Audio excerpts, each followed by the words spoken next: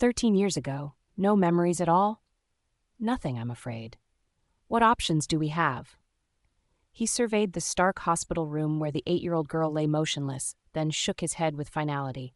Perhaps forgetting is a gift. She can start fresh now, leave the nightmares behind. A small boy pulled at his sleeve insistently. But Daddy, if she can't remember, she won't know who we are anymore. I can't lose her. Make her remember us. The man crouched to meet his son's desperate gaze. How many times must I remind you not to call me Daddy? You're beyond that childish term. Father is appropriate. As for Juniper, you're too small to grasp this now, but eventually you'll recognize why it's better if all memories of you and your brothers vanish from her mind. Juniper, have you heard? Those grades aren't legitimate. Oh, they're earned all right, horizontally. Nobody passes Professor Harrison's class with an A, yet somehow she did. I always sensed something wasn't right. Never imagined she'd trade favors for academic perfection, though. The cafeteria buzzed with toxic whispers. Every corridor I walked through, conversations halted, then resumed with hushed speculation about the student with flawless grades who supposedly achieved them through dishonorable means. Not a single accusation contained truth. I knew because I was their target. I wonder if Juniper keeps her valedictorian status after the administration discovers what a tramp she is. I clutched my textbooks until my knuckles whitened, remembering the countless solitary nights in the library. Long after closing hours, I'd hunched over Professor Harrison's complex materials, determined to earn that rare A grade he seldom bestowed. Professor Harrison will likely be fired too, a voice whispered nearby. And good riddance, another replied with venom. The truth was painfully simple. I'd only met with Professor Harrison to clarify lecture notes. Every meeting occurred in his office with the door wide open. Professional, appropriate, nothing more. I wasted time being jealous of Juniper. Someone sneered loudly enough for me to hear. Thought she was brilliant, but turns out she just knows how to please professors. I maintained my forward gaze, lunch tray gripped tightly against my chest as a shield. Blood thundered in my ears, my lungs constricting painfully. Every eye tracked my movement like predators watching prey. They expected a breakdown, a denial, anything. But I kept walking, desperate to escape the suffocating judgment. In one cruel night, my carefully built reputation had been obliterated. I couldn't comprehend why. I'd always been the one with the ready smile, the helping hand with study groups, the reliable classmate. Now I'd become someone they looked at with disgust. Escape became my only thought. I needed space to understand this catastrophe and find some way to repair the damage. Spotting Moira, my best friend since childhood, huddled with her group in the cafeteria corner, I headed straight toward her, hoping for at least one ally in this sudden nightmare. Moira and I had been inseparable since I turned 12. Her family sheltered me during my darkest days, and we formed an unbreakable bond as children. At least that's what I thought. While I treasured our friendship above all else, Moira excelled socially in ways I never could. As head cheerleader and campus royalty, she embodied everything other girls aspired to become. "What are you doing here?" Ashley, one of Moira's satellites, scrutinized me with undisguised contempt. Her eyes raked over me, invasive and cold, as if peeling back my layers to expose vulnerabilities I'd carefully hidden. "Moira, I need a moment with you," I said, my voice smaller than intended. Perched atop the table like a queen on her throne, Moira continued filing her nails with deliberate focus.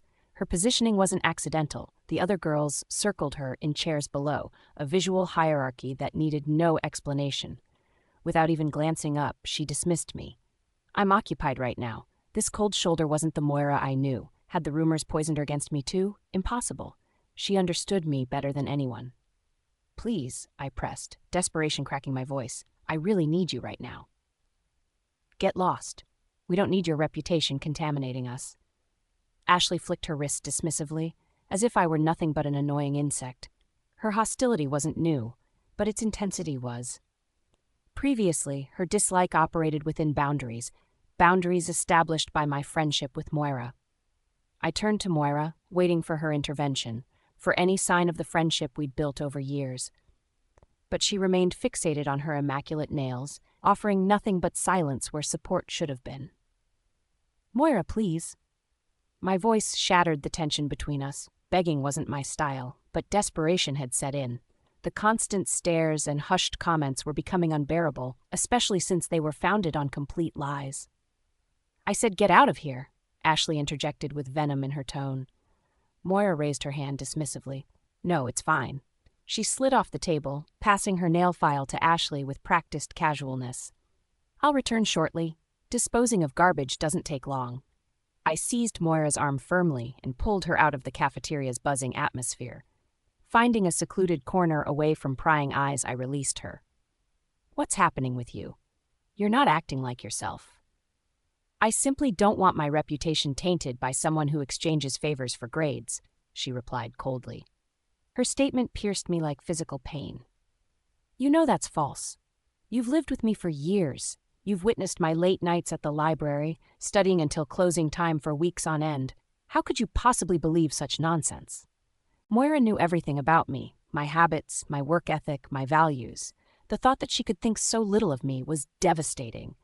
Her lips curved into a malicious smile. "I don't believe it, obviously. But since I worked so diligently to spread that rumor, I must maintain appearances." Her words hit me like an alien language. I heard them clearly but couldn't process their meaning. This had to be some terrible nightmare I would soon wake from. "I don't understand." "You're my best friend. You wouldn't do that to me." The desperation in my voice contradicted the cruel smirk spreading across Moira's face. My conviction crumbled as reality set in. Every shared moment between us had been fabricated. "You're pathetically naive. I might be your best friend, but you've never been mine. I actually can't stand you. My parents forced this relationship out of pity for a worthless Omega Wolf like yourself. No family, no status, nothing remarkable about your appearance. Yet somehow you constantly outshine me academically. I grew sick of everyone's admiration for you. They couldn't see the nothing you truly are, so I decided to expose you." Each poisonous word from Moira paralyzed me further, rendering me incapable of response. "I don't understand," I mumbled again, feeling utterly foolish. My mind frantically reviewed our history together, the laughter, tears, and support we'd shared. Her increasing distance during college seemed natural as our paths diverged, she as the Alpha's daughter and cheer captain, destined to become Luna of our pack. I possessed nothing but my determination. Without living parents, my position remained precarious. An outsider within the pack, I believed diligence and academic success might compensate for my family absence and prove my worth beyond pack hierarchy. I stared after Moira, disbelief crushing my chest. The person I'd trusted most had become my worst enemy. "I'm positive if you reflect a bit, you'll see why," she declared with cold calculation. "You bury yourself in books rather than experiencing life. We both recognize this reality, which is precisely why you won't expose how this rumor actually started." Her expression turned triumphant as she gazed down at me. Despite our identical heights, those towering heels she insisted on wearing created an artificial advantage. Satisfaction darkened her eyes. It struck me that perhaps witnessing my downfall had always been her goal, a thought that pierced like ice. As she pivoted to leave, I instinctively grabbed her arm. My reputation, built through countless sleepless nights and sacrifices, wasn't something I could watch her destroy without resistance. "I still can't comprehend your motivation. We're supposed to be friends. Some connections can't be manufactured." My voice steadied despite my internal chaos. "But I refuse to let your mysterious vendetta destroy what I've earned. This extends beyond me. Professor Harrison's career is at stake. This isn't some harmless joke. You're potentially destroying people's futures." Moira violently yanked her arm from my grasp. "Precisely the point. Everyone deserves to know your true nature, and you're powerless to prevent it. Fight all you want. You're finished at this university, Juniper." Her heels struck the floor with sharp, decisive clicks as she marched back to her waiting friends. The revelation crushed me. The friendship I'd cherished for years had been nothing but an elaborate deception. I was smart, always the brightest student in class, yet now I felt utterly foolish. Had my constant focus on academics blinded me to the actual world unfolding around me? The atmosphere grew increasingly hostile. Those whispers about me transformed into bold declarations. Students pointed fingers in my direction, their faces contorted with mockery and disdain. This university had been my sanctuary, I cherished everything about it: the extensive library collection, the ancient oak trees lining the pathways, the passionate instructors. For 3 years it provided comfort and security, but now it had morphed into an inescapable hellscape. I abandoned any thought of lunch and left the cafeteria behind. My stomach churned violently, rejecting the very idea of food. I quickened my pace as my name circulated through conversations. Everyone discussed me openly, and I remained powerless to silence them. I had hoped the rumors would fade as I distanced myself from the cafeteria, but crossing the quad proved otherwise. Every pair of eyes seemed fixed on me, silently condemning. We expected this failure.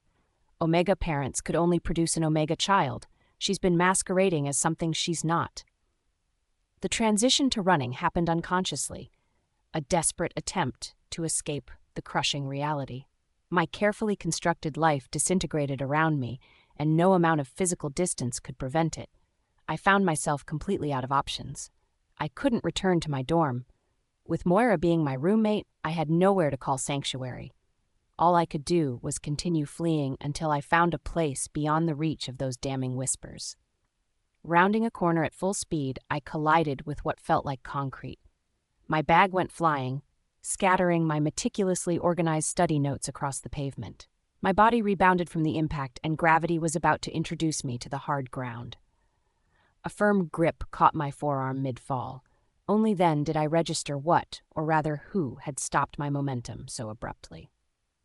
Before me stood a tall figure with dark, impeccably styled hair that looked surprisingly soft despite whatever product kept it perfectly in place. Behind clear glasses were striking ocean blue eyes that studied me with interest. His rolled-up sleeves on a crisp blue button-up gave him an air of sophistication beyond typical student attire. He appeared like faculty, though he couldn't have been more than a few years my senior. "Careful there," he said, pulling me upright. Instinctively, I pressed my palm against his chest to steady myself. He glanced down at my hand, a smirk forming on his lips. "That's awfully forward of you. I don't usually get this close to people I've just met." Heat rushed to my face as I yanked my hand away. "I'm sorry. I didn't mean to. I just—" Words failed me. My mind was still reeling from the collision. Judging by how solidly I'd hit him without even making him flinch, he might as well have been carved from marble.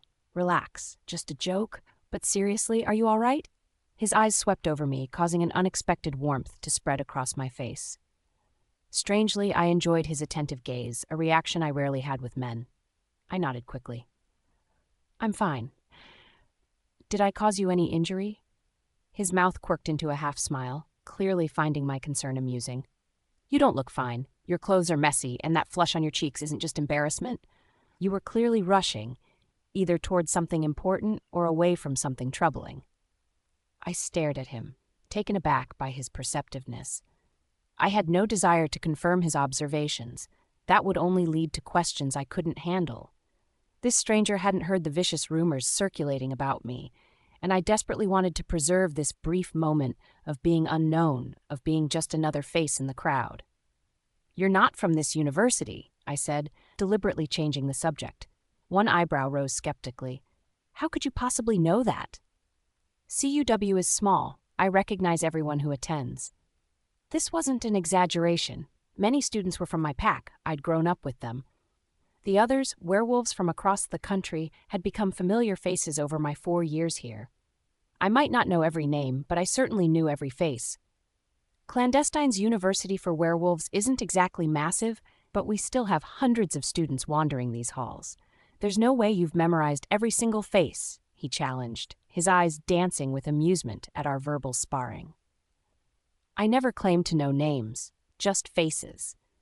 That's part of my responsibility as student council president. I take my position quite seriously." I straightened my posture, determined to present my authentic self to this stranger despite the day's earlier catastrophe. His grin broadened. "I can see that, but have you considered I might be new to campus?" His question caught me off guard. Typically, as a council member, I received advance notice about transfer students, but if the paperwork had only been processed this morning, I wouldn't have been briefed yet. "Are you a transfer?" I inquired, still doubtful. He didn't carry himself like most students. The light stubble along his jawline gave him a maturity that distinguished him from the typical clean-shaven boys rushing between lectures. Perhaps, or perhaps not. You'll need to investigate that yourself. I'm curious what conclusions you'll draw by our next encounter. Next encounter? You seem confident we'll meet again, I remarked. I sensed our conversation drawing to its natural conclusion, though I wasn't eager for it to end. This man might be the last person on campus untainted by Moira's vicious rumors. Once we parted ways, that precious ignorance would likely vanish. I wanted to preserve this moment of normalcy just a little longer. As president of the student council, our paths will likely cross again. However, I'm currently behind schedule, and you seem to be in a rush as well, so I'll take my leave. He nodded and began to step away. I reached out and caught his sleeve, surprising myself with the impulse. Hold on, I didn't catch your name.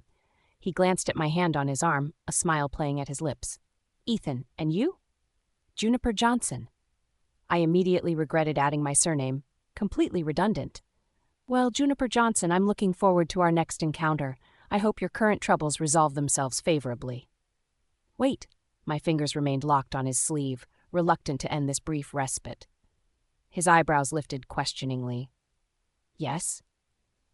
Could you do something for me? I desperately wanted to extend this moment. A favor already? You're quite bold for someone I've just met. His gaze held mine steadily, those eyes revealing depths I couldn't fathom. Despite his light tone, I sensed complexity beneath Ethan's casual exterior. Remember me exactly as I am in this moment, before rumors color your perception. It seemed futile. Once the vicious gossip about my academic achievements reached him, this interaction might mean nothing. Yet I had to try. Somehow, in our brief exchange, he represented a clean slate, a chance for someone to know me without preconceptions. Irrational as it seemed after mere minutes of conversation, he felt like my one opportunity for a fresh beginning. Ethan's gaze traveled deliberately across my form, triggering an involuntary shiver along my vertebrae. Very well, Juniper Johnson, he stated with quiet certainty. In my mind, you'll remain the rumpled, straightforward woman who crashed into me while fleeing something, or perhaps chasing it. I'll hold on to the image of your brown hair and golden brown eyes, those full lips and delicate complexion. Your voice resonates like some mythical enchantress, your features carved with celestial precision. Whatever ugly gossip reaches my ears, this moment, this version of you, is what will stay with me. My fingers fell from his sleeve, his unexpected declaration leaving me momentarily speechless. His polished eloquence and poetic delivery required no response. With nothing more than a brief incline of his head, he continued on his way. Yet as I watched him depart, certainty settled within me. Our paths would cross again, and something significant had just been set in motion. Juniper. Morning light filtered through my window as consciousness dragged me from sleep. A desperate wish lingered that yesterday existed only in nightmares. Reality crashed down instead. Moira remained my roommate, an inescapable daily presence unless I changed my living arrangements. With several weeks of fall semester already behind us, vacant housing options would be scarce at best. I had to make the attempt regardless. Dragging myself from bed, I felt the physical toll of my sleepless night. Hours spent alternating between tears and hollow numbness had left me exhausted. Whatever rest I'd managed felt insufficient, yet insufficient rest was all I had. Wallowing wasn't an option. Too much needed addressing. With Moira positioned against me, convincing anyone of the truth seemed nearly impossible. Still, I refused to accept this treatment passively. Years of hard work wouldn't be discarded during my senior year because of this. I inserted headphones as I walked toward campus housing, creating a barrier against overheard conversations. Initially, I'd been consumed by the need to know what others were saying, straining to catch every whispered rumor. Eventually, I recognized the futility. Hearing students I'd supported speaking against me without evidence only deepened the wound. The situation defied comprehension. I understood how quickly life could unravel after one terrible night, but never imagined facing this particular nightmare. I slipped into the building without interruption, though I deliberately avoided looking at anyone directly. Still, I couldn't miss the pointing fingers and stares from my peripheral vision as I passed. Pushing through the door, I was caught off guard to find someone already engaged with Janice, the housing department head. A private suite for the three of us would be ideal. We really need to stay together. I'm sure you understand. The man at the counter casually touched Janice's arm, causing an immediate blush to spread across her face. We'll certainly see what's available for you. She stepped back slightly, her cheek still flushed pink. You're too kind, he replied smoothly. His blue cardigan looked expensive, with a pristine white collar visible underneath. From my position, I could only observe his back, but his dark hair was immaculately styled, and his clothing showed not a single crease. Everything about him radiated perfectionism, the type of person accustomed to getting his way without resistance. I settled into a chair to wait my turn, unsure how long their conversation would continue. The seat made a faint metallic sound as I sat, causing the man to glance over his shoulder toward me. I didn't recognize him, which was odd. What were the odds of multiple transfer students arriving simultaneously? CUW rarely accepted transfers after the academic year began. The admission standards were notoriously strict, and unless someone had withdrawn, new students almost never appeared after the first week of classes. The ocean-deep blue of his eyes struck me as oddly familiar, their darkness suggesting hidden depths rather than warmth. When he smiled, his face transformed completely, a practiced charm offensive clearly designed to captivate anyone in his vicinity. I felt my molars grinding against each other involuntarily. After my recent experiences with insincerity, this calculated display of charisma only intensified my irritation. Good news, Asher, Janice announced, practically skipping back into the room. We have one suite that will accommodate you and your brothers. Once it's cleaned, you should be able to move in by evening. Brothers? Of course. Janice, you're incredible. Asher captured her hand between both of his, holding it with exaggerated appreciation. The woman blushed visibly at his touch. Despite being at least 10 years his senior, his attention clearly flattered her. I wondered if she realized his flirtation was purely transactional, a means to secure housing, but kept this observation to myself. I'll call you when the keys are ready, she promised, eyes sparkling. Would you like someone to give you a campus tour while you wait? Her expression betrayed her wish to volunteer for the task herself, though her duties anchored her to this office. No, thank you for the offer. I have some plans to attend to. Have a great day, though. Asher stepped back and turned toward the exit. Our eyes met briefly, and he flashed me a wink before disappearing through the door. I remained frozen, watching him leave, an unexpected flutter disturbing my composure. Janice's throat clearing snapped me back to reality. Do you need assistance with something? Her tone had completely transformed. I sprang up so quickly that my chair wobbled behind me. Grabbing my bag, I rushed to the counter. Yes, I need to change rooms immediately. My current living arrangement is problematic. Janice scrutinized me with cold eyes. Her previous warmth vanished entirely. There are no available rooms. The finality in her voice was jarring. My stomach knotted as her demeanor continued to chill. Had the rumors already reached her ears? Was that why she treated me with such disdain? Or perhaps she reserved her pleasant disposition exclusively for attractive men who flirted with her. Either way, my irritation toward Asher intensified, despite our minimal interaction. Could you at least check your system?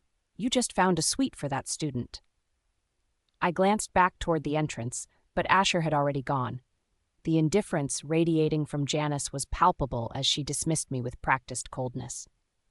Don't bother checking. Those transfer brothers need placement. That's my job. You already have a room. If you can't handle a simple disagreement with your roommate, that's hardly my concern. Her eyes traveled over me with obvious judgment, making assumptions without bothering to uncover the truth.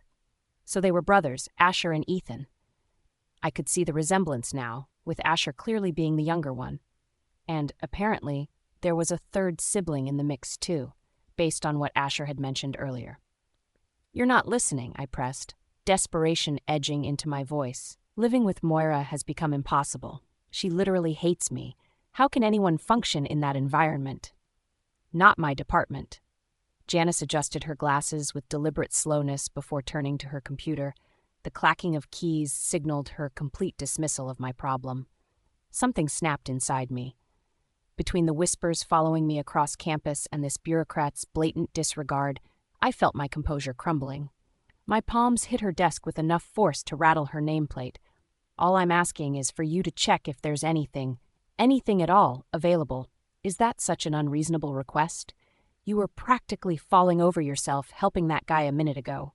Is a pretty face all it takes to get decent service around here? Janice swiveled from her monitor, eyebrows arched. Having a tantrum won't get you what you want, and insulting me certainly won't create vacancies where there are none.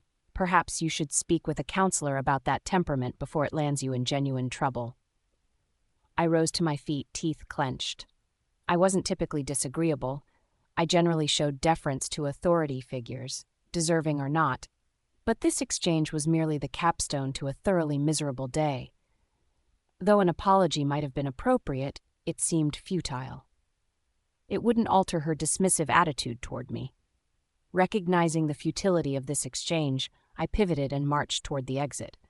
I couldn't stomach feigning contrition to someone so undeserving. The door banged shut behind me, but I maintained my pace. My destination was unclear. I simply needed distance from that woman. Footfalls matched mine as I strode away, and a sideways glance revealed Asher keeping stride beside me. "Rough day, I gather?" he inquired, effortlessly matching my tempo. I decelerated. "You could say that. Did you need something?" His interest bewildered me. He offered a casual shrug. "No, I thought maybe I could offer assistance." This statement halted me completely. "What possible help could you provide?" He flashed a smile and positioned himself directly in my path. "Has anyone mentioned how captivating your smile is?" That charm offensive might work on Janice, but not me. I wasn't about to become another conquest in whatever game Asher was playing. "You've already decided you dislike me," he observed, folding his arms and examining me with calculated interest. "I haven't formed any opinion. We're strangers." His lips curled into a knowing smirk. "Yet you've clearly formed a negative impression. Is it because I used charm to achieve my goals? A little friendliness isn't a crime. Or perhaps you're simply frustrated that your own approach failed." I stood speechless, mouth agape. I'd expected denial or feigned innocence about his flirtatious tactics, not this brazen admission. "I thought your offer of help was genuine, but you're just mocking me." I couldn't manufacture even the slightest smile as I faced this irritatingly handsome man whose presence grated on my nerves. "That's incorrect. I paid you a sincere compliment. I meant what I said about your smile being beautiful. You've never even seen me smile." This guy was definitely manipulating the situation. He shrugged with casual confidence. "Some things you can just tell. I don't have time for this nonsense. I don't need your assistance, so thanks, but no thanks. Goodbye." I resumed walking. My day was already overscheduled without wasting precious minutes on this bewildering conversation. Asher matched my stride effortlessly, his persistence unwavering. "Just give me your name. Fair exchange, right? You already know mine. What's it matter to you?" I maintained my pace, conscious of my curtness, but too drained to soften my edges. This wasn't my normal demeanor, but circumstances had stripped away my usual civility. I'm the new guy, 0 friends, 0 connections. Thought maybe we could change that for each other. His gaze drifted skyward as he tucked his hands into his pockets, a gesture that seemed oddly vulnerable. My footsteps slowed involuntarily as I examined his expression. Beneath the playful banter and flirtation, I detected something rare: sincerity. "Believe me, I'm the last person you want in your social circle right now. You seem perfectly friend-worthy to me. Sure, you're having a rough day, and yes, I probably come across as just another smooth-talking guy, but give me a shot. There's more to me than you think." I halted completely, scrutinizing Asher's face. A cynical part of me suspected some elaborate setup, someone daring the handsome transfer student to befriend the campus pariah. But that made no sense. With his looks, he'd already have a line of admirers.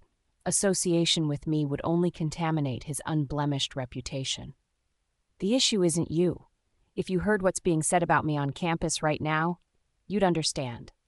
Even if I welcomed his friendship, it would disintegrate the moment Moira's fabrications reached his ears.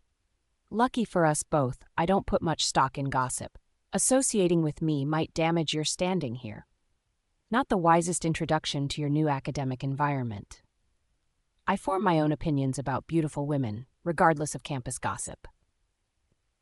He punctuated his statement with a deliberate wink, making me question if flirtation was his default communication mode. How about this? Coffee together. You explain these rumors, and I'll make my own judgment about what risks I'm willing to take. I assessed him critically. My day's agenda was packed, but the prospect of conversation with someone who didn't actively despise me, combined with caffeine, held unexpected appeal. Juniper, I stated, extending my hand. When confusion crossed Asher's face, I clarified, "That's my name." Recognition dawned in his expression. He took my offered hand and pressed his lips against it with theatrical formality. "I'm Asher. Pleasure to meet you." Juniper. "What would you like?" "I'm covering coffee today," Asher said as we entered the cafe adjacent to the library. "Just a small iced coffee with cream, please." My pulse quickened as we stepped through the doors. I could sense numerous gazes drilling into my back, forcing me to focus intently on the menu board above. "Don't limit yourself, because I'm paying. Aren't you into those elaborate drinks most girls order?" Asher retrieved a gleaming leather wallet from his back pocket, clearly new from its pristine appearance. "What exactly are you implying? You have no idea what type of person I am. We're practically strangers." I shot Asher an irritated look. Despite his generosity, something about his manner grated on my nerves, making me question why I'd accepted his invitation in the first place. Asher lifted his palms in surrender. "Point taken. My apologies. I just don't want you picking the cheapest option simply because someone else is covering the bill." "Fine, then. Make it a large iced coffee with cream." I turned away and folded my arms across my chest. I avoid sugary drinks. They cause energy crashes, which I can't risk when I have studying to do. Understandable. He faced the cashier, instantly switching on his characteristic charming smile. "One large iced coffee with cream, please. And for myself, I'll take a large mocha latte with 2 additional pumps of mocha, extra caramel and chocolate drizzle, topped with extra whipped cream." The cashier visibly softened under Asher's attention. "Coming right up? Could I get a name for the order?" The cashier's expression transformed instantly when she spotted me with Asher, her admiration for him morphing into undisguised contempt for me. Her eyes darted between us, warming when they landed on him, freezing when they shifted to me. Was it the rumors circulating about me or simple jealousy? Probably both. "I see you're the one with the sugar addiction," I said quietly, noticing his elaborate coffee order. Asher caught my comment, responding with a quick wink before turning his attention back to the transaction. After paying, he guided me away from the counter, his hand resting lightly against my lower back. The cafe buzzed with caffeine-desperate students, leaving barely any standing room. Somehow Asher located a small pocket of space. He positioned me against the wall, placing one hand above my head in a protective gesture that created an invisible barrier between me and the staring crowd. I could feel the weight of their eyes, but Asher's proximity and the clean scent of his cologne provided an unexpected distraction from their scrutiny. "What did you do, June?" he asked, his tone curious rather than accusatory. "One look at you, and that cashier looked ready to commit murder." I met his gaze, surprised he'd picked up on the interaction I thought he'd missed. "You noticed?" She wasn't exactly subtle. His laugh seemed genuine, unbothered. "I'm pretty excited to hear what you did to get this many people to hate you. It suffocates you when everyone at school despises you." I hugged myself defensively, leaning against the wall. Just when I thought Asher might understand, he made a comment that dissolved my momentary trust.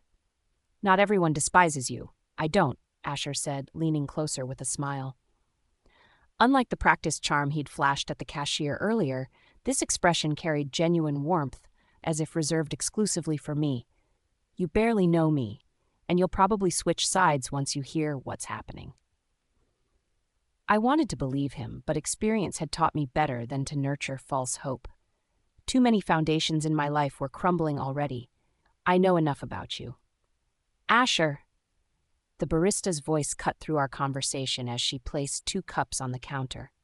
Asher grabbed my hand, pulling me forward. I felt the weight of stares around us, the whispers growing more pronounced as people noticed our connected hands.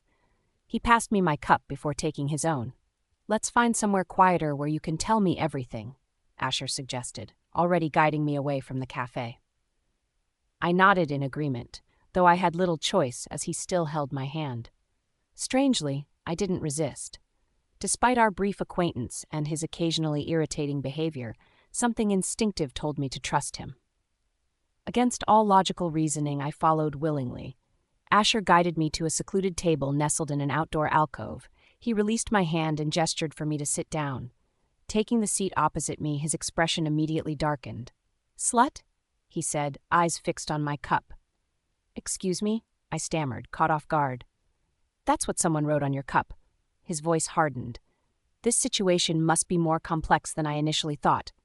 Asher's face tightened with anger. "I should march back in there and demand they make you a new drink. This behavior is completely unacceptable."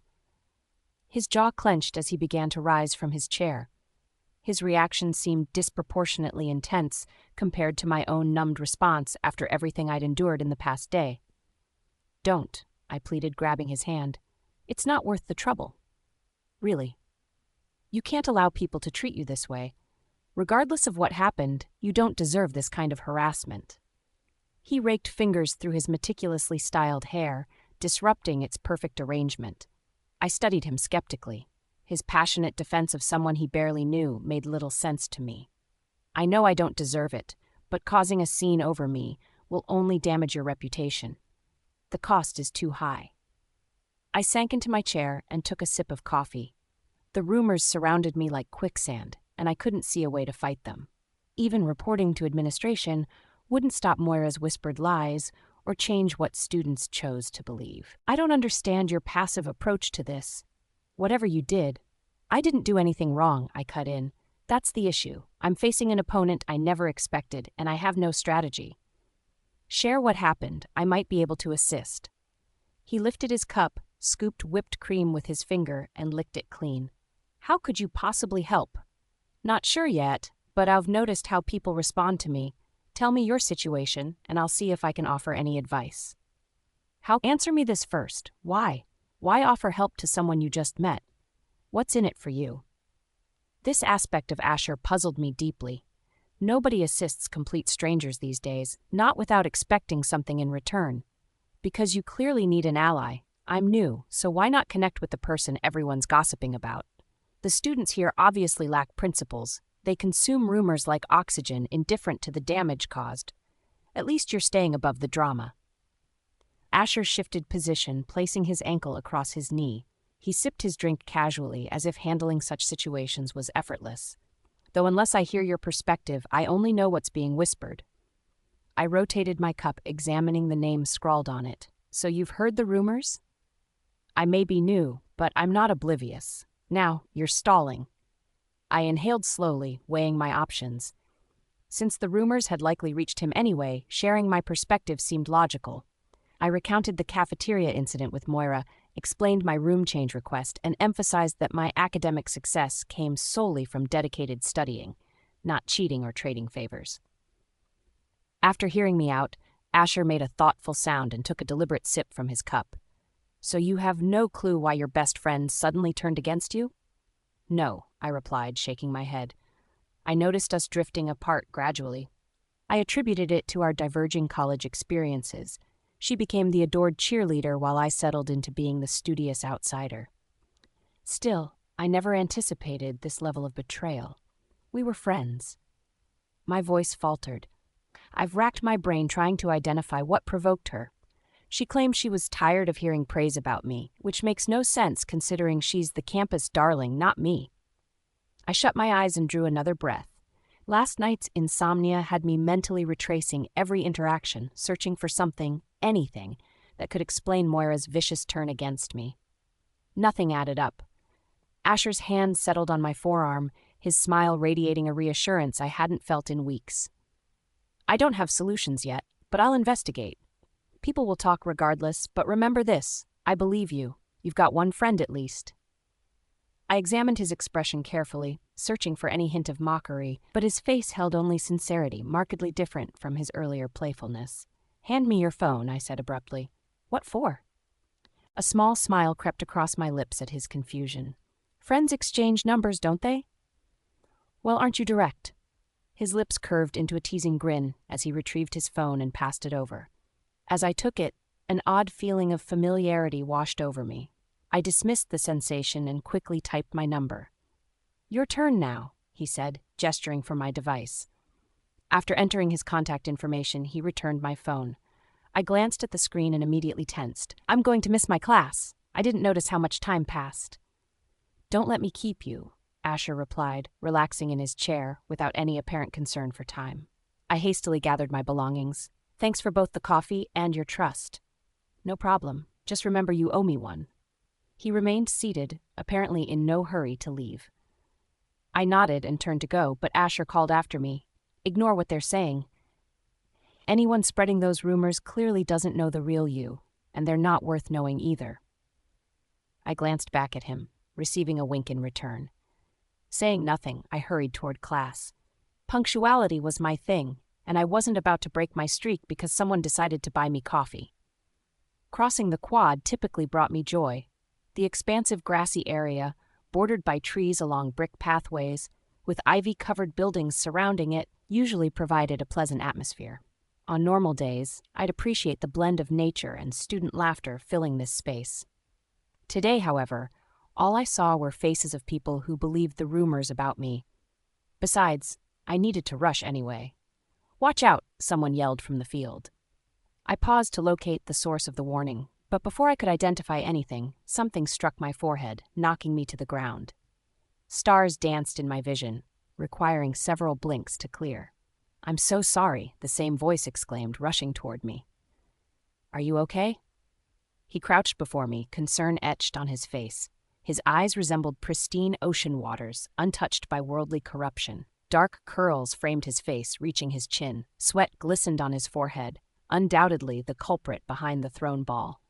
I winced, head throbbing as I sat up after being hit by the ball. The stranger immediately supported my back, helping me into an upright position. "Take it easy. You might have a concussion. We should check with the nurse." He remained beside me, his forehead creased with genuine concern. Though I didn't think he'd intentionally targeted me with the ball, these days I questioned everyone's motives. "Can't go to the nurse. Need to get to class." I glanced at the quad's clock tower and calculated the impossible. Even running wouldn't get me there on time now. As I tried standing, he gripped my arm for support. Only when we were both upright did I notice his height. His casual attire, a loose t-shirt and basketball shorts, emphasized his lanky frame. "Class can wait. Sit here while I grab some ice." He guided me to nearby building steps, making sure I was seated securely. I really should leave. Another anxious glance at the advancing clock hands made my stomach tighten. Lateness was something I despised. "Please stay put. I run fast. I'm the newest football team star, after all." His brilliant smile flashed, momentarily disarming in its brightness. "You're one of the transfer students, aren't you?" I questioned, noting his distinctive hair color that matched the brother's I'd spotted earlier. Though his eyes were noticeably brighter, his ears bore the same shape as Asher's. The familial connection seemed obvious. "Perceptive of you. I'm Nathan." He extended his hand toward me. Taking it, I was surprised when he rotated my hand and pressed his lips against its back. "I'm Juniper." This marked the second hand kiss I'd received today, an unusual occurrence in my experience. I wondered briefly if this was some family tradition among the brothers. "Delighted to meet you. Don't move. I'll fetch some ice immediately." Nathan released my hand and took off with remarkable speed, vanishing almost instantly from sight. I checked the time, weighing my options. The responsible part of me wanted to hurry to class, but Nathan had specifically asked me to wait. I tapped my foot impatiently while watching the seconds tick by. I decided on a 3-minute deadline. If he hadn't returned by then, I'd leave. When my self-imposed time limit expired, I rose to my feet and scanned the area. Just then, Nathan rounded a corner, sprinting toward me at an impressive pace. His speed suggested athletic talent, though I couldn't judge his overall ability since sports weren't my area of expertise. He halted abruptly before me, handing over an ice pack while catching his breath. "Apologies for the delay. The first building I tried was locked," he explained, his chest heaving from exertion. "Thanks." I pressed the ice against my forehead, flinching as it made contact with the swelling area where the ball had struck. "Here, allow me." Nathan moved closer, his body radiating warmth as he stood near me. He gently took the ice pack from my grip and applied it to my injured forehead with unexpected tenderness. "Are you certain you don't need to visit the nurse?" I gazed up at Nathan, examining his features carefully. Genuine concern was etched across his face. For me, someone he'd never met before. Amidst the hostility I'd been facing, finding compassion from newly transferred students who knew nothing of my situation caught me by surprise. "I'm fine, really, but I should get going." I checked the wall clock and realized I was already nearly 10 minutes behind schedule. By the time I reached my destination, I'd be 15 minutes late. "I'll let you leave under 2 conditions." He raised 2 fingers to stress his point. "First, you let me escort you to your class. Second, you swear to see the nurse if your dizziness continues." "Nathan," someone shouted from across the field. Glancing past him, I noticed a group of guys gesturing for him to join them. "Your friends are calling for you." Nathan didn't even turn to acknowledge them. "They're not my friends. I'm more concerned about you. So what's your answer to my terms?" My gaze shifted toward the cluster of males still hollering Nathan's name. I recognized them, wolf ball players who strutted around campus with unearned entitlement. Even before my reputation suffered, they'd treated me with disdain, and I certainly wasn't eager to engage with them now. Nathan's disavowal of any friendship with them aligned perfectly with my own assessment. "You have a deal," I stated firmly. "Juniper." "How many of you exist?" I asked, pressing the ice pack against my throbbing head as we walked to class. "What do you mean? Like team members?" Nathan kept pace beside me, repeatedly glancing over with concern etched on his face. I chuckled and shook my head. "No, I mean your brothers. I've already met 2, I think. You all look remarkably similar and appeared suddenly. That can't be random chance." Nathan's expression immediately darkened. "You've already met my brothers? Which ones?" "Asher at housing this morning, and Ethan yesterday." "Those are definitely my brothers," Nathan confirmed, his frown deepening, creating sharp lines between his brows. "You seem troubled by that. Should I be cautious around them?" Ethan and Asher had seemed decent enough, though Asher initially irritated me. But my judgment clearly wasn't reliable. I'd completely misread Moira, missing her hatred toward me, despite thinking I knew her well. "It's not that. At least not with those 2, Nathan replied, tension visible in his shoulders. "Ethan and Asher are good guys. It's Axel you need to avoid. If you ever meet him, just walk away. He's trouble." His expression suddenly brightened. "I'm just disappointed they met such a gorgeous girl before I did. Puts me at a disadvantage." Though Nathan smiled, his bright eyes couldn't completely mask the jealousy lurking beneath his casual tone. "There are 4 of you?" The mid-semester transfer was challenging enough for me, but 4 brothers getting accepted simultaneously suggested their family wielded influence somewhere. It would certainly explain Asher's entitled attitude. "Yeah, but I'm clearly the superior brother. Don't let Asher and Ethan's early charm offensive fool you." "At least they didn't smack my head with a ball," I replied, flashing Nathan a teasing smile. Alarm spread across his face. "That was completely accidental. I'd never intentionally harm a woman. Pure mistake." His flustered explanation came with cheeks flushing pink. I touched his arm reassuringly. "I'm only joking." "Oh." His gaze dropped as the pink deepened to crimson. "Still want to make it up to you, though. Let me prove I'm better than my brothers." There was something endearing about Nathan. Despite his height, he possessed a youthful innocence that Ethan and Asher seemed to have shed years ago. "I'm not sure if—" Without warning, Nathan grabbed my arm and pulled a marker from his back pocket. He scrawled a phone number across my palm. "You won't regret giving me a chance. Call me whenever you're free." I glanced from my newly decorated palm back to the boy who'd been so concerned about getting me ice. "How old are you?" "Age is just a number," he said with a wink, taking a step back. "We're at your class now. Better hurry in before you miss everything."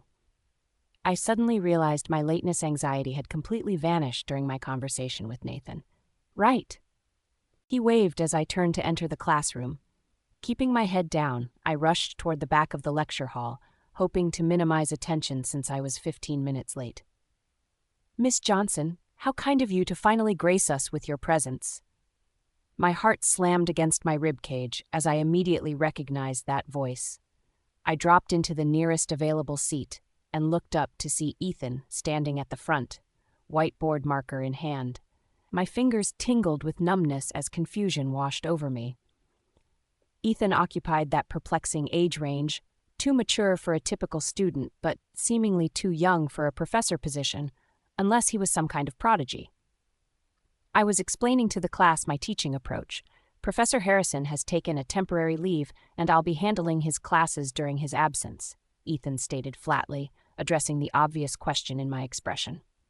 His gaze lingered on me as if expecting some kind of acknowledgement, though I couldn't understand why he'd single me out among 30 other students for a response in such a public setting.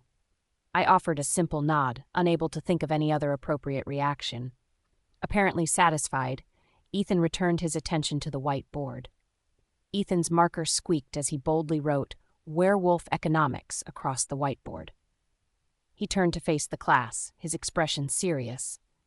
"Now, can anyone tell me why it's important to study the economic effect of werewolves on all of society?" he asked, scanning the room with analytical eyes. "Because wolf packs make a lot of money," a female student offered hesitantly.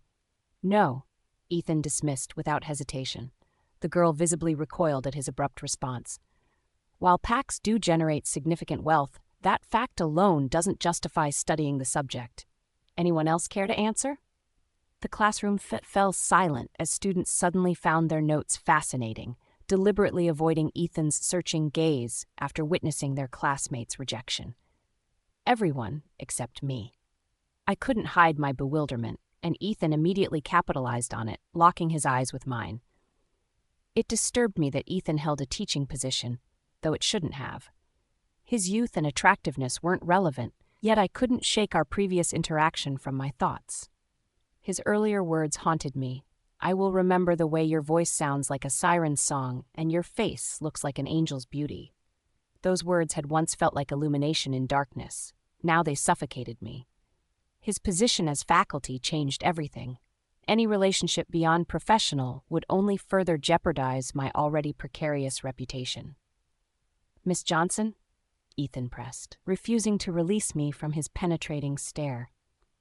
"Werewolf economics demands our attention because humans remain oblivious to our existence. We must comprehend our influence on their world without exploiting our hidden nature," I explained automatically, while my mind struggled to piece together how Ethan secured his position. Perhaps this teaching role facilitated his brother's admission to the university, yet something still didn't add up.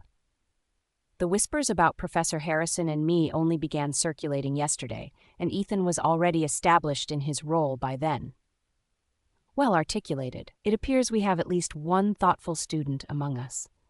I hope to witness similar analytical capabilities from everyone by the conclusion of our time together," Ethan remarked. He proceeded to dissect specific cases where werewolves had directly impacted human economic systems, presenting both beneficial and detrimental examples. Despite diligently recording his lecture, I absorbed little of the actual content. My attention fixated instead on how he loosened his top button when the room grew stuffy. A light perspiration glistened on his exposed skin, sending my thoughts spiraling in inappropriate directions. I gnawed on my pen cap, desperately trying to banish these distractions. Ethan occupied a position of authority as my instructor. I couldn't indulge in some foolish infatuation, particularly with rumors already swirling. Such behavior would only intensify speculation and potentially cost him his position, exactly what happened to Professor Harrison. "Great job today, everyone," Ethan addressed the class with authority. "Come prepared for next week's discussion. I expect full participation and punctuality from all of you." I felt dozens of eyes shift toward me at his punctuality comment, making my mouth go dessert dry under their collective scrutiny. "Class dismissed," he concluded firmly. "Except Miss Johnson. A word, please." The room's atmosphere instantly changed. Those same eyes now pierced me with undisguised contempt and suspicion. "Bet he's checking if she offers the same special arrangement she had with Professor Harrison," a female classmate murmured nearby, voice calibrated perfectly to reach my ears while staying below Ethan's detection threshold. Deliberately cruel. I packed my belongings with exaggerated slowness, pretending obliviousness to the venomous comments trailing students as they exited. Though I remained as requested, anxiety constricted my chest. Ethan's public singling me out was already morphing the rumors into something worse, and any continued attention would only accelerate that transformation. Surely he'd heard the gossip circulating about me by now. Didn't he understand he was playing with reputation-destroying fire by highlighting me this way? Complete avoidance would have served us both better. Unless he actually believed the rumors and wanted to see if they were true. The thought made my hands tremble uncontrollably. Nathan had specifically categorized Ethan among his good brothers, and he didn't seem predatory, but why else would he risk association with me when my reputation was radioactive? As the classroom emptied, I trudged toward the front, each footfall deliberate and sluggish. Ethan remained focused on his paperwork, pen moving rapidly across the page without acknowledging my presence. I clutched my bag tightly, growing increasingly annoyed at his silence. "Can I help you with something?" I finally broke the standoff. "Sorry. I just need to get these notes down before I forget." He raised one hand in a half apology while continuing to write. From my position, his handwriting appeared as indecipherable scrawls. With an exasperated sigh, I inhaled sharply. The irony wasn't lost on me. He requests I stay only to ignore me. This felt deliberately torturous. "Can this wait? I've had a particularly rough day, and I have other obligations," I pressed after another stretch of silence. "I'm done." "Thank you for waiting." He slipped the paper into his bag before meeting my gaze. His eyes captured me just as they had before, instantly dissolving my frustration. "Sure." I averted my eyes downward, struggling to regain my composure. Despite encountering attractive men before, none had ever scrambled my thoughts like Ethan did. I'd always privately questioned why women became flustered around handsome men. Now I understood all too well. This realization unsettled me deeply. "Are you okay?" he questioned, his gaze scanning me thoroughly. A shiver ran down my back under his scrutiny. "Yeah, why?" Stepping closer, his finger gently touched just below where the ball had struck my forehead. "Was this intentional? If someone did this deliberately, you should report it. The university doesn't tolerate bullying." His touch sent my pulse racing. It was unintentional. His distinctive scent invaded my senses, highlighting our dangerous proximity. Discovery now would worsen our situations, yet I remained frozen in place, unable to step back. Ethan withdrew his hand with a curt nod. "Fine, but if anyone causes you trouble, report to me immediately. I'll resolve the matter." As I studied him, the authoritative facade fell away, revealing someone genuinely worried about me. "Why hide that you work here?" I questioned. Had I known his position yesterday, our interaction would have ended promptly, preventing today's unwanted attention. At least that's what I convinced myself. "I never claimed to be a student. Your assumption, not my deception. I'm a teaching assistant, not professor. Just a TA." This slightly diminished the inappropriate nature of my attraction, but he still held authority over me, and with those rumors circulating.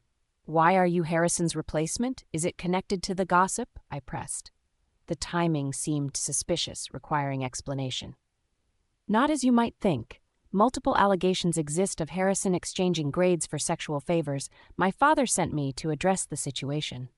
"Your father? What's his involvement?" I asked.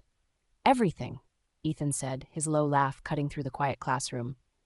"Beta Burrell monitors all werewolf colleges nationwide. It makes perfect sense he'd send his firstborn to investigate a potential scandal." "Beta Burrell?" I echoed, my voice suddenly thin. "The Anthony Burrell?" The Burrell name carried weight. They worked alongside Alpha Elijah Williams to govern all werewolves. Their commands functioned as absolute law, regardless of pack affiliation. Rumors suggested ancient lichen blood flowed through their veins, though I couldn't verify that particular claim. I'd heard whispers about his sons, future leaders groomed for greatness, but never knew their identities. Meeting them seemed as likely as encountering celebrities. No wonder their transfer happened without bureaucratic hassle. The very same. Ethan folded his arms across his chest and settled against the edge of his desk. He expects results from me. This situation is likely a test of my capabilities to eventually assume his position. I nodded mechanically, pretending comprehension, but such dynastic pressure remained utterly foreign to me. My path forward contained no predefined footsteps to follow. I was constructing my future brick by brick, with no blueprint to guide me. "I need to sit down," I muttered, collapsing into the nearest student chair. Overwhelming, I know. Ethan's expression showed no surprise at my reaction. He'd clearly witnessed this response countless times when people discovered his lineage. I massaged my temples, feeling the onset of a migraine. Your presence here indicates the administration views these allegations seriously. I'm innocent, though. Expulsion isn't an option for me. My academic record reflects genuine effort. I would never. Trade sexual favors for grades? Ethan cut in, bluntly completing my thought. No, I shook my head emphatically. That's not who I am. I'm aware, he stated. I raised my gaze to find Ethan's unwavering attention. I've examined your academic portfolio, essays, exams, everything. Your intellect speaks for itself. You require no shortcuts. Allegations about Professor Harrison's inappropriate relationships with students circulated well before you became a target. Based on my assessment, someone learned of these accusations and deliberately implicated you. Unfortunately, this means formal investigation procedures are inevitable. Though you're innocent, the process will be challenging. What's your motivation for sharing this information? I questioned. I want to assist you. His response was concise but unsatisfying. Ethan was a stranger to me. He had no obligation to intervene, yet here he was, forewarning me about impending events. Why? I maintained eye contact, demanding clarity. He hesitated briefly, and I glimpsed what appeared to be anguish cross his features. You're decent. These malicious rumors are unwarranted, and you need an advocate. I'd like to fulfill that role. Juniper. I stepped away from my conversation with Ethan, my thoughts in disarray.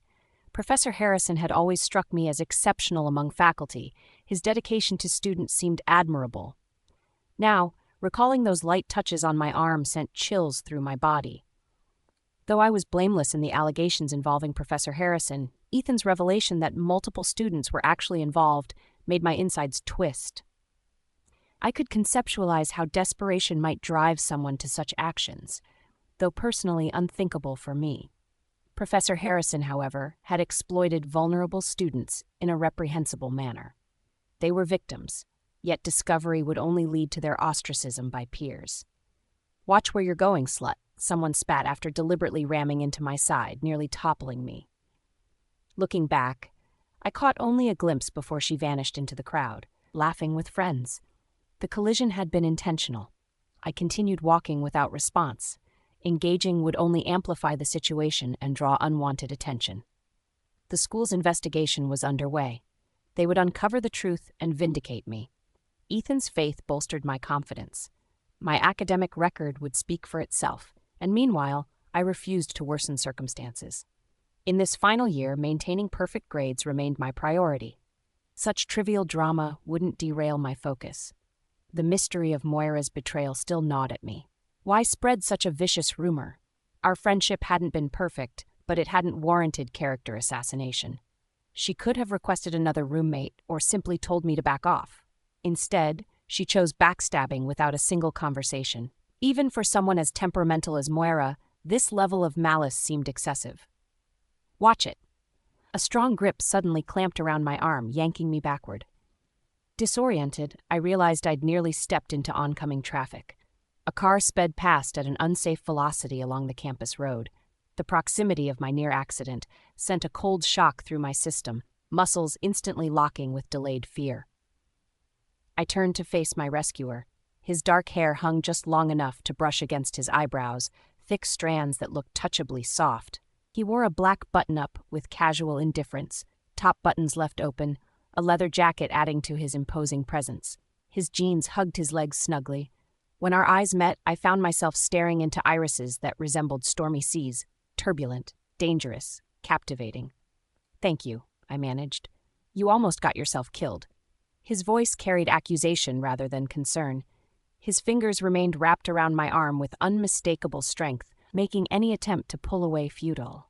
His jawline tensed visibly, irritation evident in every sharp angle of his face. My pulse quickened as I caught him staring at me. Though we'd only just encountered each other, his expression suggested I was the most irritating person he'd ever met. I felt completely lost.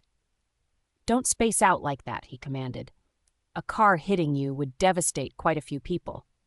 Most of my classmates would probably celebrate if they heard I'd been run over. They might even throw a parade for the driver."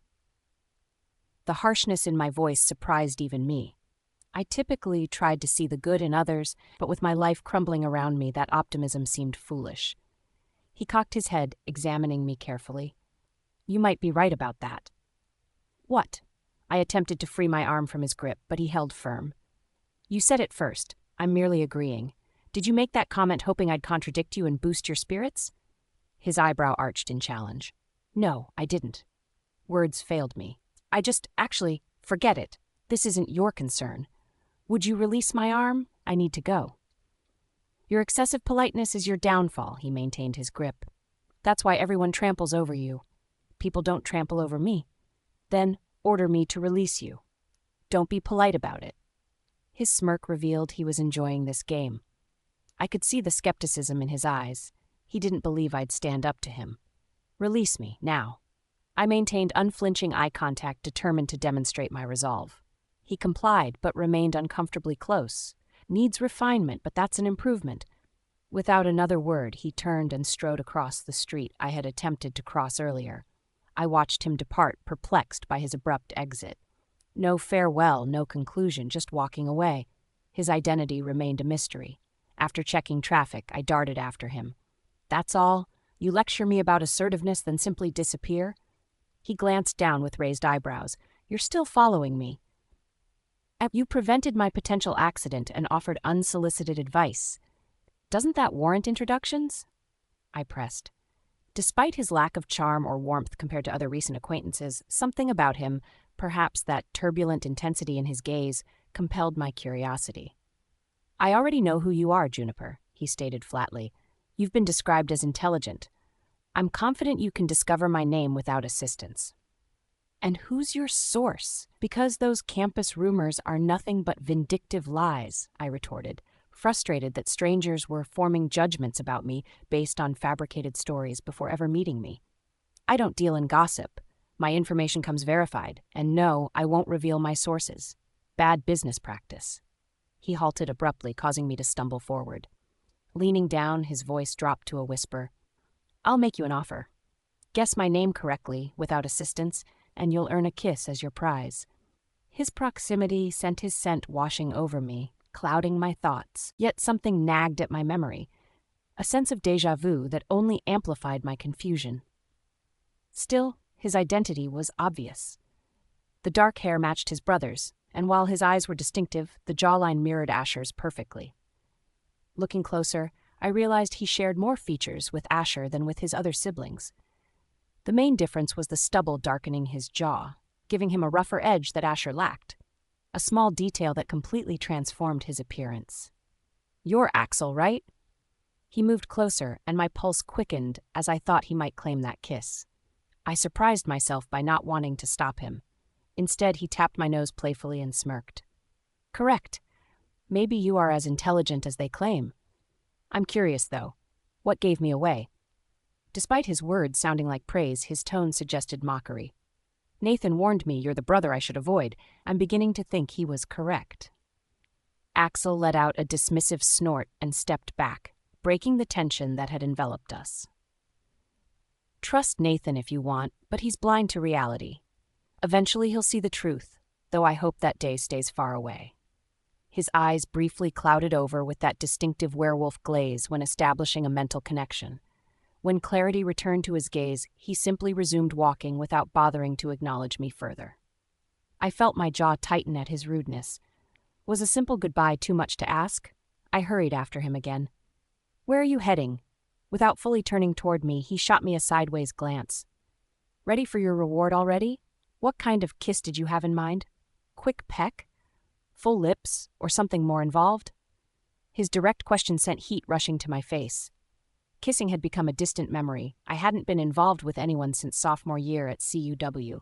Now, as coursework intensified, I'd realized romantic entanglements were luxuries my academic goals couldn't accommodate. I don't kiss strangers, I stated firmly. This principle had guided me for years, yet contradictory impulses stirred within me now. Despite Axel's abrasive personality, some irrational part of me wanted to eliminate the space between us.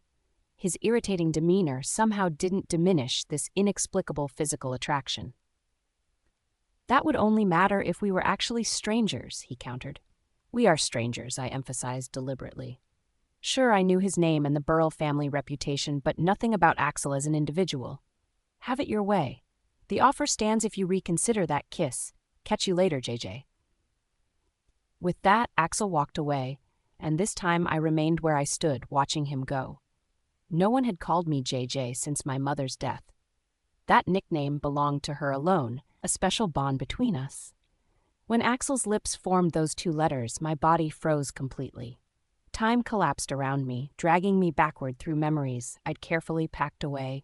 Though Axel couldn't possibly know the significance, something about hearing him use that name felt strangely appropriate.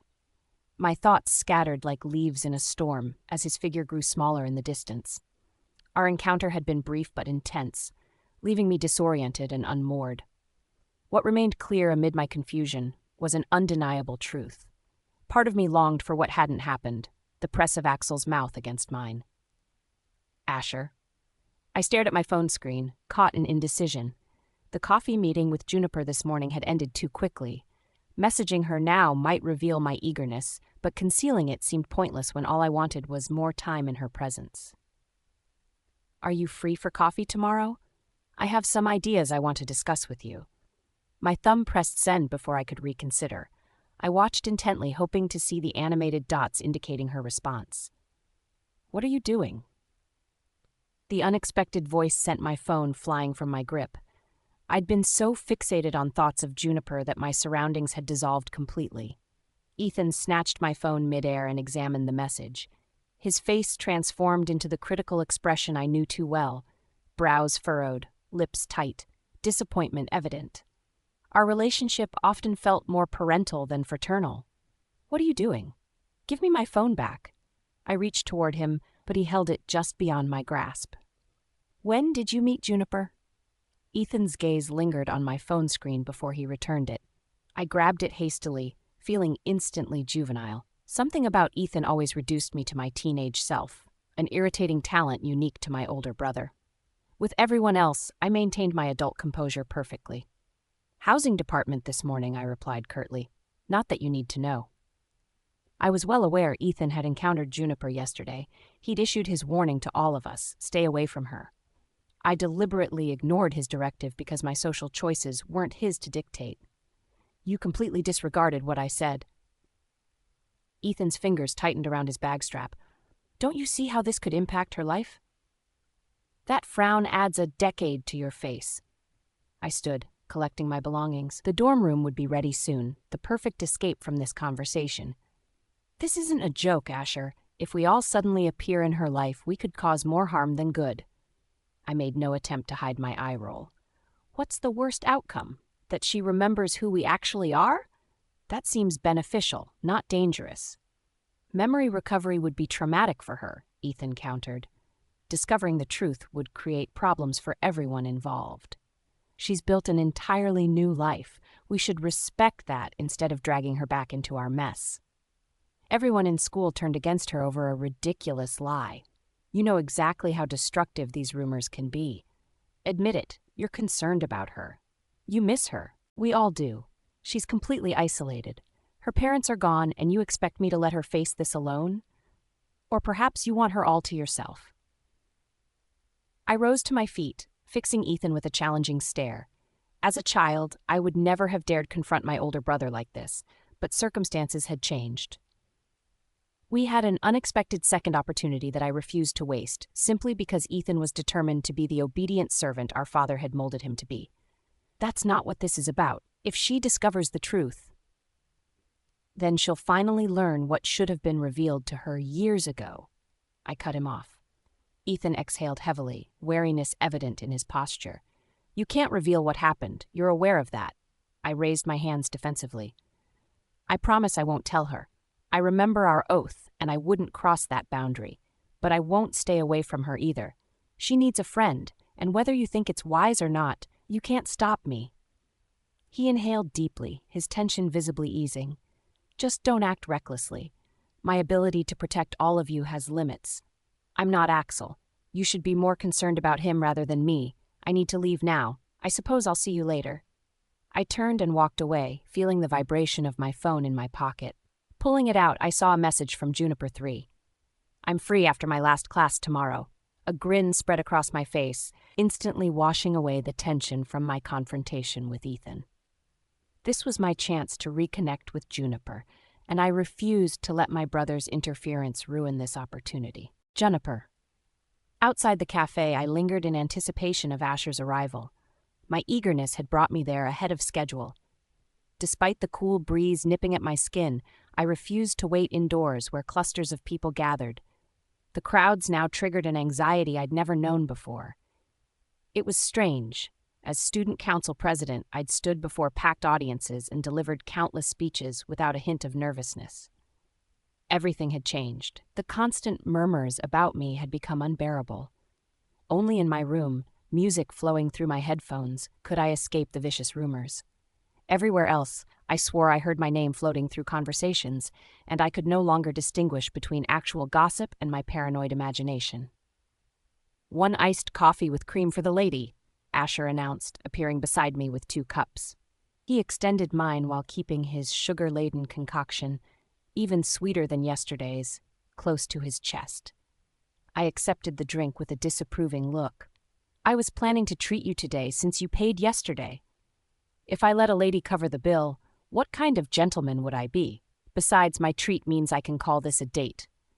Asher flashed that radiant smile, similar to the one he used when charming others, yet somehow different, as if crafted specially for me. My stomach fluttered in response. "I never agreed to a date with you," I countered, despite feeling a flutter of excitement at the prospect of dating Asher. I took a drink of my coffee, savoring the perfect blend. "Maybe not, but by the time I escort you back to your dorm, you'll be convinced this was your best date ever."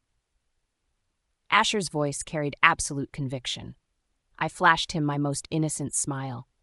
"That's quite a challenge. I've experienced some truly remarkable dates before. Hold on, are you seeing someone?" Asher's momentary pallor amused me. I gave a non-committal shrug. "Perhaps." I deliberately kept my answer vague, curious about how he'd respond. The surprise vanished from his expression almost instantly as he regained his self-assured demeanor. "Well, even if you were, you should choose me instead. I'm the one who will bring you happiness." Though bold, Asher's declaration sent my heart racing. I'd spent most of my life alone. Moira's family provided necessities, but affection was something they rarely showed. "And exactly how do you plan to accomplish that?"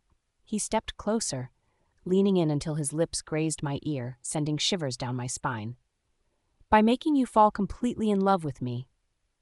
I bit my lip, struggling to maintain composure as Asher's distinct fragrance overwhelmed my senses. His presence affected me in ways I couldn't rationalize. My wolf didn't identify him as a mate, yet she responded with unusual interest, purring and craving his attention in a way I'd never experienced with previous boyfriends. I shifted away from Asher, attempting to conceal my flushed cheeks. "What do you suggest we do about these rumors?" "Consider confronting Moira directly. You two were friends before. Maybe a sincere conversation could help," Asher suggested. As he spoke, his knuckles grazed mine, sending my pulse racing. These subtle touches disrupted my concentration, though I couldn't determine if they were intentional. "I've already attempted that approach. She admitted spreading the rumors and made it clear she has no intention of stopping." Asher repositioned himself to face me directly, preventing my evasion. "Then perhaps you should confront her in person." That appeals to me even less. Part of me just wants to keep my head down until graduation. Then I could leave everything, this place, these people, behind permanently. Though uncertain about my post-graduation plans, I knew that graduating as valedictorian would create opportunities otherwise unavailable to me. Addressing this situation by hiding seems like a dismal choice. Hearing those rumors must be difficult for you. Sure, you could wait until gossip moves on, but Moira deliberately tried to ruin your reputation. I suspect she won't let this fade away easily, Asher said, articulating the concerns I'd been wrestling with internally. I bit my lower lip anxiously. I'm aware of that. I genuinely want the truth to emerge and for Moira to acknowledge her mistake. I just question how realistic that outcome is. The thought of passively watching Moira demolish my reputation was unbearable, but her social standing far outweighed mine. Asher repositioned himself and grasped my hand firmly, his gaze meeting mine with intensity. June, I don't want you suffering through the remainder of the year. Though lying low until graduation might seem easier, I doubt it would bring you any happiness. Confronting this directly would be better, and remember, you're not alone. I'll support you every step of the way. What happens if our efforts fail? I asked. He moved closer, gently tucking a loose strand of hair behind my ear. Then we'll escape together. You'll never have to face anything alone. You'd actually do that for me? I questioned, trying to control my reaction to Asher's gentle touch. Juniper's gaze locked with Asher's as he leaned in. I would do anything for you, June. His face hovered inches from hers, their breaths mingling in the narrow space between them. A peculiar silence enveloped them, heavy with unspoken possibilities. Looking into his eyes, Juniper felt an inexplicable trust, complete and unwavering, as though they shared a lifetime connection instead of just 24 hours. Logic urged her to question his declaration. Why would someone she barely knew pledge such devotion? Yet the contradiction lay in her own matching feelings. This magnetic pull toward Asher defied rational explanation. Despite their brief acquaintance, if he suggested they flee together, she knew she would consider it. So now that that's settled, let's get this date started, Asher declared, stepping back suddenly. The distance between them cleared Juniper's mind like a cold breeze. I told you this isn't a date, she insisted stubbornly. The attraction was undeniable, but diving into something new terrified her, especially with her academic priorities looming large. What can I do to make you change your mind? His eyes twinkled mischievously. Juniper steeled herself against his charm, determined to maintain boundaries. I'm not dressed for a date, and I have homework to do. Plus, you didn't ask me to go on a date with you. You asked to meet up for coffee. That's not how you ask someone on a date. Will you go on a date with me? Asher asked. I tightened my lips, considering his persistent invitation. His determination was obvious, and I knew my resistance was weakening, but surrendering to his charm so easily wasn't in my plans. You're really not going to drop this, are you? Is he bothering you? An unfamiliar voice cut through our conversation. Turning around, I felt my breath catch in my throat as Axel approached. I'd been so absorbed with Asher that I'd completely forgotten we were in a public space. Absolutely not, Asher responded before I could speak. I don't harass women. Asher moved forward, positioning himself protectively between Axel and me. Despite the palpable tension, Axel merely offered a smirk at Asher's defensive stance. I directed that question at Juniper, not you, Axel remarked, casually sliding his hands into his pockets. He looked past Asher, focusing entirely on me. Just say the word if he's troubling you, and I'll whisk you away somewhere safe. Axel's gaze was predatory, like a wolf eyeing its next target. It sent a chill down my spine, and I struggled not to fidget under his intense scrutiny. His presence made breathing difficult and triggered an unexpected excitement within me. Something pulled at my chest, urging me toward him. The sensation resembled what I felt with Asher, yet distinctly different. With Asher, the attraction offered security and validation. With Axel, it promised an intoxicating rush of adrenaline. No, he's not causing any trouble, I said, my eyes locked with Axel's magnetic gaze. I was explaining that I need to focus on homework instead of dating right now. Homework? What a waste, Axel replied with a smirk. Though his words seemed to encourage my date with Asher, his tone conveyed something entirely different, an unspoken invitation that suggested he would be the superior choice. Academics come first, Asher countered firmly. I respect Juniper's priorities. The two exchanged a wordless glance charged with tension. Asher's eyes narrowed in territorial warning, while Axel's sparked with defiant amusement. Their silent confrontation filled the space between them, loud as thunder despite not a word being spoken. I stepped between them, suddenly aware of being caught in an emotional tug-of-war. The conflicting attractions swirled inside me, Asher's steadfast support versus Axel's dangerous allure. My thoughts tangled into a confusing knot. Food, I blurted out. Both brothers turned to stare at me with identical expressions of bewilderment, making heat rise to my cheeks. Regaining my composure, I clarified, I haven't eaten dinner yet. Maybe we could all grab something together? Even as I made the suggestion, I recognized its folly. Putting these two at the same table would only amplify their obvious rivalry. Yet some reckless part of me needed to understand why I felt pulled toward both of them, as if comparing them side by side might solve the equation of my conflicted heart. Asher's face contorted with obvious displeasure at my spontaneous invitation to Axel. I couldn't fault his reaction. Seconds earlier, he'd been maneuvering toward a romantic evening with me, and Axel's presence would definitively kill any date-like atmosphere. Axel has prior commitments, Asher declared firmly, attempting to salvage the situation. I'm actually completely unoccupied tonight, Axel countered immediately, a hint of challenge in his voice. My gaze bounced between them, Asher's rigid posture and Axel's casual confidence, as tension thickened the air. A knot of anxiety formed in my throat as I realized I'd just placed myself at the center of their evident rivalry. Juniper. I'll have to pass on that dinner date, perhaps when it's just the two of us, Axel said with a wink in Asher's direction. The muscles in Asher's jaw immediately tightened. Axel stepped back, clearly satisfied with the reaction he'd provoked. He offered a casual two-finger salute. Catch you later. Asher remained silent as his brother walked away. Even after Axel disappeared from view, tension still radiated from Asher's body. I reached for his hand, feeling a pang of guilt in my chest. I'm sorry if that upset you, I said quietly. His displeasure at my invitation to his brother was unmistakable. Asher shook his head, and just like that, his mood shifted. A bright smile replaced his frown. You did nothing wrong, June. You were just being kind. Axel just knows exactly how to get under my skin. He's a good person, but he takes too much pleasure in tormenting me. Isn't that standard sibling behavior? I asked. Having no siblings myself, my understanding came only from observing others. Constant bickering seemed to be the norm among family members. Asher laughed softly. My brothers have elevated it to an art form. I can see that from the little I know about them, I replied, reflecting on my limited interactions with each brother. Asher tilted his head, eyes narrowing slightly. Exactly how many of them have you encountered? I nodded.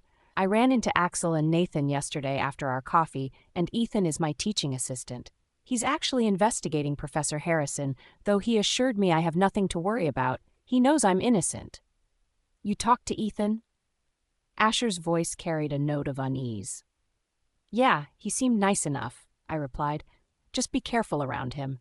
There's only one person who he cares about, and it's definitely not you, Asher stated, his words sharp with resentment. I felt a tightness in my chest hearing Asher speak about Ethan this way. The contrast between Ethan's seemingly sincere offer to help me and Asher's warning created a conflict within me.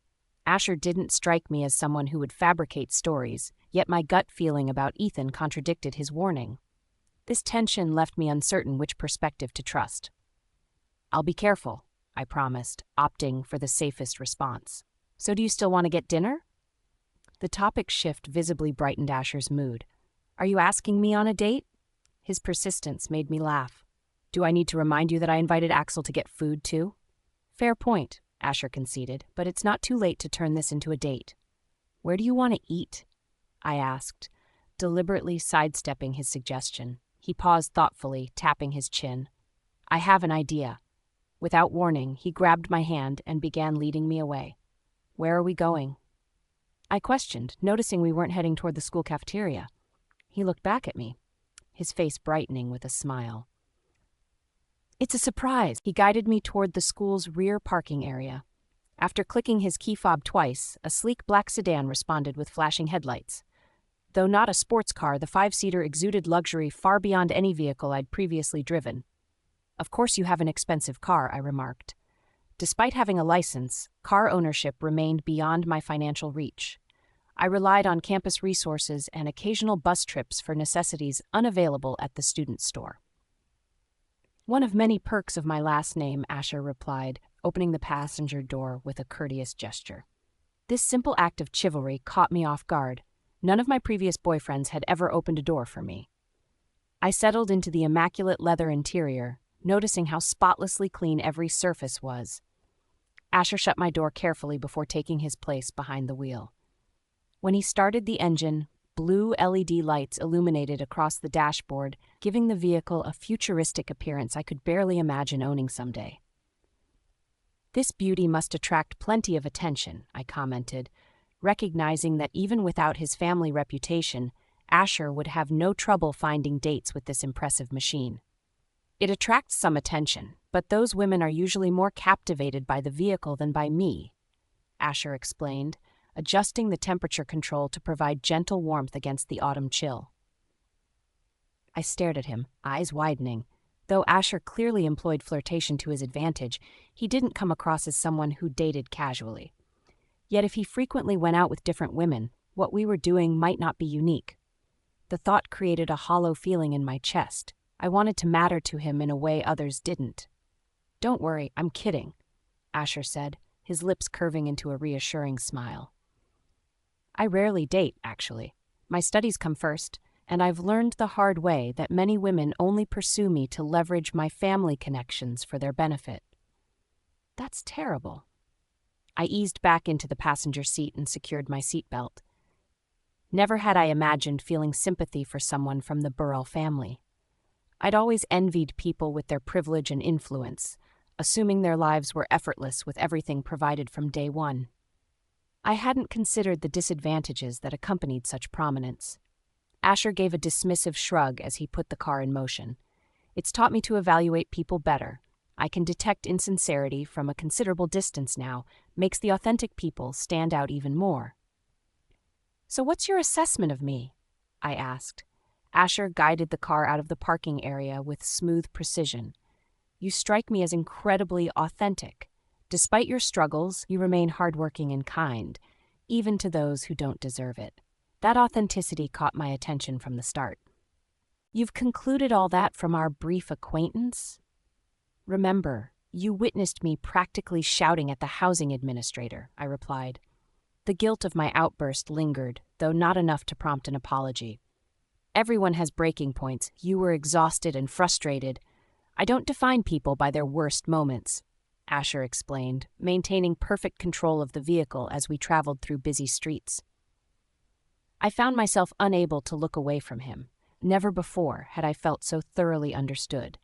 Not even by Moira, who claimed to be my closest friend for years. The serendipity of Asher entering my life seemed remarkable, and whatever connection was forming between us was something I wanted to nurture. "We're not heading somewhere upscale, are we?" I glanced down at my simple blouse and jeans, clearly unsuitable for fine dining. "Not today. I'm saving the fancy restaurants for future dates. Today is strictly casual and fun," he assured me. "I haven't actually agreed this is a date," I pointed out. The atmosphere had shifted to something more intimate than casual friendship, but rushing into dating someone I barely knew wasn't on my agenda. Previous relationships had derailed my focus, and I couldn't let Asher become another distraction when my life already contained enough complications. "You will," he replied with remarkable self-assurance. "What makes you so certain?" Asher's lips curved into that knowing smirk. "My track record with you is perfect so far. I intend to maintain that. One thing you'll discover about me quickly is that I don't like losing. Just understand that charm alone won't work on me. I might not be great at reading sincerity like you claim to be, but I recognize when someone's flirting just to get something." I caught his glance and continued, "I've had that painful lesson already." This hesitation formed the barrier between us. My previous experience with an attractive guy had ended with manipulation and heartbreak. "Don't worry," Asher said. "I'm planning to earn your trust legitimately." The car decelerated as he turned into a plaza, heading straight for the drive-thru of what appeared to be a Mexican restaurant. It wasn't one of the mainstream chains I recognized, but scanning the menu made my stomach rumble with hunger. Asher paused, allowing me to choose my meal before placing our order. His charming demeanor switched on instantly when addressing the server at the window. That practiced smile appeared, and predictably, she melted under his attention. The scene unfolding reminded me to guard my emotions carefully, though resisting the magnetic pull I felt toward him proved increasingly difficult. Each moment near Asher created an almost overwhelming urge to surrender to whatever was developing between us. The attraction felt dangerously powerful. "Your order, sir," the window attendant announced, leaning forward with undisguised interest. "I included something special. A thank you for being so kind." Her eyes never left Asher's face, completely captivated. "Appreciate it. Enjoy your evening," he replied smoothly, handing the food bags to me. I balanced them awkwardly as he closed his window and drove away. I couldn't help laughing. "That's completely unfair. She was absolutely spellbound by you." My chest tightened watching her reaction to him, though I tried to mask the jealousy bubbling beneath my casual tone.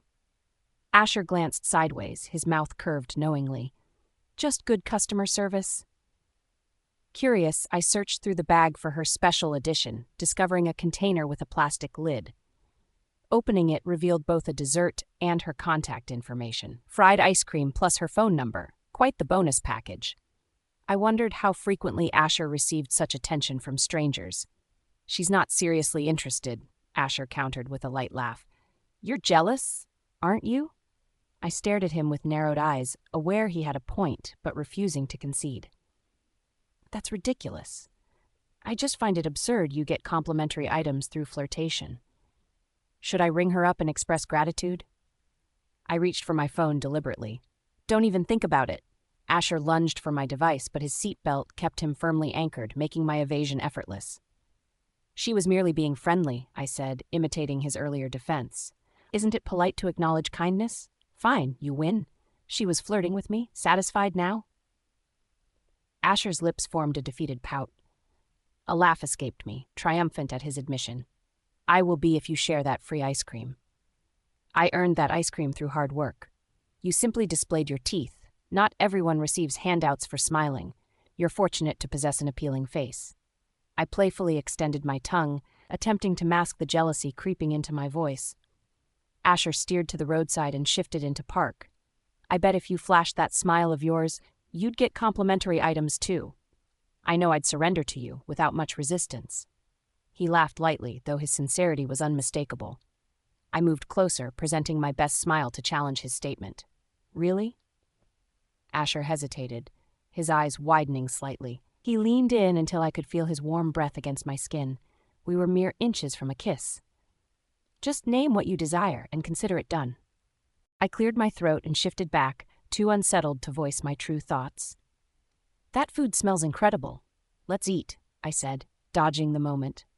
Asher pulled away with an easy smile, masking any disappointment. "Then let's eat." He jumped out, rushed to my side, and swung my door open. Taking the food bags from my lap with one hand, he extended the other to help me out of the vehicle. We stood at the cliff's edge, overlooking the sprawling cityscape.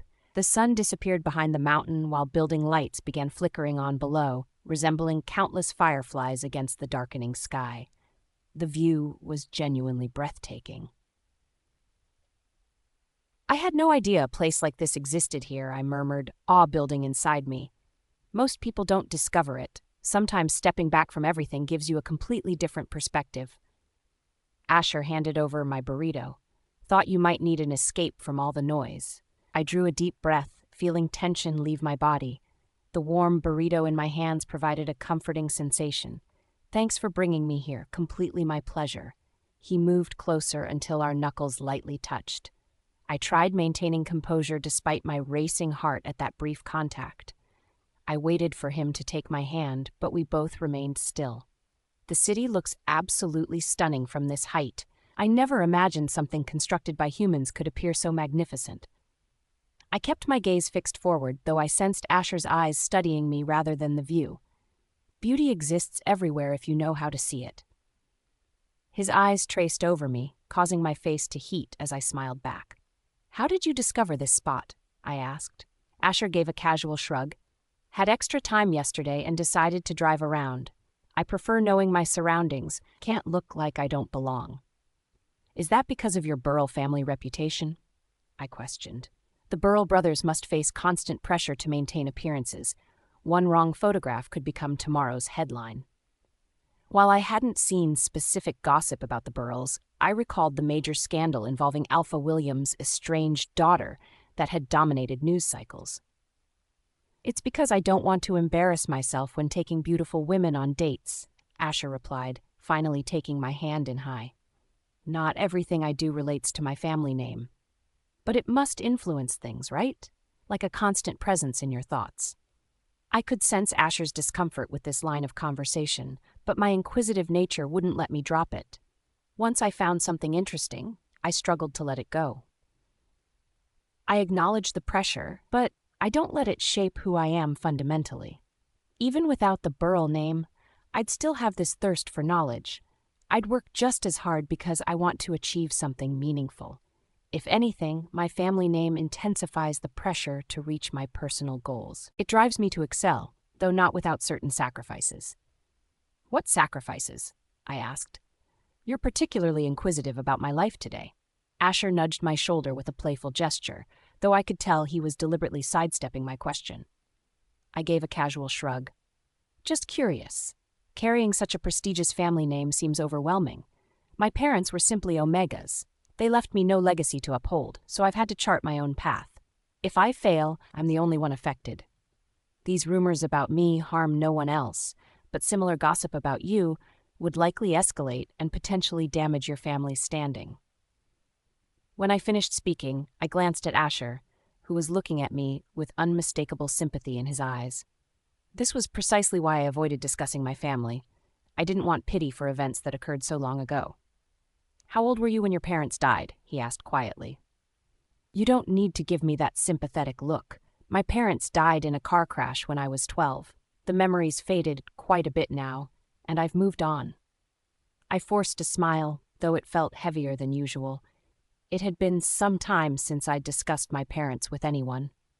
Asher tightened his grip on my hand and brought it to his mouth, pressing his lips against my skin. Even if you've come to terms with it, I'm genuinely sorry about your loss. No child should experience that kind of trauma. I tilted my head back and let out a laugh while staring at the darkening sky. It wasn't an appropriate reaction to such a somber topic, but laughing was my shield, better than breaking down. Life isn't fair sometimes. That's just reality. Silence fell between us. I could feel Asher's eyes studying my face intently. We should probably eat before everything gets cold, I said, deliberately changing the subject. Follow me. He gestured with a slight nod of his head. Asher walked to the front of the vehicle and smoothly climbed onto the hood.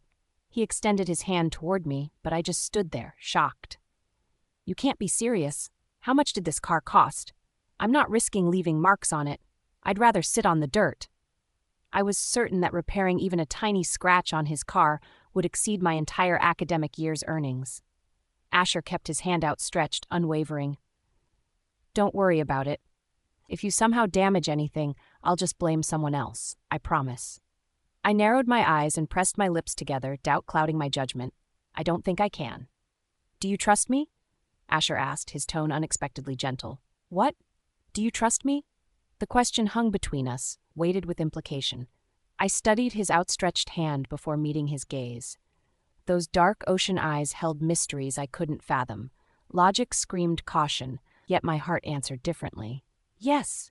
I placed my hand in his, and in one fluid motion, he pulled me onto his car's hood. The metal creaked slightly beneath me but remained solid. Though I knew cars were built to withstand pressure, this luxury vehicle seemed too expensive to risk damaging. See, you're fine, Asher remarked casually, unwrapping his burrito and taking an enormous bite. I observed him eating, noticing how he maintained his perfect appearance despite the messiness of the food. Turning away, I focused on the cityscape below while carefully unwrapping my own meal, taking a modest bite. We ate without speaking, appreciating both the panoramic view and our dinner. As darkness fully descended, the evening air grew cooler. Asher's body heat became more noticeable beside me, his warmth oddly comforting in the vastness of night. Thank you for tonight. Really, I think I needed this. I glanced at his shoulder, briefly contemplating resting my head against it before dismissing the impulse. I thought you might. I know you have a lot going on, and sometimes a distraction is just what you need. I told you this would be the greatest date you've been on. I laughed, shaking my head firmly. It would be, except this isn't a date. Asher pivoted toward me, his face suddenly inches from mine. What's with all the resistance? Why won't you just go out with me? The closeness between us muddled my thinking processes. I struggled to formulate a coherent answer. Dating isn't my thing. My education has to come first. School matters to me too, he countered, his voice low and persuasive. I wouldn't derail your academic goals. We could even study together. He eliminated another fraction of the space between us. We're practically strangers, I replied, knowing how weak my excuse sounded. We've spent hours getting acquainted tonight, and every minute makes me want to discover more about you. Isn't learning about each other exactly what dating is for? I tried to speak, but found myself without further objections. The truth was simple. I liked Asher. Our brief time together had shown me his charm, intelligence, and undeniable good looks. Logically, if I were going to date anyone, he made perfect sense. Still, I remained paralyzed between conflicting impulses. Part of me wanted to agree immediately. Another part warned that the timing couldn't be worse. Getting involved with Asher would only drag him into the swirling rumors surrounding me. I couldn't bear the thought of him becoming collateral damage. Too many people had already been hurt because of me. I can't, I finally whispered, my voice lacking conviction even to my own ears. My gaze involuntarily dropped to his mouth, curiosity about his kiss flickering through my mind. Give me one legitimate reason. Asher leaned closer still, the space between us now almost non-existent. If I moved even slightly closer, our lips would meet. Someone's bound to get hurt in this scenario. I can handle pain, and hurting you isn't on my agenda, Asher countered. Is it that you don't find me attractive enough? My heart hammered against my ribs as I considered my response, deciding honesty was best. You're definitely attractive.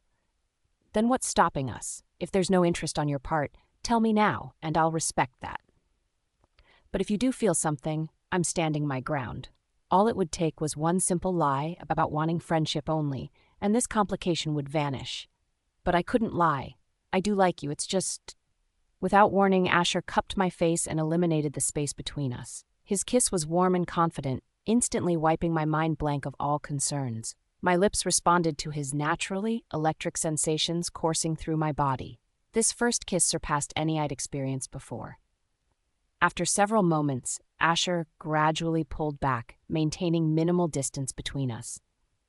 It's getting late. We should head to the library and get some work done. The moment dissolved as quickly as it had begun, leaving me disoriented. Right. He hopped down from the car, then extended his hand toward me. As I took it, I lost my balance and tumbled against him. His arm instinctively encircled my waist to stabilize me. The distinct fragrance of his cologne invaded my senses, a scent I wouldn't mind encountering regularly. See? What did I tell you? Perfect first date material, right? His eyes sparkled with undisguised confidence. I gave him a sly smile, refusing to feed his already inflated self-assurance. This wasn't a date, though. I stepped back, breaking free from his hold. I'm old-fashioned. I expect a proper invitation. Manage that, and I might consider a real date with you. You're impossibly stubborn. Asher bounded ahead to reach the door, pulling it open for me. I slid onto the seat and looked up at him. If I'm going to consider you, I want proof you deserve my time. Asher bent down toward me. If that's what it takes, prepare yourself to be completely charmed. He cradled my face with his hand and pressed his lips against mine, taking a deliberate moment before finally drawing away. The library's closing announcement echoed through the quiet space. I glanced over at Juniper, completely passed out on her textbook. She'd been asleep for half an hour, and I couldn't disturb her rest. The dark circles under her eyes told me everything I needed to know about her exhaustion. It struck me how much she'd changed. This was still Juniper, but more developed, longer hair, stronger physique. Yet there was a new isolation about her that hadn't existed before. The contrast was stark. As children, she was our fierce protector, the girl who once punched a kid for mocking Axel and me. Now she faced bullying herself. The roles had reversed, and I needed to be her guardian, even though she had no recollection of our shared history. I wanted desperately to reveal everything, to help her recover those memories of how valued she was to us. But my father's threats loomed large. His warnings about consequences for my brothers and me were concerning enough, but the potential harm to Juniper herself was worse. His ultimatums typically resulted in werewolves being expelled from their communities. While I wasn't certain he'd go that far, I couldn't gamble with her safety. I reached across the table and gently nudged her shoulder. Juniper lifted her head, massaging her neck while blinking away confusion. Spotting drool on her textbook, she quickly closed it. I tactfully ignored this, maintaining my composure. Did I sleep long? Her eyes darted around, struggling to orient herself through the fog of interrupted rest. Just a few minutes. Library's closing now. I straightened up against the table, my belongings already organized and packed. Juniper hastily stuffed everything into her bag, papers crinkling loudly. The sound irritated me. I hated disorganized documents, but I kept that observation to myself. You should have woken me, she complained, standing and zipping her backpack. I needed more study time for my exam. That exam is 2 weeks away. Your homework's done, and you clearly needed rest. We'd already put in 3 solid hours before she dozed off. I prefer studying ahead, Juniper countered, adjusting her overstuffed bag on her shoulder. Its weight visibly pulled her down. Last-minute cramming doesn't work for actual learning. We can meet again tomorrow, then. I made no effort to hide my enthusiasm for seeing her again. She paused momentarily, seemingly ready to refuse. Okay, she finally agreed. I extended my hand toward her. Come on, I'll walk you to the dorm. It's late. Juniper eyed my outstretched palm with hesitation. I don't need an escort. I've made this trip alone plenty of times at this hour. Campus security is adequate. Typical Juniper, always needing to demonstrate her independence. I recognized she was self-sufficient. She'd navigated life without me for years. But I desperately wanted to penetrate that defensive wall she'd constructed, to demonstrate that occasional dependence wasn't weakness. My hand fell back to my side in resignation. It would ease my mind to accompany you. This time she didn't resist. When her fingers met mine, my stomach lurched with excitement. Perhaps I was finally breaching her defenses. Any advice on how I should properly ask you on a date? I ventured. You'll need to discover that yourself. Where's the challenge if I provide instructions? She pulled me forward out of the library, her face brightening with a genuine smile. Seeing her cheerful was refreshing, especially compared to the distressed state I'd found her in when we reconnected after our years apart. You're going to make me work for this, aren't you? I welcomed the challenge where Juniper was concerned. Having lost her connection once before, I was determined to do whatever necessary to prevent it happening again. I want to confirm you're serious about taking me on a date, she said, her smile brightening her face. That smile made my heart race. I'd do anything to see it daily for the rest of my existence. I'm absolutely serious about you, Juniper. If proving that requires extra effort, then I'm all in. I'm looking forward to it. She slowed her pace and stopped at the door marked 206. This is my room. Turning toward me, she clasped her hands behind her back and swayed slightly, expectant. I desperately wanted to kiss her. Her body language suggested she wanted it too. But since she'd been clear this wasn't a date, I decided to save my big gestures for later. If Juniper wanted to be courted properly, I intended to sweep her off her feet. Sleep well, June. I moved closer, gently cupped her cheek, and pressed my lips to her forehead. Her cheeks turned a delicate shade of pink, making her even more beautiful. It took tremendous willpower to pull away. When she gazed at me that way, I wanted to kiss her endlessly. Good night, she whispered, stepping backward and awkwardly fumbling with the door. She retrieved her keys and struggled with the lock. When it finally opened, she glanced back at me and tried to say bye, but no sound emerged. I remained in place, watching her enter her dorm, only leaving after hearing the door click shut. My stomach fluttered with excitement from our day together.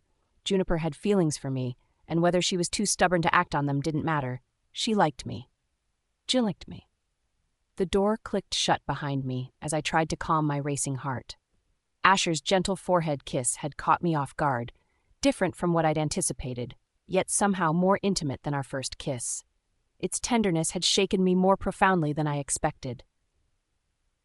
Loud guffaws erupted from the common room, jarringly reminding me I wasn't alone. Moira had visitors, people who undoubtedly shared her disdain for me, perhaps even more intensely. I headed straight for the kitchen, deliberately avoiding any eye contact with the adjoining room. My plan was simple: grab a quick drink, then retreat to my bedroom where I could process my swirling emotions about Asher in peace, though sleep seemed unlikely with my pulse still hammering. Entering the kitchen, I immediately spotted the overflowing trash bin. Beer cans spilled onto the floor surrounding it.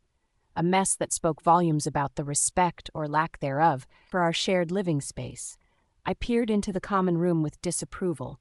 Moira sat with Ashley, another girl, and two guys around the coffee table, each clutching drinks. Their laughter indicated they hadn't registered my presence. One of the guys suddenly crushed his empty can and flung it toward the bin. I jerked backward, narrowly avoiding being hit. "Watch it," I said under my breath, the disrespect now fully apparent. "What did you say?" he challenged, his tone confrontational. He was intoxicated, but I refused to tolerate such disrespect in my own living space. Unable to switch rooms, I needed to establish boundaries with Moira and her crowd without appearing weak or defeated. I said, "Be careful. You nearly struck me," I stated firmly, "and look at this mess you've created."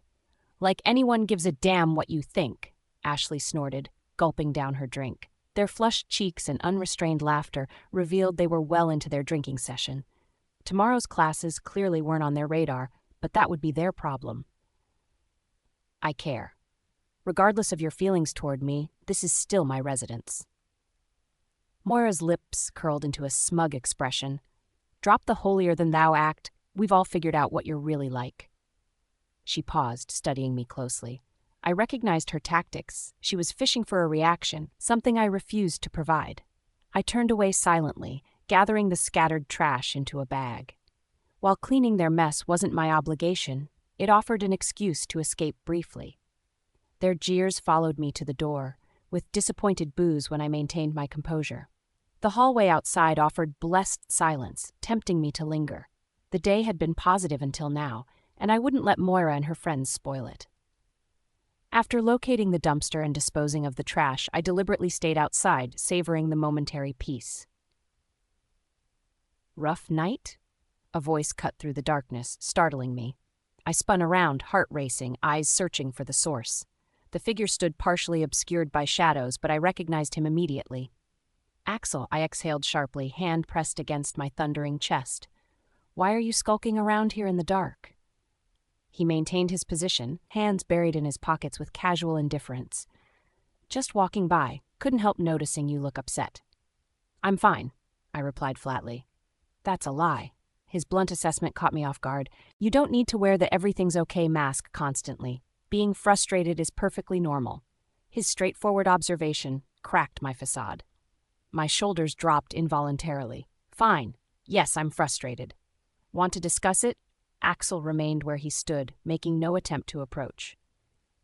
"Talking won't change anything," I admitted. "My roommate is basically a demon who enjoys making my life hell. Her awful friends have invaded our space, completely disregarding that I live there too. Except it doesn't feel like my home anymore. I feel like an unwelcome stranger. I can't transfer rooms or stop the campus gossip about me. I'm completely trapped, and I hate feeling powerless. I don't want to just disappear, but I have no idea how to fix this situation." After my outburst, I gulped down air, suddenly aware I'd been holding my breath while venting.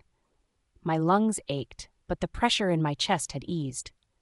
While Asher had temporarily diverted my attention earlier, actually expressing my frustrations aloud provided genuine relief. Axel's eyebrows lifted slightly. "Seems you've been bottling quite a bit. Don't bother offering advice. I'm done discussing it.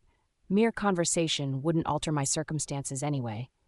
Advice isn't what I'm offering, but if distraction's what you need, I can help with that." Axel maintained a serious expression. He wasn't attempting to charm me with flirtation. He simply stood there, his gaze intense and turbulent. Something about his demeanor made me curious to discover more. I stepped closer to examine him better. "What exactly are you suggesting?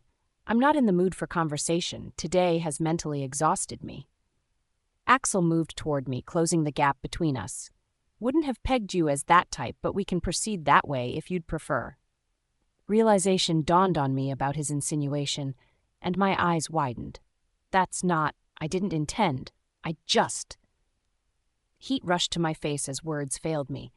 Given the circulating rumors, Axel's misinterpretation wasn't surprising. I'd spoken without thinking. "Take it easy. I know you're not that type of person. I just couldn't resist teasing you when I saw the chance." He'd closed the distance between us to just one step, though I couldn't tell which of us had moved closer. "Sure." The air seemed to thin out as I tried to clear my head. Axel's teasing had flustered me so badly my mind practically went blank. I should probably head back to my room. It's getting late. Of course. Axel remained still, watching me. Aren't you leaving? I stared down at my feet, which refused to cooperate. Yes, yet I remained rooted in place.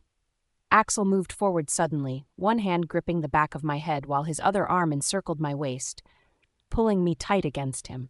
My hands instinctively pressed against his chest, feeling its firmness and steadiness. His mouth crashed against mine with intense urgency. This was nothing like Asher's kiss. Where Asher had been gentle and warm, Axel was forceful, his stubble rough against my skin. This kiss consumed me completely, taking everything I had to give. His hand pressed firmly into my waist, holding me as if I might vanish at any moment. When we finally separated, both my body and mind felt weightless. Axel maintained his hold on me, our breaths mingling in the small space between us. I hoped that sufficed as a reward. Reward? I echoed, my mind still empty of coherent thought. He looked down at me with a smirk. For figuring out my name, I don't like leaving debts unpaid. Oh. I tried to will my mouth to form some kind of response, but my brain remained completely blank. Axel stepped back, breaking our connection with a self-assured smirk playing across his lips. That should keep your mind off things for a while. Night, JJ. His voice carried a casual confidence as he retreated, leaving me standing alone with swirling thoughts replacing my earlier frustrations. Juniper. I pressed my fingertips against my tingling lips while sprawled across my mattress. 2 brothers, 2 kisses, 1 night of absolute madness. My mind churned with conflicting emotions. The entire day belonged to Asher, that supposedly innocent outing that felt like anything but casual. Our conversations flowed effortlessly, laughter came naturally, and when our lips met, everything clicked into place like finding the final piece of a jigsaw puzzle I'd been working on forever. Then came Axel, materializing from the darkness without warning. His kiss scorched through me with an intensity that left me breathless, a completely different experience yet equally fulfilling in its own searing way. Another missing piece I hadn't realized I needed. 2 brothers, 2 vastly different experiences. One completely bewildered me. Sleep should be my priority, not this boy drama. More urgent matters demanded my attention, particularly Moira. I let out a frustrated groan, flipping onto my stomach and smothering my face with the pillow. My thoughts cycled relentlessly between Moira, Asher, and Axel, each topic more perplexing than the last. Just days ago, my biggest concern had been maintaining my GPA. Now that worry seemed almost laughably insignificant. Axel, where have you been? Nathan interrogated the instant I stepped through the doorway. He was sprawled across the couch, lazily tossing a football into the air above him. Out? I wasn't about to provide my younger brother with a detailed itinerary of my evening activities. It's late. Don't you have class tomorrow? He added an extra spin to the ball, not bothering to look in my direction. Don't you? I countered sharply. Nathan had always been too virtuous, excessively rule-abiding for his own benefit. He desperately needed to loosen up and challenge boundaries occasionally, but I recognized the futility of my suggestions. To him, I represented everything problematic. Yeah, but I've been cooped up in this dorm forever by myself. Expected your absence all night. Asher showing up, though? That's unexpected. Among us twins, Asher was undoubtedly the model's son. Perfect academic record, never missed a class. While not quite reaching the impossible standards set by Ethan, our eldest brother and family golden boy, Asher came remarkably close. Nathan's surprise made sense, but I wondered how he'd react knowing Asher had spent the evening with Juniper, the very woman Ethan explicitly warned us to avoid. It was uncharacteristic of Asher to defy direct orders so boldly. We're both awake now, aren't we? The only real difference between my night and yours is that I actually lived mine. I removed my coat, hanging it in the closet. The unusual warmth of the dorm surprised me for this season. Nathan abruptly sat upright, snatching the ball mid-air with unexpected precision. I have a life, he protested, voice tinged with genuine offense. I just didn't want to hang around the Wolfball team. Those guys are complete jerks. No big shock there. I've never been one for the athletic crowd. Nathan stood out as different, though. His natural talent was undeniable. His speed could match or beat professional athletes. Our father had enrolled him in specialized training from early on, and now at 18, scouts were practically fighting each other to recruit him. Every professional league wanted Nathan, though they'd have to wait until he finished his college education. What made Nathan special was how grounded he remained despite the adulation. He stayed that same kind-hearted kid who enjoyed bringing joy to others. I worried about the day the harsh reality of the world would catch up to him. I just hoped when that happened, his genuine nature wouldn't be crushed. "I still can't figure out how you got into this school," Nathan commented, tossing a ball repeatedly into the air while lounging back. "Asher has the academic record. I've got athletic abilities. You barely attend classes. Sure, our family name carries influence, but this place is among the top 3 werewolf institutions nationwide. They're selective about admissions." "Beta Burrell wanted the family together," I replied matter-of-factly. "That man always managed to get exactly what he wanted." "Even so." The conversation died as I searched through the kitchen for something to eat. I finally grabbed a chip bag and headed for the couch. When I attempted to sit on Nathan's feet, he quickly pulled them away, just in time.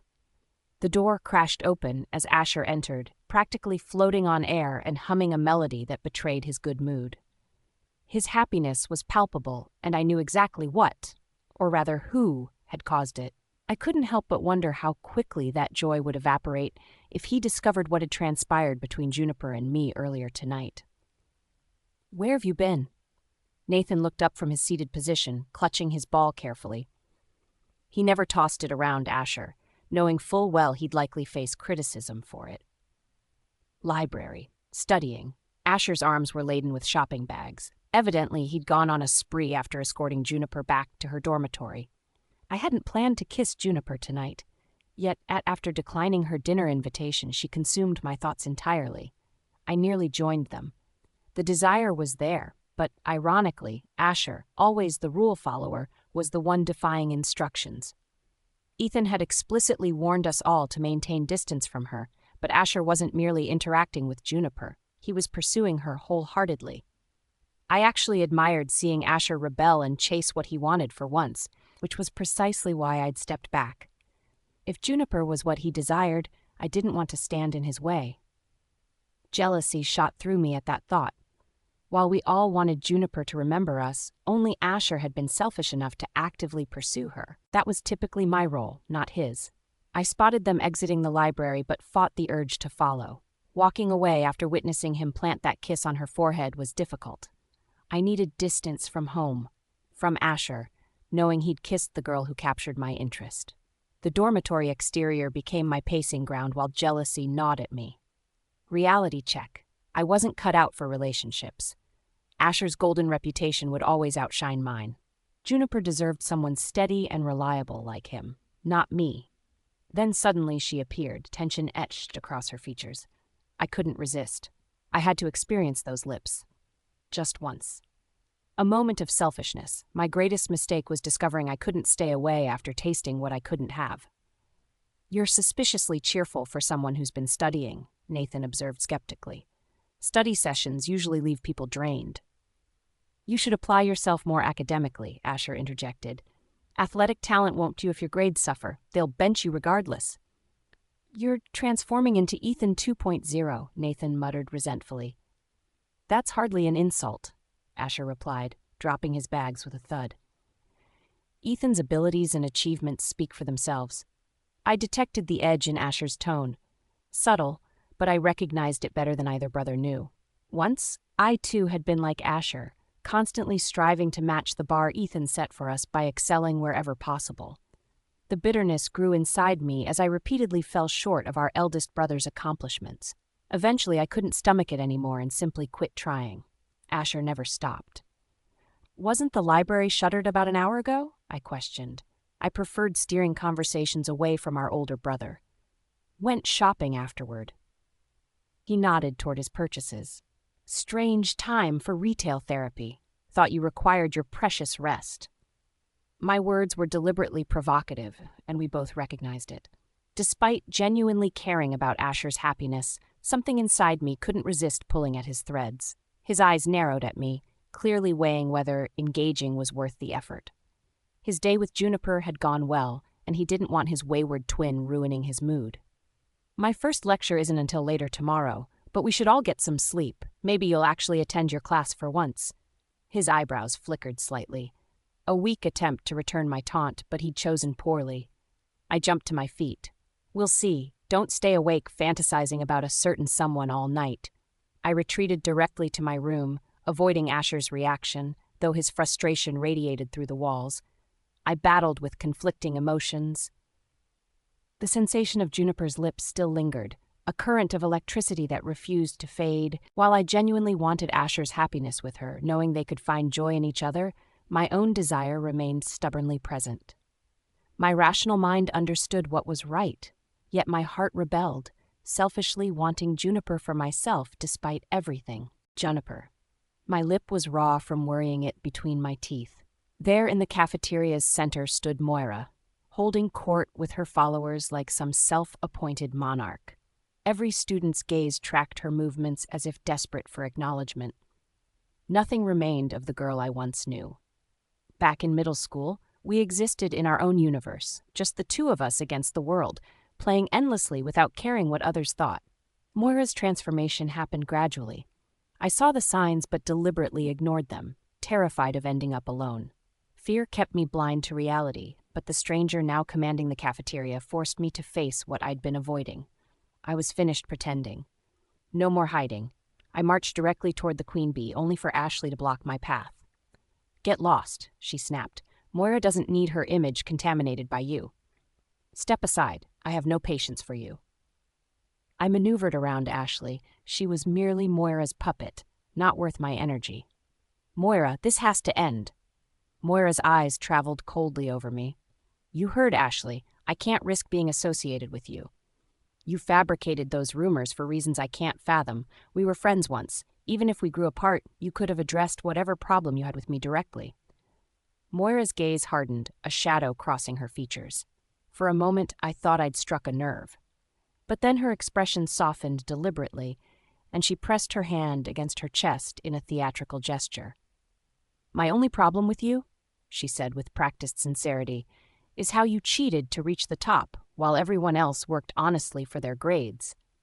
"You know I earned everything through hard work," I countered. The words felt strange leaving my mouth, confronting someone who once knew my every secret. "Is this why you're destroying my reputation? Because no matter how you tried, you couldn't match my academic performance? Was your envy so consuming that tearing me down seemed like your only option?" Standing before my former best friend felt surreal. We were supposed to support each other, not engage in public destruction, but she had initiated this war, and I needed her to confess in front of these witnesses. Only the truth could salvage my reputation now.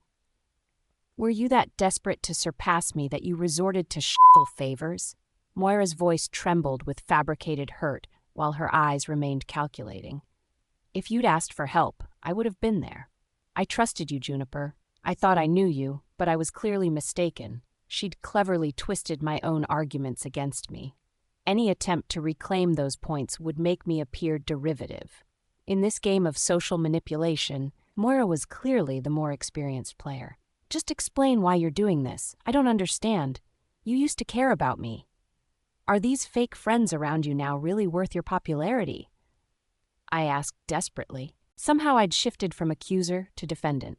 "I've known you for years, but I can't support someone with your lack of morals. It's too painful to even be near you." Moira's eyes filled with tears, a masterful performance. The cafeteria buzzed with murmurs of pity for her and contempt for me. I scrambled for a comeback, but Moira's defense was flawless. I couldn't find any weakness to exploit. My failed confrontation was only making everything worse. "Just go before you make her cry more," Ashley demanded. I wanted to scream at her about following the biggest fraud in school, but what was the point? Every eye in the room was fixed on me, and anything I said would only damage my reputation further. Moira leaned close, her whisper for my ears only. "Nice attempt, but you chose the wrong fight. I warned you that you can't beat me. Believe me when I say you've just made your situation much worse." Scanning the cafeteria, I met hostile glares from every direction. Before, people just gossiped about my supposed scandal, but now they viewed me as a bully attacking a helpless victim. I retreated a step. Suddenly, the cafeteria seemed overcrowded, making it difficult to breathe. I needed escape, but forced myself to inhale slowly. Fleeing would only fuel their gossip mill. "Miss Montague?" A deep voice cut through the tension, rescuing me from my speechless predicament. The familiar cologne reached me before I fully processed that Ethan had appeared. "I've reviewed your recent paper and found several concerning issues. Could we discuss these problems during my office hours tomorrow?" Moira's confident facade cracked instantly as Ethan addressed her.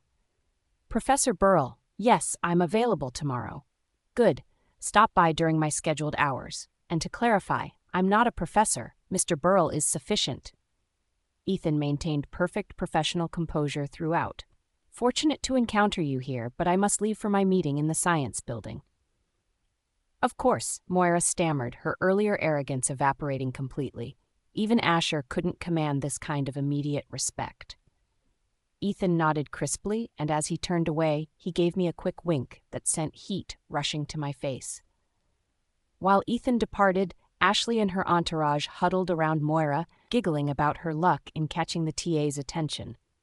I seized the moment to slip away undetected, recognizing the futility of pressing Moira to acknowledge her lies about me. I bolted from the cafeteria, desperate to escape the sea of staring faces.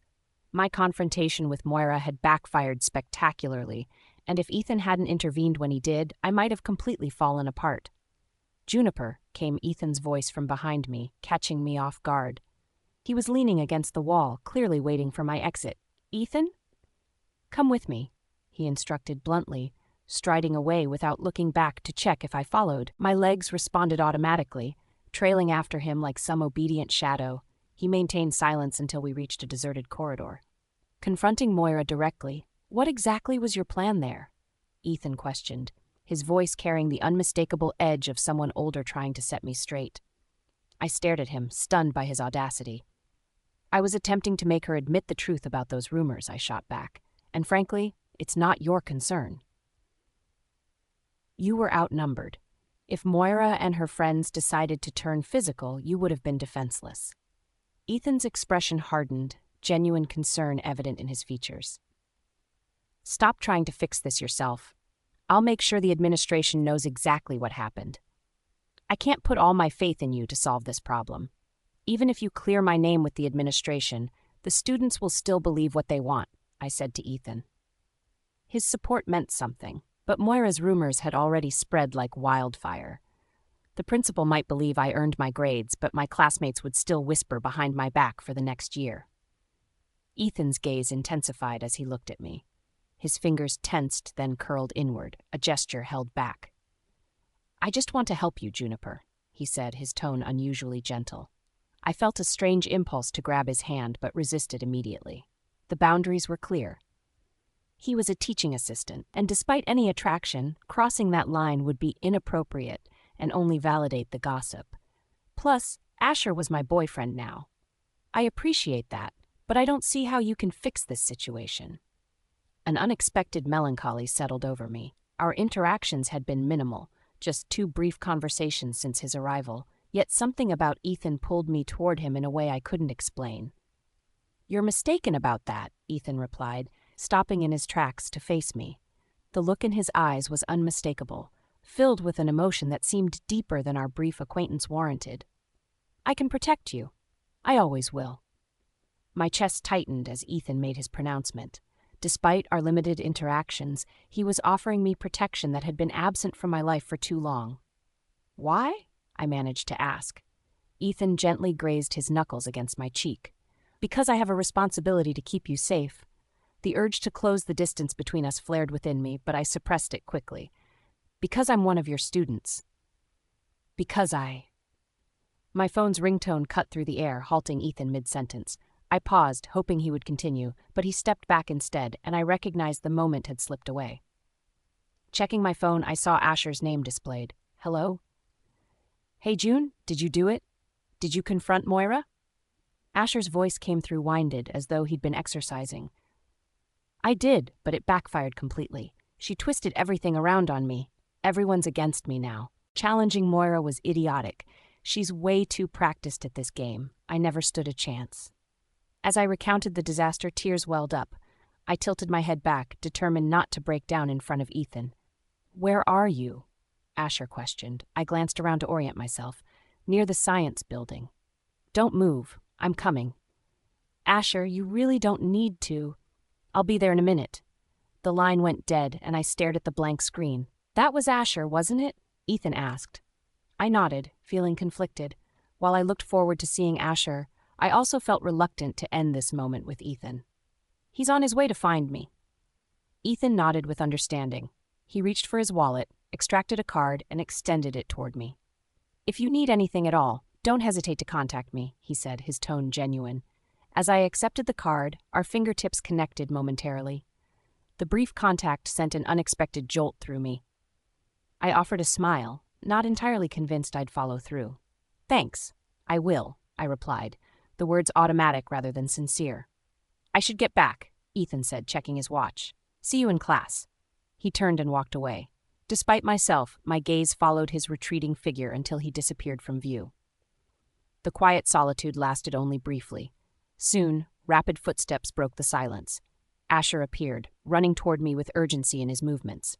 He stopped abruptly, breathing heavily from the exertion. I came as fast as I could, he managed between breaths. "What happened?" Looking at him, flushed face, concerned eyes, I felt a surge of appreciation. Asher had clearly dropped everything the moment I'd called Juniper. I gave Asher a brief account of the Moira incident, deliberately omitting Ethan's appearance. Mentioning his brother always caused Asher's expression to darken considerably. When I finished speaking, he enveloped me in his powerful arms, drawing me against his chest. One hand cradled the back of my head as he held me close. I nestled my cheek against him and felt my body surrender to the embrace. His warmth enveloped me completely, my breathing slowing as I rested in his arms. For that brief moment, the world outside ceased to exist. There was only us. This level of intimacy was unfamiliar territory for me.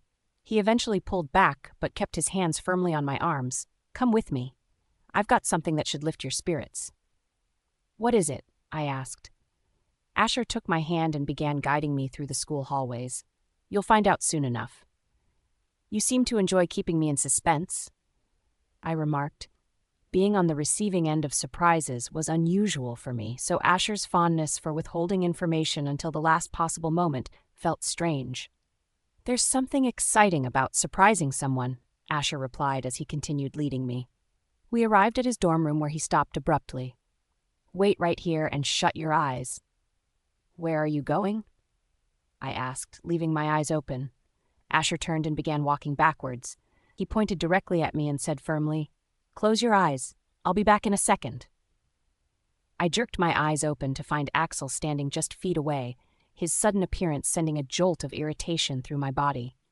Moments earlier, Asher had left me waiting on the sidewalk outside the Archer dormitories, expensive housing typically reserved for seniors, with rumored luxurious suites I'd never actually seen. "What are you doing?" Axel's voice cut through my thoughts. "None of your business," I fired back, my tone sharp. A smirk crept across his face. "I'm enjoying this assertiveness. You're improving. Keep it up." His condescending gaze only fueled my annoyance. "Why are you here?" I demanded. "I live here," he replied matter-of-factly. "You're the one standing outside with your eyes closed like some weirdo." He twirled his keys, creating an irritating jingle that grated on my nerves. I lunged for the keys, but he pulled them away with infuriating ease. "Just leave me alone." He pocketed his eyes and tilted his head, studying me. "You seemed pretty happy with my company last time. What changed?" My teeth clenched as unwelcome memories surfaced, how much I'd enjoyed kissing Axel despite myself. The contrast was stark. Asher with his warmth and care versus Axel who seemed to exist solely to provoke me. The choice should have been obvious. We can just forget about that. Just because we kissed, it doesn't mean anything. "I know. Do you seriously believe I kissed you because I have feelings for you? That would be a ridiculous assumption. Kisses are meaningless." Axel suddenly glanced over his shoulder. "I need to leave. Enjoy your time with Asher." He strode past the building entrance before turning back. "Remember to shut your eyes." With a quick wink, he vanished around the corner. I could hear footsteps approaching from inside the building, but my pulse still raced from my encounter with Axel. Despite his arrogance and irritating demeanor, something about him was undeniably thrilling. I exhaled sharply, trying to push thoughts of him away. "Your eyes are still open," Asher remarked. I shifted my gaze from where Axel had disappeared, unable to conceal my irritation. "Sorry about that.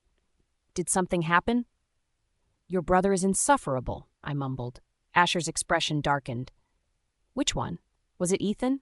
Did he say something offensive?" I was taken aback that Asher immediately suspected Ethan, who didn't even reside in this dormitory. "No, not him. Just forget I mentioned it. You said you had a surprise for me, right?" I noticed Asher concealing something behind his back. "I'll close my eyes now, so we can do this properly." I shut my eyes and placed my hands behind my back, gently rocking forward and backward while waiting for Asher's response. I desperately hoped he would drop the subject of his brother. "You can open your eyes now," Asher said, though his earlier enthusiasm had clearly diminished. When I followed his instructions, I was taken aback to find Asher kneeling before me, holding a bouquet of crimson roses. "June, would you grant me the honor of going on a date with you?" he asked, his voice steady but tinged with nervousness. "You actually brought me roses," I observed, staring at the vibrant blooms. "I've never received flowers from anyone before." "So, is that a yes?" Asher looked up expectantly, his eyes searching mine for an answer. "Isn't this excessive just to ask someone on a date?" I questioned, though secretly flattered by the gesture. Asher rose to his feet with a confident smile. "You specifically said I needed to ask you out properly. Here I am, roses in hand, formally requesting your company." I tried to conceal my enthusiasm by biting my lip, but the excitement was difficult to contain. "Friday night works for me." I lifted the roses to my nose, inhaling their sweet scent. I'd always considered flowers an impractical gift, but receiving them changed my perspective entirely. "I'll come by your dorm at 7. "Wear something nice," Asher said, his tone suggesting he had plans already formulated. "Let me guess, you won't tell me where we're going?" I asked, already knowing the answer. Asher's fondness for surprises was well established. "Not a chance. Expect an evening full of surprises." "All right, I'll stop asking questions for now," I conceded. "I need to get to class anyway." Asher extended his hand toward me. "Come on, let's get these flowers in water at your dorm first, then I'll escort you to class." I leaned into Asher's grip, relieved for his presence. Something about him made everything else fade away. "Axel, a kiss doesn't mean anything. If only that were the truth." I flattened myself against the cold brick, letting its chill seep through my clothes. My mind needed clearing because watching Juniper standing there with her eyes closed only made me want to repeat what we'd done. With everyone else, kisses were meaningless, but Juniper was different. That kiss now consumed my thoughts entirely. I knew Asher was chasing her, defying Ethan's direct commands in the process. I admired this rebellion in him. I wanted him to keep challenging our family's orders and find some happiness for once. I've spent years watching him measure himself against Ethan and our father, always silently feeling inadequate. Our father demanded impossible things from us all. No regular werewolf could match those expectations. But Ethan wasn't regular, which only made things worse for Asher and me. I witnessed it destroy Asher year after year, feeling it myself. We're twins, connected. If Juniper could pull him from that darkness, I wanted that for him, despite wanting her myself. Hard as it was, I needed to step away from Juniper so Asher could find happiness. Still, I couldn't help eavesdropping on their conversation. "You said I needed to properly ask you out, so here I am, roses in hand, asking if you would do me the honor of going on a date." I watched from the shadows, knowing Asher had planned this gesture since yesterday. That was him, the romantic, the perfect match for Juniper, caring, thoughtful, everything I wasn't. While I stood labeled as the family disappointment, the rebel who couldn't measure up to expectations. "What are you doing, skulking in the alley?" Nathan's voice cut through my thoughts as he approached, arms crossed with accusation. "I'm not skulking," I replied flatly, unwilling to acknowledge the obvious. "Are you listening to Asher ask her out too?" Nathan pressed, revealing he hadn't stumbled upon me by chance. I refused to confess my true purpose here. "Don't know what you're talking about." Nathan positioned himself against the wall beside me, casual but deliberate. Just because he managed to ask her on a date before us doesn't mean we don't have a chance. I glanced at him sideways, surprised by his audacity. Despite his younger age, Nathan's confidence was remarkable if he truly believed he had any opportunity with Juniper. "Don't," I warned, my tone leaving no room for debate. "Oh, come on, I know you're jealous too. We thought we'd never see her again, and for Father to send us here of all places. It's kind of a miracle. Why should only Asher get a chance with her?" I shook my head, though I couldn't deny he had a point. Unlike him, I wouldn't interfere with Asher's plans. Juniper made her choice to date him, and I would respect that. Only if she decided against Asher would I make any move. Weren't you listening? She already accepted his invitation. "So you were eavesdropping." Nathan pushed himself away from the wall, standing taller. "I'll do what I want. She hasn't committed to being his girlfriend. One date doesn't make her his exclusive property." "Nathan?" I studied him with weary eyes. At 18, he remained painfully young compared to us, still clinging to optimism where we'd long abandoned it. His sheltered upbringing spared him from the harsh realities we'd faced. He was fortunate in his naivety, too young to fully comprehend what had happened to our brother. "Relax. I play by the rules. I'm just ensuring Asher earns whatever he gets. You can participate or watch from the sidelines. Your call." Done with this pointless exchange, I straightened up. This wasn't some trivial competition to me. Juniper deserved better than being treated like a prize. "Whatever. I'm going for a walk." Juniper.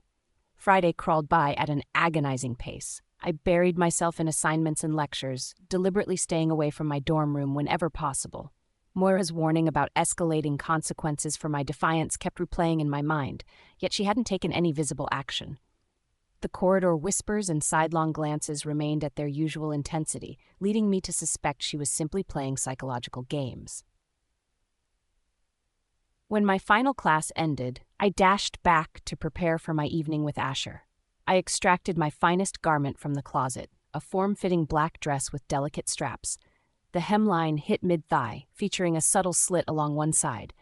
It had been tucked away unworn for over 12 months, as my life rarely called for such attire.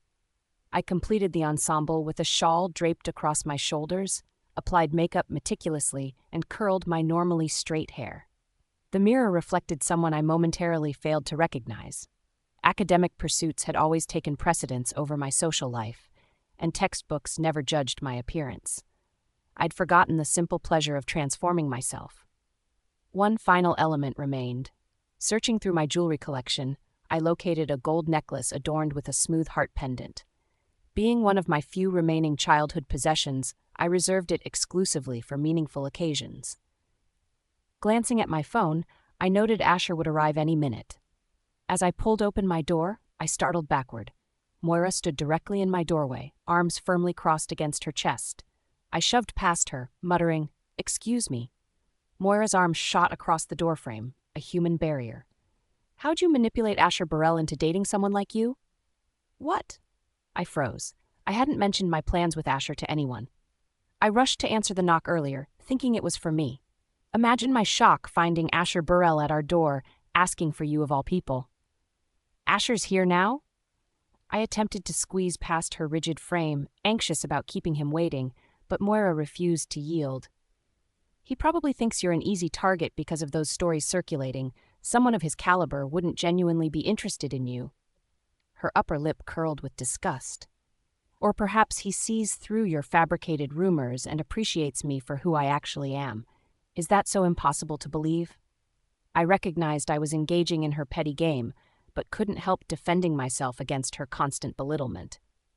Anyone who gets close enough eventually throws you away.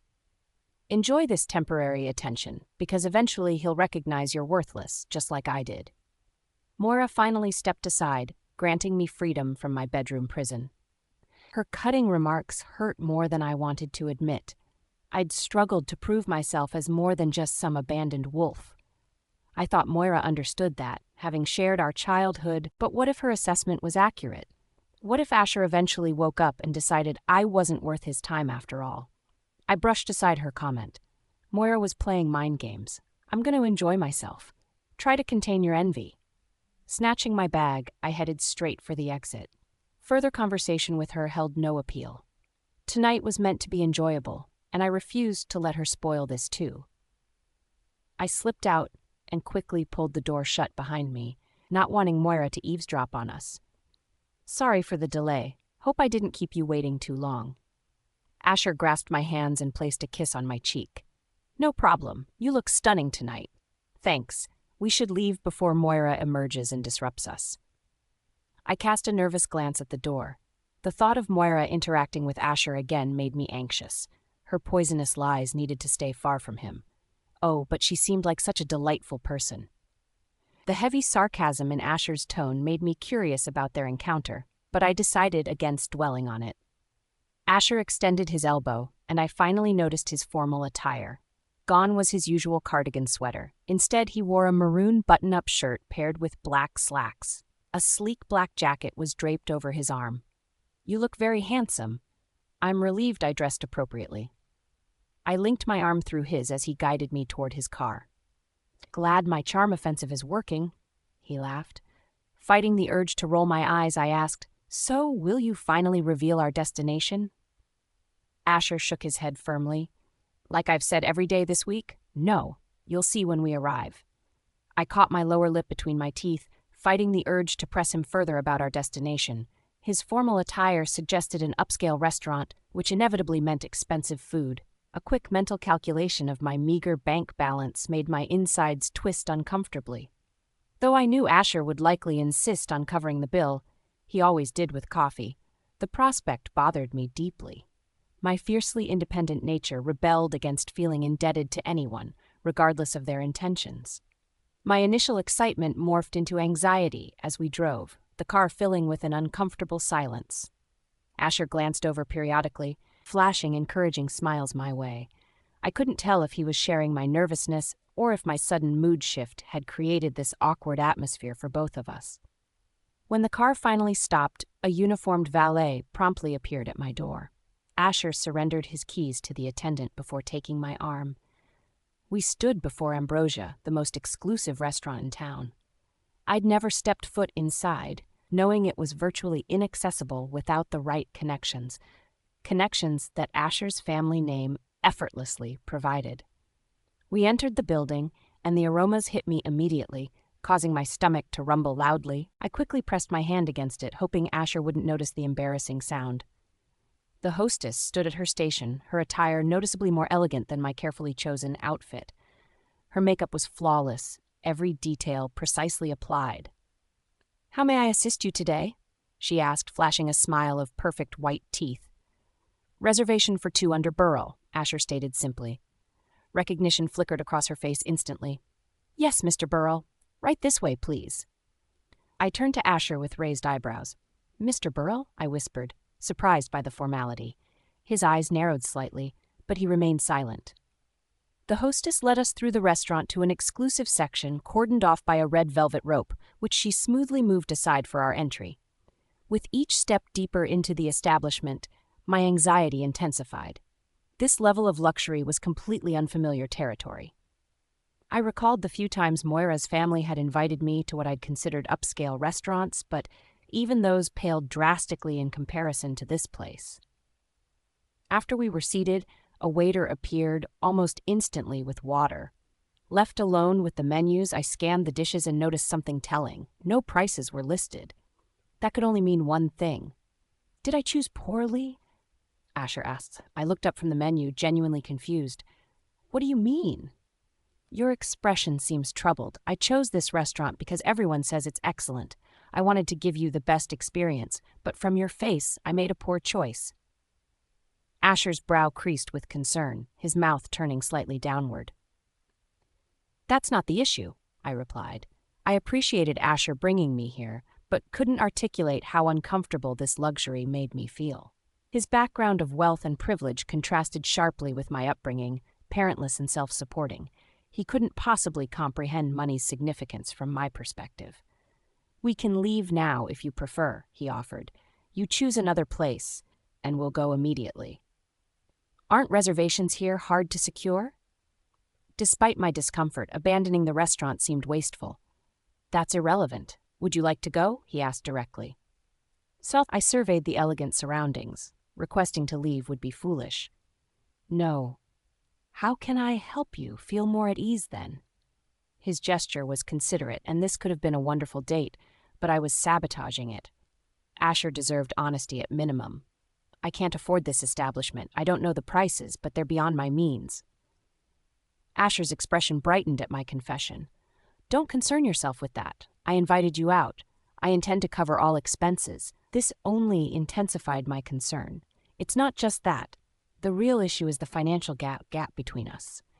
Doesn't it strike you how fundamentally different our circumstances are? Wealth, while I come from, well, nothing. Asher squeezed my hand gently. That distinction means nothing to me, and technically, it's my father's fortune, not mine. If I can use it to treat someone as wonderful as you, who absolutely deserves it, then I want to do exactly that. Moira's venomous words echoed in my thoughts. Have your fun while you can, because one day he'll realize you're trash, just like I did. You're missing the point. I can never reach your social standing. No matter my efforts or achievements, I'll never attain your status. My parents were nobodies, completely invisible in society. I'll consider myself fortunate if I ever establish my own identity. We inhabit completely separate worlds. Eventually, you'll recognize that I don't belong in yours. These were clearly my deepest insecurities surfacing, triggered by Moira's deliberate attempt to destabilize me before our evening began. Still, I couldn't suppress these thoughts invading my mind. Asher rose abruptly. Let's go, now. He tossed several bills onto the table and pulled me by the hand, leading me toward the exit. We don't have to leave, I protested, noticing the waitstaff watching our sudden departure. Let's keep things simple, fancy restaurants or casual burritos in my car. What matters is spending time with you, Asher stated firmly. I see the real you, Juniper. Status and money are meaningless. Your intelligence, beauty, and humor make you incredible. Never let anyone make you feel inferior because of your background. The person you've become deserves respect. If elegant dining makes you uncomfortable, we'll switch to Plan B immediately. Moira. I pushed her door open, my eyes fixed on the rose bouquet beside her bed. Initially, I assumed she bought them herself as some pathetic comfort. The thought that someone else gave them to her seemed impossible, especially with the rumors circulating about her. I succeeded. Her reputation lay in tatters. Everyone now viewed her with the contempt she deserved. She always acted superior, yet she couldn't match my achievements. Somehow she'd already caught one of the Burrell brothers' attention. When news of their transfer reached me, I immediately recognized my opportunity to elevate my position. Being an alpha's daughter from a minor pack guaranteed my future Luna status, but that was my ceiling. Power lust consumed me. Our modest wolf pack meant top alphas rarely considered me marriage material, but I craved more. Securing a Burrell brother wouldn't make me Luna, but would grant me influence beyond any small pack's leadership. The Burrells controlled all werewolves, a far greater prize. Perhaps they'd connect me with Alpha William's sons, my ultimate target for lifetime security. Yet Juniper somehow got to the Burrell brothers first. She constantly outshined me at everything.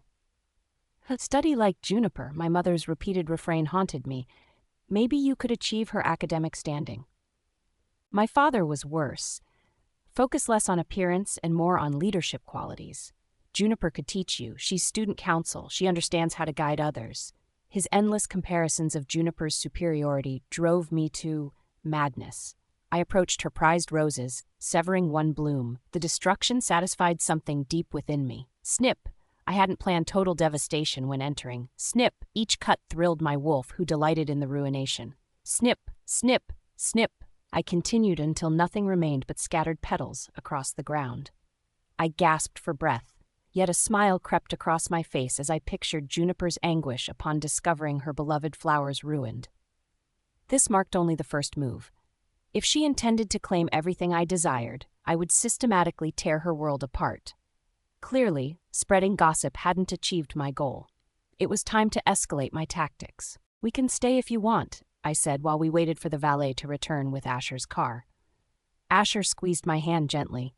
How can I properly sweep you off your feet if you're uncomfortable the entire time? I feel like I'm ruining your evening. I shifted my weight nervously, glancing back at the restaurant. The hostess seemed to be glaring at us from inside, though perhaps that was just my anxiety speaking. Asher turned to face me directly and brushed a stray lock of hair from my face. He moved closer until I could feel his warm breath against my lips. What would convince you that this is perfectly fine? I honestly don't know. He leaned in further, our lips almost touching. Your vehicle, sir, announced the valet, breaking the moment. Asher straightened up and cleared his throat quickly. He passed some cash to the attendant. Thank you for the quick service. My pleasure, ma'am. The valet executed a formal bow with one arm behind his back before opening my door while Asher walked around to the driver's side. Once Asher was behind the wheel, we pulled away from the curb. He glanced at his watch. We should arrive right on schedule. Arrive where exactly? I suspected he wouldn't give me a straight answer, but felt compelled to ask anyway. Plan B, he replied with a mysterious smile. Hold on, you actually prepared a backup plan? I prepared a backup plan because I realized fancy restaurants aren't your style, while most girls would jump at the chance. Asher explained with evident pride. So you're the type who plans for every possibility? I felt my tension dissolve, relieved we weren't headed to another upscale venue. I aim for success in everything I do, he replied, matter-of-factly. Planning for failures means I can prevent them or quickly adjust course. Looking at Asher, I saw beyond his expensive clothing. Despite his privileged background, he valued hard work, just as I did. I hate failing too. That's why I push myself academically, I admitted. In my family, failure simply isn't acceptable. We're constantly under scrutiny, at least within werewolf circles. I recalled how the hostess had visibly reacted to Asher's surname. Though our college town had many werewolves, humans like that scent-free hostess were still numerous. It seems humans notice you too. Asher's expression tightened. Humans respond to money. They might not understand what we truly are, but they recognize wealth and that makes us important to them. It opens doors. People place too much importance on wealth, I said, hugging myself for comfort. Moira's family had been decent to me, providing necessities, but the contrast in how they treated us was stark. Moira received luxuries freely while I worked for anything beyond basics. Money drives everything and corrupts accordingly, Asher replied, his expression thoughtful. Sometimes I dream of trading this life for something simpler. I can relate, I laughed. Noticing Asher's puzzled look, I clarified. Being born into an average pack family would have made everything easier. Instead, I constantly fight to prove my worth. Mediocrity isn't an option. It would only validate their low expectations. Different sides of the same coin, Asher observed. I struggle to validate the high expectations placed on me. People are waiting for me to stumble, and I must demonstrate I deserve my reputation. I adjusted in my seat, contemplating. I'm not sure which burden is heavier. I'd choose anonymity, Asher said with a wistful smile. A life where nobody knows me, where I can exist without pressure or predetermined standards. That does sound appealing.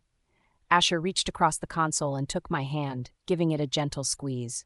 We rode in contemplative silence, each lost in thoughts of simpler existences. When the car finally stopped, I glanced around at the familiar venue.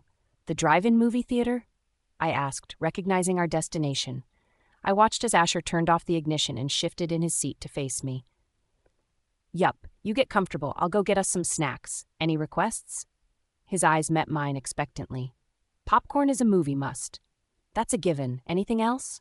He drummed his fingers lightly on the steering wheel. I shook my head. Popcorn is perfect. I'll be right back. With that, Asher exited the car and jogged toward the concession stand. A small queue had formed, but the parking area remained surprisingly vacant. Drive-in theaters had clearly lost their former popularity. I unfastened my seatbelt and began fidgeting with my necklace, twisting the pendant between my fingers while waiting. The luxury car spoke volumes about Asher's background, immaculate leather interior, that new car scent still lingering.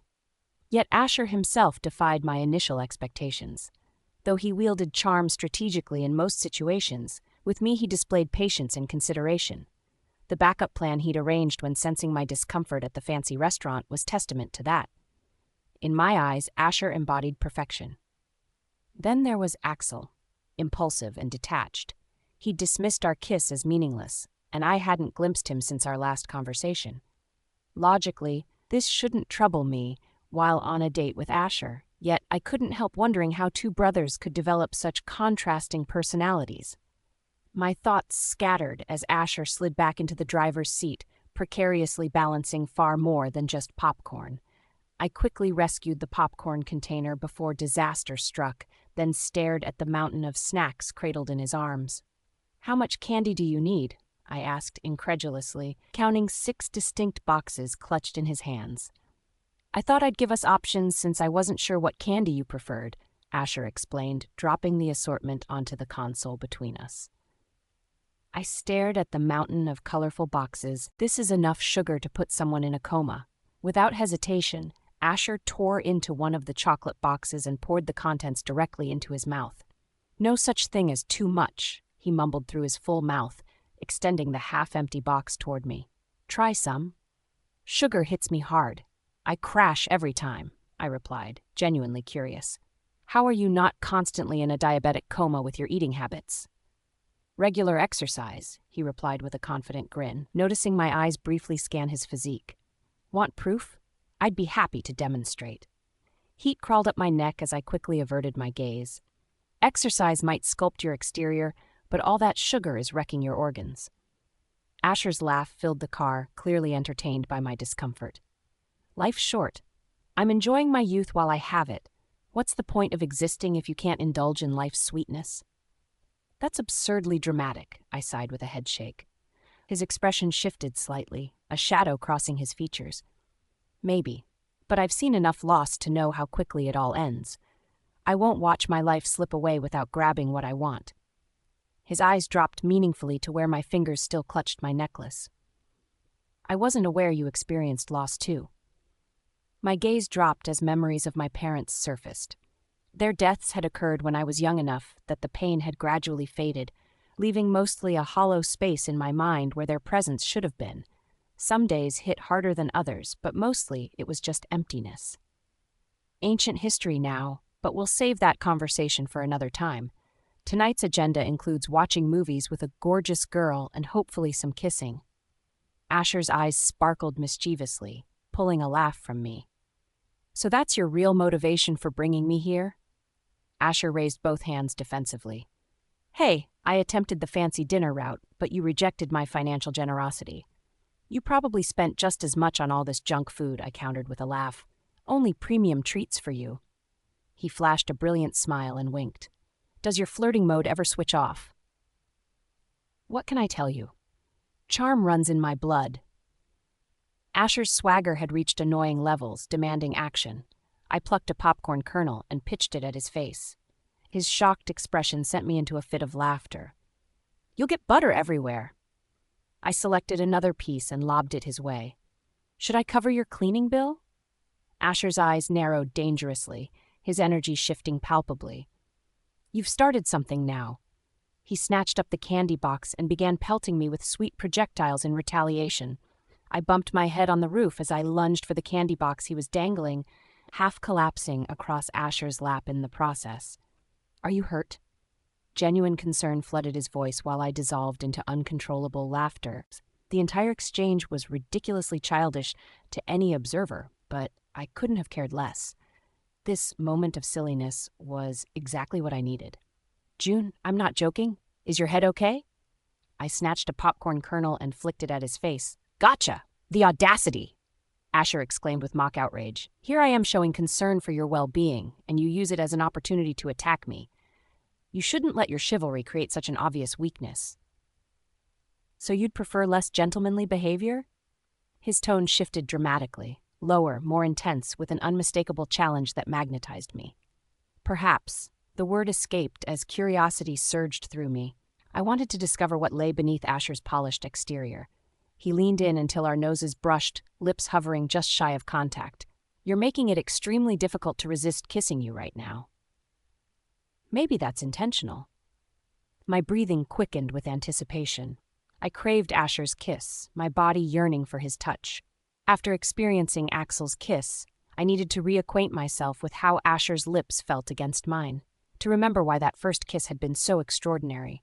Asher's palm cradled my cheek, his thumb tracing gentle circles on my skin. He inclined toward me, the space between us closing with agonizing slowness. When our lips finally connected, the contact was deliberate and tender, too tender. Desire surged through me, and I clutched his face between my hands, hungry for deeper connection. Matching my intensity, Asher's kiss transformed from cautious to passionate, his mouth moving against mine with equal fervor. The moment ended too quickly as he drew back, his eyes locked with mine while his fingers continued their soft caress across my cheekbone. "Movie's starting," he murmured, voice husky. "And you're impossible to ignore when you're this close." Juniper. As I strolled back to my dorm with Asher, I felt weightless, buoyant. The evening had gifted me with more genuine laughter than I'd experienced in months. My facial muscles protested from overuse, yet I welcomed the pleasant ache. The date seemed to be concluding far too quickly. We paused at my doorway, both hesitating to part ways. "Tonight was exceptional," I said, maintaining eye contact. "I'm pleased to hear that." Asher raised our still intertwined hands and pressed his lips against my knuckles. "I wish it wouldn't end just yet." "I feel the same," I confessed. The reality waiting behind my door loomed large. Moira might still be awake despite the hour, and I vastly preferred Asher's company to confronting the betrayal of someone who once held my complete trust. "I'd suggest coming inside, but," I began, then stopped. Multiple concerns held me back. Primarily, I wanted to shield Asher from Moira after her vicious comments. Additionally, inviting him in carried implications I wasn't prepared to fulfill at this stage in our relationship. "Don't worry about it. It's getting late and we both need rest. I have to wake up early to remove all that popcorn from the car before my brothers discover the mess and lecture me." I furrowed my brow, suddenly remembering his shared vehicle situation. "Will they be upset about it?" Asher shrugged casually. "Nathan will probably whine about the car smelling like butter. He'll say something dramatic like, 'How am I supposed to attract women when the car reeks?' Ethan drives his own vehicle, and Axel rarely uses the family car since he prefers his motorcycle." "A motorcycle?" I couldn't hide my sudden interest. Trying to sound more neutral, I added, "I'm surprised your father permits such a dangerous mode of transportation." "Axel doesn't exactly seek permission for his choices. He's essentially our family's rebel." Asher ran his fingers through his hair uncomfortably. "Nathan did warn me to keep my distance from him," I remarked. My limited interactions with Axel suggested why he carried the rebel label, yet something told me there were hidden depths to his character. "He's not actually bad," Asher said defensively. "He has genuine compassion. He just rejects our family's approach to everything, so his rebellion takes many forms. Skipping classes, ignoring father's meeting requests, riding motorcycles, getting into fights, it's his coping mechanism."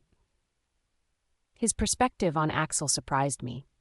"You seem to really care about him." "He frustrates me, especially lately, but he's always been my closest friend. Our bond may have weakened, but I know he'd defend me without hesitation. We're twins, after all." "Twins?" I said, startled. Despite their similar features, I hadn't initially pegged them as twins from our first encounter. "Fraternal twins, but yeah, we've always had a special connection compared to our other brothers. But when we lost..." Asher stopped abruptly. "Axel chose a different path than mine, but he's still my brother. The others can't see his choices the way I do." I moved closer to Asher. The tenderness in his voice when discussing Axel sent warmth through me. It contrasted sharply with his tone about Ethan. When speaking of his older brother, Asher sounded resentful and competitive, but with Axel, his voice carried genuine concern and understanding. I wrapped my arms around his neck. "You're a good brother, you know that?" Asher's hands found my waist naturally, drawing me against him. "I excel at many things. Being a boyfriend is another talent of mine." "Don't get ahead of yourself," I laughed. One date hardly justified a serious relationship, though tonight had definitely carved out a space for Asher in my heart. "You'll come around," he replied with that self-assured grin. That smug expression made me want to challenge him. I hated how confidently he predicted getting his way, especially when he was probably right. "Just kiss me goodnight already," I commanded. He leaned down but paused just short. "If I start kissing you now, stopping will be impossible, and I pride myself on being a gentleman." I hummed softly, masking my disappointment. How unfortunate. He chuckled before pressing his lips to my forehead. Good night, June. Sweet dreams. I let go, backing into the door. I needed one more look at him, this unexpected presence in my life. Good night. Inside the dorm, I felt weightless. Moira was nowhere in sight, and I headed straight for my room, ready to shed my date clothes. When I pushed open the door, reality crashed down on me like a bucket of ice water. Asher's roses lay massacred, petals scattered across my floor like crimson confetti. My bed had been stripped violently, sheets crumpled in a heap. My parents' photo frame lay face down, surrounded by a constellation of broken glass. Someone had violated my sanctuary.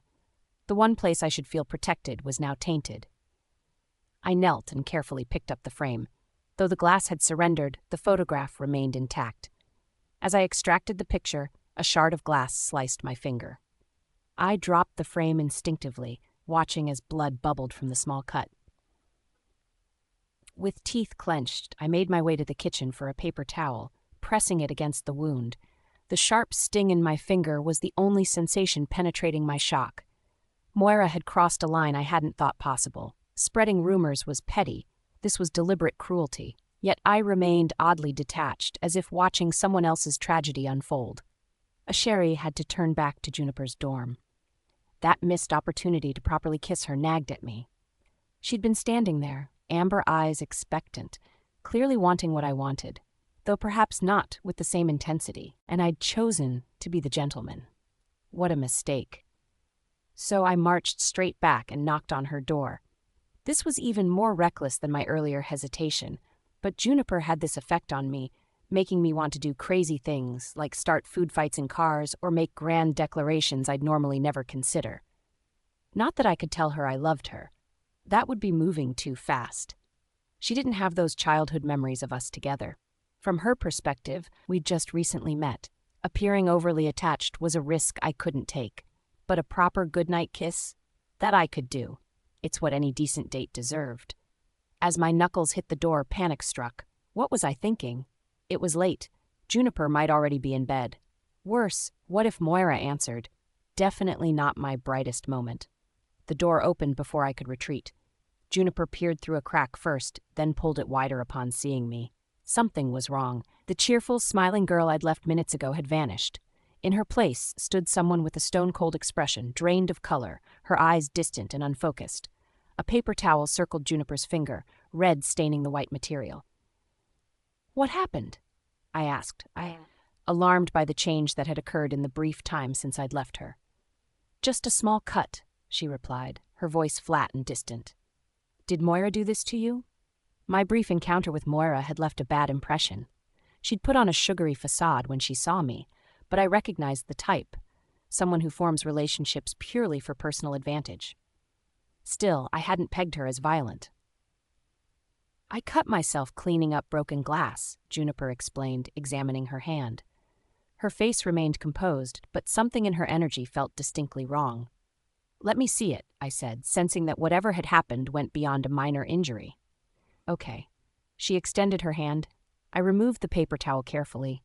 The cut wasn't deep, but blood still seeped from it. I pressed the makeshift bandage back in place. "Do you have any bandages?" "I think so. I'll help dress it." Under normal circumstances, I wouldn't have invited myself into her space like this, but her mood had plummeted too severely to be explained by a simple cut. She wouldn't volunteer information right now, but I needed to understand what had happened.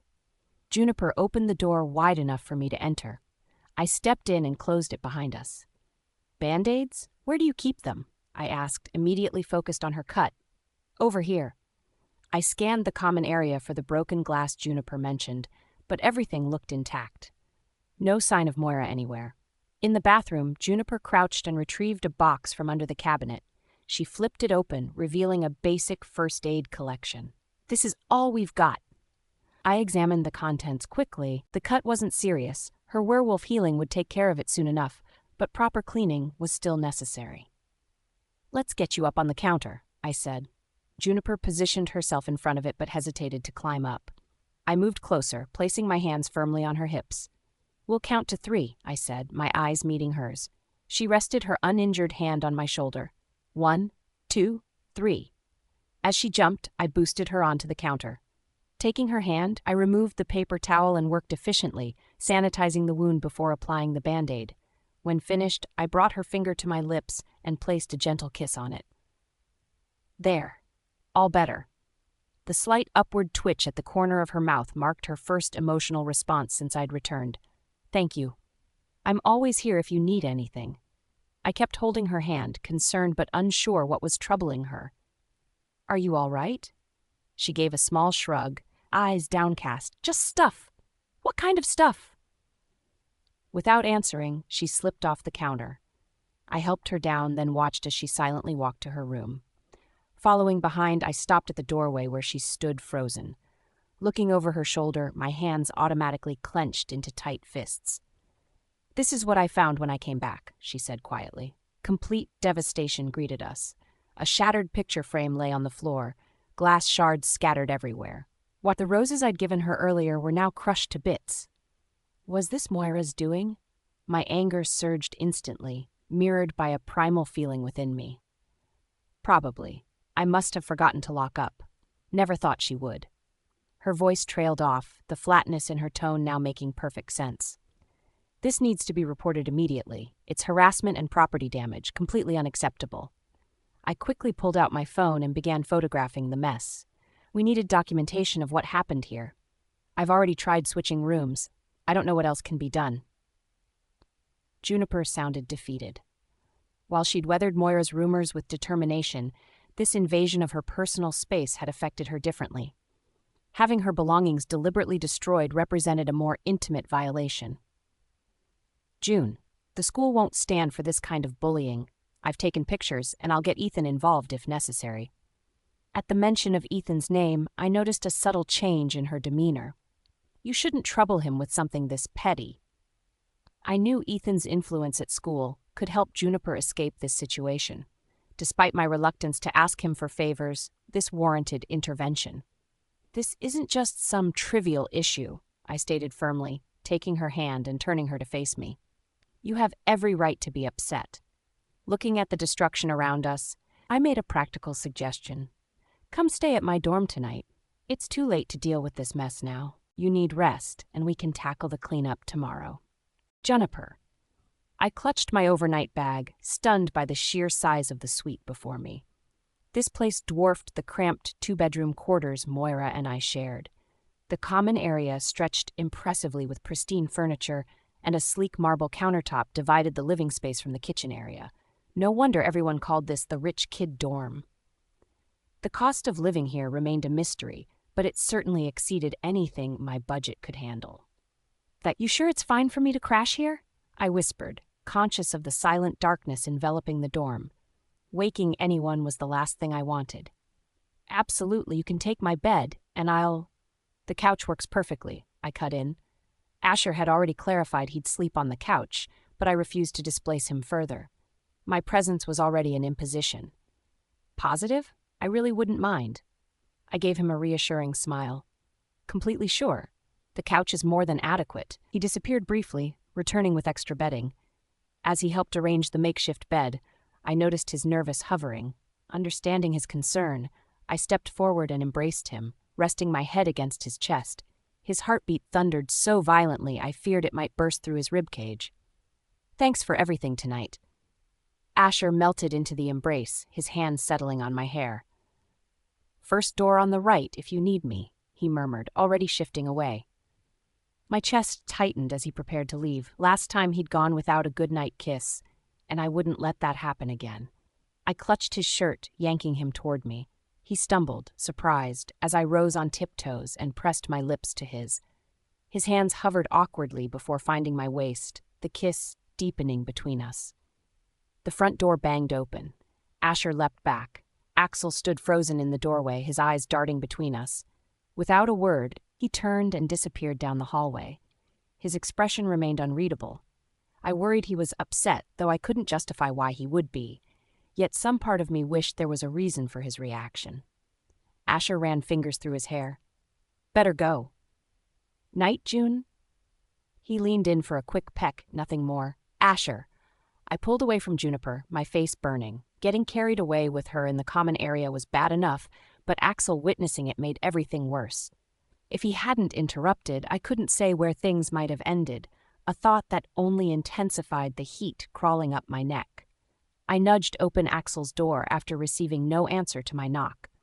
He was stretched across his bed, book in hand, eyes briefly registering my presence before deliberately returning to his reading. Most wouldn't notice his anger, but the subtle tension in his shoulders was a tell I recognized from years of growing up together. "Got a minute to talk?" I ventured. "Nothing worth discussing," he replied flatly. I stepped inside anyway, determined to understand what had triggered his mood. That situation earlier, I didn't expect anyone to walk in. Whatever. His eyes remained fixed on the page, voice deliberately disinterested. Frustration bubbling over, I crossed the room and yanked the book from his grip. "Cut the passive-aggressive routine. If I've pissed you off, just say it directly." Axel sat upright, eyes narrowing. "Now I'm annoyed because you invaded my space and grabbed my book. Why not go back to entertaining Juniper?" "So that's it. You're upset about her being here." Juniper's name hung in the air between us, loaded with unspoken history. Our unexpected reunion with her after years of separation carried its own weight, made heavier by the knowledge that she'd become the school's favorite target while we were absent from her life. "No, that's not it." He reclaimed his book with a swift motion. "Do whatever you want with her. Just keep me out of the equation." Rolling off the bed, he added with finality, "And maybe find somewhere else to hang out with her." I narrowed my eyes at him. Despite his attempts at appearing unbothered, his emotions were painfully transparent. She needed somewhere safe. Her roommate destroyed their room, and she was distraught. I couldn't let her stay in a place where she felt vulnerable. "I don't want her around." Axel slammed his book onto the desk with enough force to make the surface vibrate.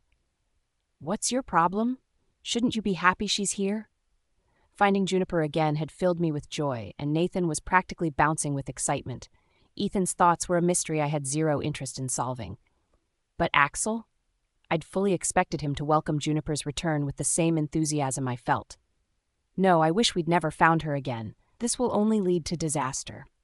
Nathan's already plotting how to charm her. God knows what schemes Ethan has brewing, and you're forcing yourself into her life. Haven't we caused her enough suffering?" Axel's voice rose with frustration, the familiar tempest in his eyes intensifying beyond its usual turbulence. "I'm trying to help her, and Nathan's harmless, just an eager puppy. Juniper deserves happiness, and I intend to make that happen for her." The years had transformed Axel. His rebellion against our father had manifested in countless ways, but this hostility blindsided me. I'd always believed his defiance stemmed from how our father had handled Juniper's memory loss and her parents' death. Now he was acting as if her very presence was an unwelcome disruption. Whatever. Axel's anger seemed to evaporate, his shoulders sagging as he collapsed onto his bed, effectively ending our conversation. It was late, and I knew pursuing this would lead nowhere. I departed to my room, frustrated by Axel's coldness toward Juniper. There was a time when he cared for her more deeply than any of us. Yet now he treated her like an unwelcome intrusion. Regardless of her memory gaps about us, she deserved far better from him. Juniper. I flattened myself against the wall, eavesdropping as Asher and Axel's voices escalated into shouts. Had I anticipated causing this friction between them, I would have declined the overnight invitation entirely. Though leaving crossed my mind, the late hour made walking home alone unappealing, and the chaos awaiting in my trashed room seemed equally unbearable. When Asher stormed toward his bedroom, I held my breath and pressed tighter against the wall, desperate to hide my obvious eavesdropping. The moment his door slammed shut, I scurried to the couch and buried myself beneath the blankets. Despite resting my head on the pillow, sleep remained impossible. My pulse raced while my thoughts churned relentlessly. Axel's rejection puzzled me completely. He initiated our kiss, not me. His claim that it meant nothing contradicted everything I felt.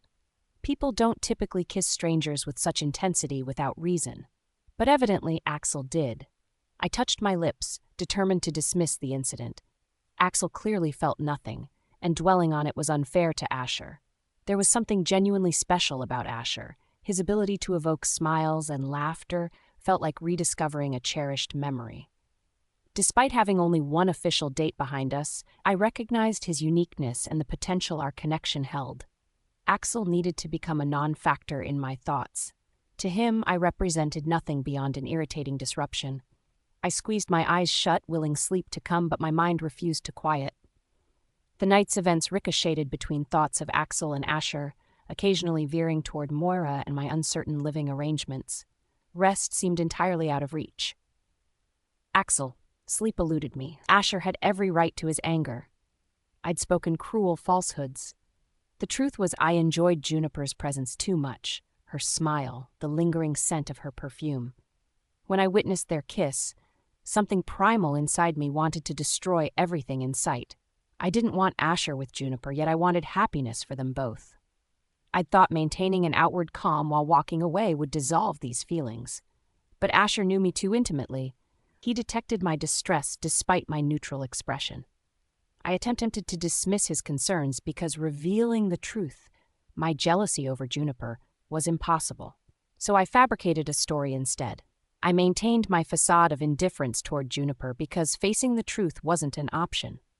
My comment about our family's mistreatment barely scratched the surface. Following the accident, we cut her off completely while she had no recollection of her past. When her parents passed, we still kept our distance under orders. My father issued the command, but we all complied without question. Juniper needed support, and we failed her utterly. The most cruel part? She remained oblivious to everything. Sleep eluded me, so I got up after an hour of Asher's departure from my room. I headed to the kitchen seeking warm milk to quiet my racing thoughts and possibly invite drowsiness. Entering the living area, I noticed a sudden movement from the couch. Juniper's outline was visibly tense in the darkness. She was in unfamiliar surroundings and likely startled by my heavy footsteps through the room. My distracted state made me forget her presence, and I'd made no effort to walk quietly. Switching on the kitchen light, I raised my hands in a placating gesture. "Sorry, I didn't mean to wake you." "You didn't." She pulled her knees to her chest, observing me intently. I attempted to ignore her watchful gaze while gathering milk, a glass, and a pot. I turned on the stove and began heating the milk. "Sorry for invading your space. I'll be gone first thing tomorrow." She bit her lip nervously, a habit I'd noticed she displayed when anxious. "You heard Asher and me arguing." This wasn't part of my plan. I wanted to maintain the facade with Asher that Juniper meant nothing, but I never intended for her to believe it too. "You two weren't exactly keeping your voices down," she replied flatly. I acknowledged with a nod, recognizing our conversation had been unnecessarily loud. Nathan might have caught every word from his bedroom. As I poured milk into the pot, I offered casually, "Want some? Helps me sleep." "I was under the impression you despised me." "I don't despise you." The truth escaped before I could filter it. She rose and positioned herself on one of the bar stools. "I'll have some then." I continued heating the milk in silence. While I focused intently on the stove, I sensed her gaze fixed on me. After it was ready, I divided the warm liquid into 2 glasses, passing hers across the counter. I deliberately remained standing on the opposite side, maintaining the physical barrier between us. Her fingers encircled the mug, but she hesitated to drink. "Was our kiss truly meaningless to you?" "It meant everything. It meant the universe." Those words remained trapped in my mind. Unwilling to fabricate another lie, I simply stated, "You're seeing my brother." She considered this momentarily before finally sipping the milk. "We've been on exactly 1 date. He likes you, and you like him. Am I correct?" I watched her face as the question hung between us. My pulse quickened, waiting for her response. What could I expect her to say? That Asher was just a distraction? The kiss I witnessed told a different story, one of genuine connection. Asher was the type who brought roses and planned perfect evenings. I couldn't compete with that, nor should I try. "No." Her simple answer confirmed what I already knew. "Then we should maintain some distance." The words tasted bitter but necessary. Fighting my brother for Juniper wasn't an option. I wouldn't sabotage their happiness for my confused feelings. Juniper's gaze was steady, penetrating. "But you don't hate me." She didn't need me to spell out my reasons for pulling away. "I don't hate you," I admitted, lifting my mug and propping myself against the kitchen counter. "I do care about Asher. He's a good guy," she acknowledged. "The best. In my mind, Asher had always been the superior Burrell. I pushed myself upright and headed toward my bedroom. Good night, JJ. Get some rest. Tomorrow will likely be complicated. Night. Thanks for the milk, Axel. I walked away, ignoring the electric sensation that traveled down my spine when she spoke my name, Juniper. What is she doing here? Nathan attempted to whisper, but his raspy voice carried across the room, failing miserably at discretion. Ask Asher, Axel replied flatly. I remained motionless with my eyelids shut, feigning sleep. My limbs felt like lead weights. The couch cradled my body with unexpected comfort, perhaps even better than my own mattress, but my conversation with Axel earlier had only tangled my thoughts further, making rest elusive. But she stayed overnight. Does that mean... I strongly suggest you don't finish that question, Asher cut in sharply, and stop gawking at her. Let her rest. But why is she here? Nathan persisted. Sleeping, obviously, Axel stated with undisguised irritation. I could visualize Nathan's dramatic eye roll without seeing it. That's not what I was asking. Does her reason for being here actually matter? She's here. Drop it before you disturb her, Axel snapped. The dorm fell silent afterward, allowing me to drift back into a shallow slumber for a brief spell. My phone's vibration jolted me back to consciousness. You're up, Asher observed from his position in the kitchen area. I rubbed my eyes, trying to clear the foggy haze. Where did your brothers go? They stepped out. Food's almost ready. The aroma of freshly made pancakes and sweet syrup wafted through the air, prompting an immediate growl from my stomach. My phone vibrated again, and I reached for it, scanning the notifications. She's horrible. How could she do something like that? I didn't know she would turn into a bully. My name was tagged throughout numerous social media comments. I tapped one notification, which immediately loaded a video on my screen. Asher's voice faded into background noise as my attention locked onto the video thumbnail. There I stood, confronting Moira in the cafeteria. Her expression registered fear, manufactured fear. The caption blazed across the screen. President of the Student Council bullies innocent student. June? Asher's voice broke through my trance. I pressed play. The footage, pieced together from multiple angles, presented a grotesque distortion of my actual conversation with Moira. Crudely edited segments twisted my words into something unrecognizable. Despite the amateur splicing, the comment section overflowed with students who had already convicted me without question. June. Asher's hand settled on my knee as he crouched before me. What is it? Numbness spread through my limbs. I rotated my phone toward him and let the video play. He took the device from my trembling fingers. As he watched, his expression hardened into granite. His thumb scrolled through the venomous comments, then he sprang up, pacing the floor with restless energy.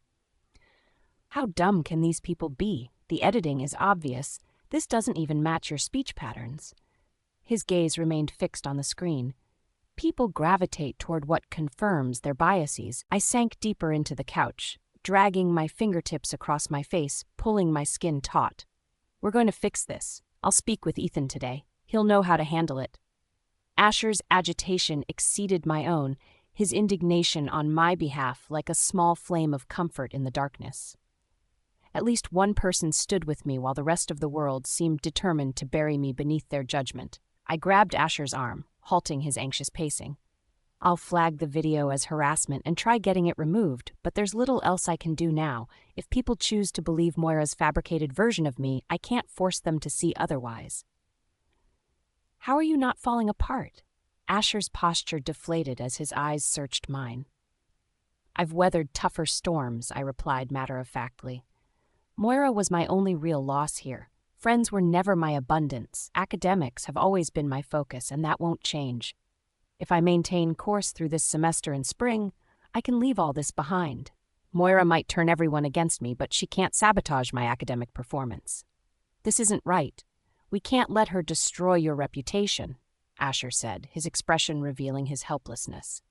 I placed my hand against his cheek, offering a genuine smile. Despite everything, Asher's presence provided unexpected stability. She won't succeed. I'll make sure of that. Rising to meet him, I pressed my lips to his. The kiss felt natural, right. Being with him clarified everything. Axel had been nothing but a momentary diversion.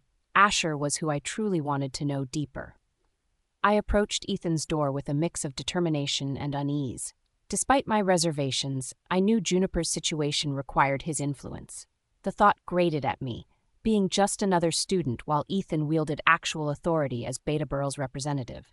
His position as a TA granted him power over even the principal, making him our best hope against Moira's vicious campaign. My knuckles rapped against the door, each knock punctuated by the awareness that his help would come with conditions. I had already drawn my line.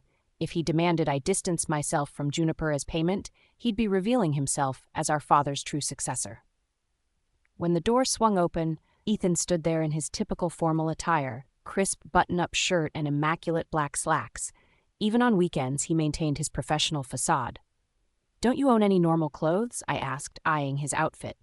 His expression remained perfectly neutral. "These are normal to me."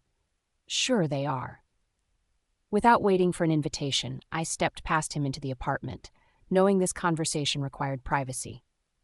"Please, make yourself at home," Ethan remarked dryly. "We need to discuss something important." "Isn't that what we're doing now?" He closed the door behind us with a definitive click. I stared at him with undisguised resentment, despising how easily he could get under my skin. Every fiber of my being wanted to storm out, slam the door, and be done with this conversation. Only thoughts of Juniper kept me rooted in place. Juniper's being targeted by bullies. What exactly are you waiting for before stepping in? "Take a seat," Ethan replied, his voice measured as he moved past me toward the kitchen. "Hurling accusations will get us nowhere productive. I'll prepare some tea while you collect your thoughts." My teeth ground together as I reluctantly followed his instruction. Though it grated against my pride to comply, like a rebellious teenager being put in his place, I recognized the unfortunate truth in his words. If I wanted his assistance, shouting would accomplish nothing. I needed to endure his condescension, however much it irritated me. I drummed my fingers against my thigh, impatience building with every second. All I wanted was to finish this interaction quickly and return to Juniper with reassurance that everything would be resolved. "Which tea variety would you prefer?" Ethan asked, retrieving 2 ornate teacups from the cabinet. They were pristine white, decorated with intricate blue floral patterns and bordered with gleaming gold trim. The matching saucers featured the same gilded edge. "I don't drink tea," I replied curtly. This was information Ethan already possessed.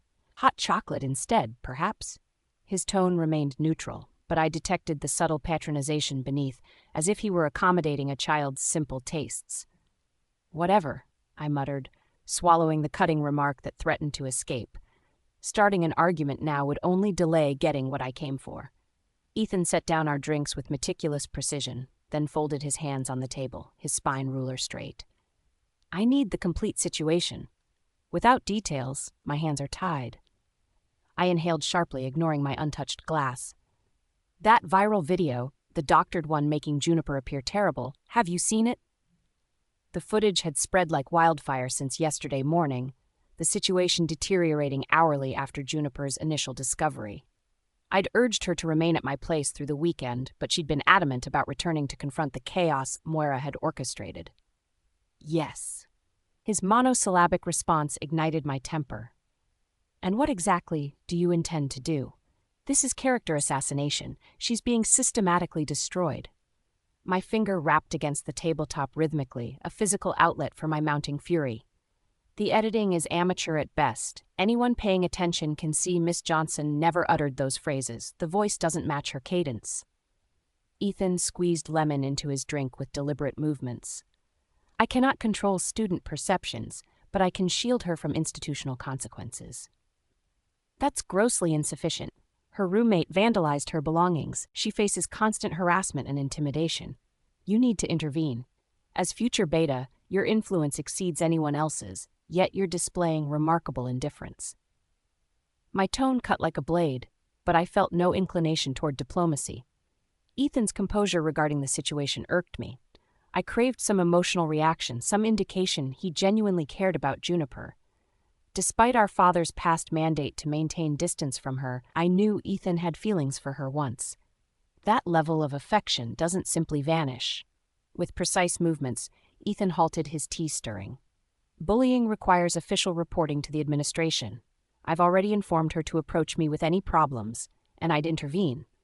Student safety falls under my responsibilities. However, she must file the complaint herself. He tapped his spoon with methodical precision against the cup before placing it onto a napkin. Each action calculated and exact. Regarding her standing among peers, my options are limited, but you're overlooking something crucial. My expression contorted in confusion at his indirect approach. What exactly am I missing? Your Burrell heritage. Since you've disregarded my directives and entangled yourself with Juniper anyway, why not leverage your family name to assist her? The Burrell reputation commands trust and respect. Your vouching for Juniper's character might help others perceive her accurately. I slumped back in my chair. Ethan's suggestion struck me as brilliant, which irritated me for not seeing it myself. I could make people melt with just a grin. Why hadn't I leveraged that to improve Juniper's situation? There must be a way to utilize my social standing to swing student opinion in her favor. It was time to step up rather than letting Ethan solve everything. Rising to my feet, I acknowledged, "Thanks. That's genuinely helpful advice. You seem taken aback, though we both know exactly why you sought me out." He sipped his beverage casually. "Must you constantly project such smugness?" I snapped. "Is a simple 'you're welcome' too much to ask instead of flaunting your superiority?" Ethan's patronizing manner was a constant. No matter my efforts, he remained miles ahead intellectually and in dedication. The knowledge that I'd never reach his level haunted me, and his awareness of this gap between us was painfully obvious. His mouth quirked slightly as he considered my words. "You're welcome. I'm here if you need additional assistance. Just ensure the school doesn't unfairly penalize Juniper. Thanks for the drink." I departed, leaving the hot cocoa untouched on the table. As my hand reached for the exit, Ethan called out, "By the way, Father will be arriving at week's end to inspect operations. I expect you to join us for the day." I clutched the door handle tightly, my knuckles whitening. The knowledge that Ethan never offered assistance without expecting something in return weighed heavily on my mind. "Sure," I replied, my voice betraying none of the apprehension I felt about accepting his terms. Juniper. The weekend concluded better than expected, despite its rocky start. Asher made sure I barely spent time in my dorm, keeping me occupied with study sessions and shared meals. His constant presence created a protective shield around me, temporarily blocking out thoughts of that damning video circulating campus-wide. But Monday loomed like a dark cloud. The bubble Asher maintained couldn't last forever. Skipping class wasn't an option, though I desperately wished it were. I tried convincing myself the day wouldn't unfold as terribly as I imagined, but confidence eluded me. At least Asher had mentioned Ethan was collaborating with administration to clear my reputation. Small comfort, but it was something to cling to, even if my anxiety remained largely undiminished. While heading to class, something struck me hard from behind. I stumbled forward, my palms slamming against the pavement. Sharp rocks bit into my skin as pain radiated through my arms and knees throbbed from the harsh impact. Bright orange papers lay scattered around me. My heart sank when I spotted my name. Grabbing the nearest flyer, I stared in horror at the vicious slurs printed in bold black letters.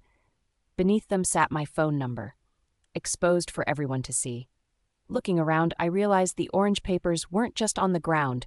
They plastered nearly every campus building wall. Oops, looks like Clumsy should be added to that list. Laughter surrounded me like a suffocating cloud. A circle of girls stood watching my humiliation. Most unfamiliar faces, except for Ashley, positioned right behind where I'd been pushed. I rose from the ground, dusting my scraped palms. Facing Ashley squarely, I remarked, "I see you've added bully to your repertoire." Another push came from behind, weaker this time, causing me to stumble but remain upright. I pivoted to keep all the girls within my line of sight. My wolf snarled within my consciousness, danger signals flaring. The sensation of being prey trapped by predators crawled across my skin.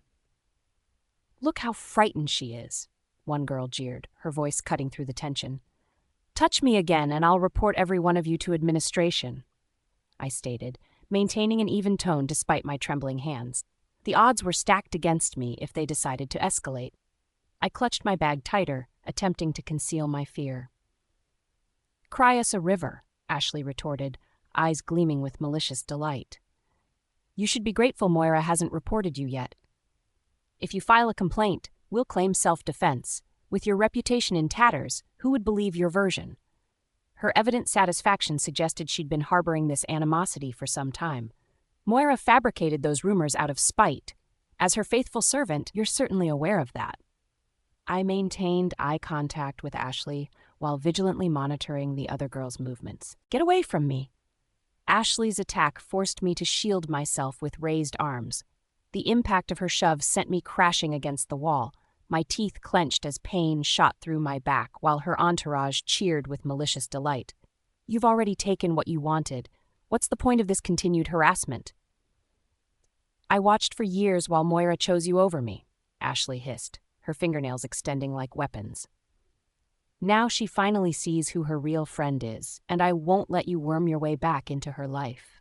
Keep Moira. I want nothing to do with her anymore. I struggled to pry her hands off me, my fingers wrapping around her wrists. Just remember, she'll probably betray you like she did me. Maybe that's exactly what you deserve. Shut your mouth! Ashley slammed me harder against the wall, her face contorted with rage. I needed to escape before this escalated. A fight would mean possible suspension, making my situation even more unbearable than it already was. Juniper, there you are, a familiar baritone voice interrupted. Ashley jumped back immediately, aware of the consequences if caught assaulting another student. I sagged against the wall, relief washing over me. Hey, Nathan. She knows Nathan? Someone whispered among Ashley's group, their tone suddenly uncertain. Ashley's demeanor transformed instantly. Oh, hi, she said, feigning innocence as she tucked a strand of hair behind her ear. We were just helping her after she fell. Nathan regarded Ashley with a skeptical expression, his head slightly cocked to one side. Interesting. From where I was standing, it looked like bullying. Would be disappointing to discover my fans behave that way. I absolutely despise bullies. I wasn't bullying her, Ashley protested quickly. She flashed me a warning glance that clearly communicated her desire for me to remain silent about what had actually occurred. Right, she was just leaving, I stated firmly. While I had no intention of playing along with Ashley's innocent act, I primarily wanted her gone from my presence. Ashley's body visibly stiffened as her companions watched her attentively, awaiting direction. Yeah, I should go, but I'll catch you at Friday's game. I'll be cheering for you, Nathan. Her voice shifted to an unnaturally high, syrupy tone that sounded completely forced. Nathan smiled at them, though his eyes remained intense, dramatically altering the atmosphere. Looking forward to seeing supportive faces there. Definitely. Bye. Ashley retreated backward, lingering just long enough for one more glance at Nathan. Once the girls were out of earshot, Nathan's facade dropped completely. I can't stand girls like that. So fake, and they don't even hide it well. It's like they assume I'm too dense to detect their dishonesty. I raised my shoulders in a non-committal gesture. Some people do fall for it, unfortunately. I used to be one of them. I wanted to believe in Moira and her friend's inherent goodness, but each passing day revealed their true characters with increasing clarity. Nathan shook his head, still gazing in the direction the girls had disappeared. Then he turned his full attention toward me with a concerned inhale. Are you okay? Absolutely not, I said without hesitation. Then, actually, yes. The sight of orange papers plastered everywhere made my stomach knot. I doubted anyone would believe what was written there, especially after how quickly everyone had accepted the rumors and that damned video. Truth seemed like a foreign concept on this campus. Were you injured before I arrived? Nathan stepped closer, his gaze scanning me with concern. Just minor scrapes and bruises. Nothing serious. The mention brought back the stinging sensation in my hands and knees that I'd momentarily forgotten during Ashley's ambush. Nathan took my hand gently, examining the raw skin. His fingers traced the abrasions before he lifted my hand and pressed his lips against the injuries. You shouldn't have to endure this. I knew I should withdraw my hand, but something made me let it linger in his grip. They're just surface wounds. I doubt anyone would physically harm me beyond this. Nathan lowered my hand with a troubled expression. This isn't acceptable. You deserve to feel secure here, not targeted. What I witnessed was clear harassment. You need to report this bullying before it escalates further. Asher had given me similar advice, and deep down, I recognized they were correct. I'll do it right after class. And you shouldn't walk alone anymore. Let me see your schedule. I'd be more than willing to serve as your escort between classes to prevent another incident like this. I tightened my mouth. I can't ask that from you. It's unfair to demand so much of your time for my problems. Nathan's feelings were obvious. From our first meeting to when I stayed in their dorm, his interest had been clear. Even now, the hand-holding, the protective stance, the gentle kiss on my hand, all revealed his affection. Having someone look at me with warmth amid the storm of hostility felt comforting, but I refused to mislead him. What's happening to you is the real injustice. Walking you to class to keep those bullies away is minimal effort. I hate seeing you hurt like this, Junie. Nathan's thumb traced circles on my palm, somehow making the pain recede. Junie? The nickname triggered something distant in my memory, like grasping at shadows. It felt strangely familiar, though I couldn't recall anyone using it before. You realize I'm seeing Asher, right? I stated plainly. Though Asher and I hadn't made things official, I was drawn to him. His kindness and support had been constant when I needed someone. Nathan deserved the same honesty, since he was being equally kind. I'm aware, he replied. That doesn't change that I care about you. Please let me walk you to class. If something happened that I could have prevented, I wouldn't forgive myself. I pressed my lips together. If Nathan was willing to help despite knowing about Asher and me, I couldn't find fault with that. Fine, just for today. Or whenever you're walking alone, Nathan persisted. Nathan, you can't possibly spend all that time escorting me to class. His smile widened as he replied, Keeping you safe is my responsibility, so I'll do what's necessary. With a sigh, I withdrew my hand from his grasp. Let's go, then. I started toward my next class, grateful for the company. Though I resisted the idea of Nathan accompanying me everywhere, his presence provided a sense of security. Ashley probably wouldn't try anything else today, and certainly not with Nathan beside me.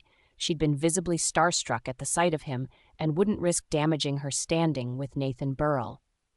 Since I'm walking you to class, perhaps you could return the favor, Nathan mentioned, bouncing slightly as he matched my pace. I thought this was an act of pure generosity, I remarked with a laugh, glancing sideways at him. It is, but maybe out of your own generosity you'll attend my game Friday. It's my first time playing with the team, and having you in the stands cheering would mean a lot, he said. Sports never captivated my interest. While crowds flocked to wolfball games, I typically savored the library's tranquility. But today was different. Nathan had been kind, and attending his game seemed like a small gesture of appreciation. The thought crossed my mind that I could invite Asher along, transforming the outing into something more. I'll manage to squeeze your game into my schedule, I told Nathan, trying to sound casual despite my genuine willingness to support him. Ethan commanded the classroom with natural authority as he delivered his lecture on werewolf pack tax systems. His stance exuded confidence, while his voice struck the perfect balance between authoritative and inviting. Despite his exceptional teaching abilities, most female students appeared lost in daydreams. This made Ethan both an outstanding and problematic teaching assistant. His competence was undeniable, but his attractive appearance caused many girls to drift into fantasies about him rather than focus on the material, something that would inevitably affect their academic performance. My own distraction stemmed from different concerns, though Ethan wasn't entirely uninvolved. Hidden beneath my notebook lay an orange flyer. I planned to discuss the ongoing situation with him after class. He'd previously instructed me to inform him about any bullying incidents, promising to address them appropriately. Although Asher had apparently spoken with Ethan already, I felt compelled to approach him myself. I didn't want to rely solely on Asher and Nathan to handle my tormentors. I needed to take action personally, and Ethan could direct me to the proper channels for reporting today's incident. Yet the prospect of this conversation filled me with anxiety. I gnawed on my pencil, mentally rehearsing my opening statement countless times. Despite his open invitation to approach him with problems, inexplicable nervousness continued to grip me. The classroom door swung open, interrupting Ethan mid-lecture. A student slipped him a note before promptly exiting. Ethan's expression hardened as he scanned the paper, his gaze lifting to lock with mine. "Miss Johnson, Principal Clandestine demands your immediate presence," he announced, jaw tight. All eyes turned toward me. My heartbeat accelerated dramatically. Being summoned by the principal now, of all times, could only spell trouble. I inhaled deeply and began collecting my belongings. "Ooh," several classmates taunted, snickering as I packed up. The rumors had clearly spread throughout the entire room. "That's enough," Ethan snapped, his voice uncommonly stern. The abrupt silence that followed felt worse than the mockery, like a funeral procession forming around me. As I descended the stairs, Ethan intercepted me, extending the note. When I reached for it, he maintained his grip, leaning closer. "I don't know what this meeting concerns, but I'll join you as soon as class concludes," he murmured, his intense gaze causing my breathing to falter. "I'm fine. Don't worry about it," I replied, taking the paper and hastily exiting to avoid drawing further attention to myself. I glanced around quickly, ensuring no one was watching, then pulled out my phone to text Asher. The summons from Principal Clandestine himself, not a counselor or lower-level administrator, left me uneasy. A full week had passed since the rumors, videos, and flyers began circulating across campus, and I'd expected some official response before now. The principal pulled me out of class for an immediate meeting. I fired off the message to Asher, uncertain if he'd see it before my appointment. His schedule was a mystery to me, but I desperately needed his reassuring perspective. He'd remind me to stay positive. Ethan supported me, and surely the school wouldn't take action without concrete evidence, which they simply didn't have. Unless they actually believed Moira's fabricated video constituted proof of bullying. I checked my phone repeatedly during the walk, hoping to see Asher's name appear on the screen. By the time I reached the administration building, no response had arrived. Stuffing the phone into my pocket, I reminded myself of my innocence. I was the victim in this situation, and any reasonable investigation would confirm that fact. Upon entering the office, I found a receptionist engrossed in her typing. I approached her desk and presented the slip of paper I'd been given. I was told Principal Clandestine wanted to see me. I settled into the chair as the receptionist continued typing, her attention fixed on the monitor. "Sit down. I'll call you when he's ready for you," she said without sparing me a glance. Biting my lower lip, I suppressed the urge to protest. Why pull me from class if Principal Clandestine wasn't ready? Valuable instruction time wasted, and I harbored no illusions about classmates sharing their notes with me later. From my seat, I checked my phone repeatedly. No message from Asher yet. Logically, I knew he couldn't solve this mess, but I craved his presence, his reassurance. 10 minutes crawled by in that sterile waiting area, my screen remaining stubbornly notification-free. He was probably stuck in class, too. "Principal Clandestine is ready for you now," the receptionist announced suddenly. "Finally," I whispered, too quietly for her to hear, or so I thought. Her lips tightened into a thin line of disapproval, another person who'd already judged me. I straightened my posture and raised my chin, deliberately looking away. The weight of everyone's stares had become a constant burden lately, but I refused to let them see me falter. Even if my confidence was merely a facade, I'd maintain it perfectly. I stepped into Principal Clandestine's office, finding him already positioned behind his imposing oak desk, fingers laced together. Though I'd glimpsed him at school functions before, this encounter felt different, more intimidating. The door clicked shut behind me, and I hesitated near the entrance, awaiting his first words. "Miss Johnson, please have a seat," he gestured toward the chair opposite him. Following his instruction, I gripped my bag strap tightly to steady my mounting anxiety. "What's this meeting about?" I asked directly, wanting to expedite whatever confrontation awaited me. "I believe you're well aware of why you're here."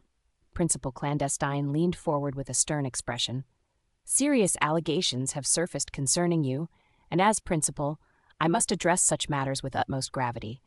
This institution's reputation cannot be compromised by a single student's actions." My throat constricted as he spoke.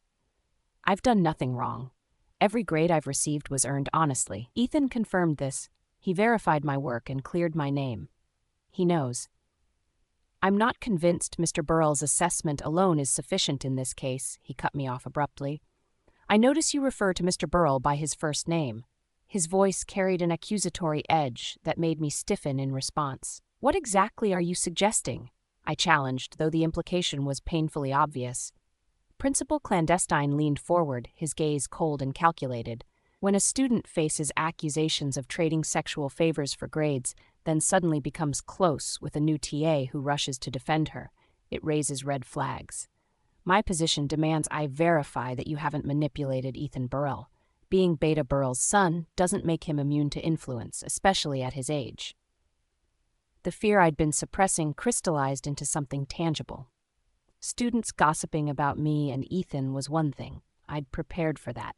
But the principal suspecting me of seducing Ethan to salvage my reputation could end with my I've done nothing wrong, I insisted, my voice steadier than I felt. My academic record speaks for itself. Every grade was earned through dedication and honest work. Principal Clandestine shuffled through my files, scanning documents with practiced indifference. Indeed, your record appears impeccable. Student council president, potential valedictorian, you present as flawless on paper. His lips curled slightly. But nobody truly is. He extracted another document, his expression hardening. I've investigated your background. Your parents, mere Omegas, died when you were 12. Your Pax Alpha took you in out of charity. The throbbing in my temples intensified as Principal Clandestine referenced my deceased parents. Though they'd been gone for nearly 10 years, leaving mostly an emotional void in their place, his deliberate emphasis on their Omega status made every muscle in my body tighten with tension.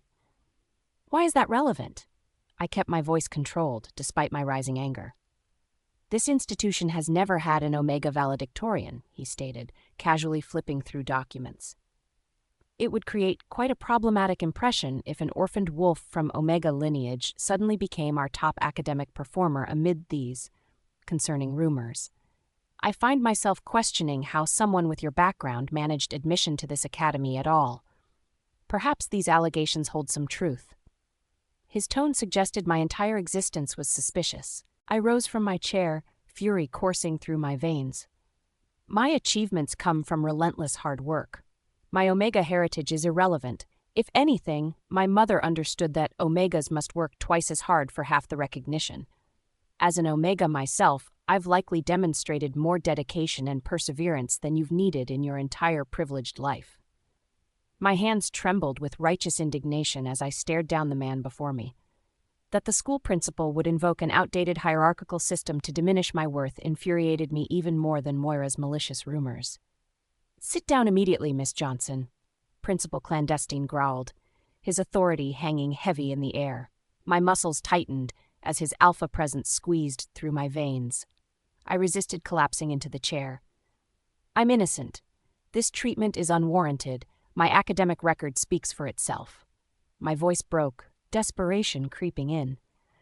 Without concrete evidence of wrongdoing, I should be free to go. And we both know such evidence doesn't exist because I've committed no offense. Principal Clandestine exhaled sharply and retrieved his phone.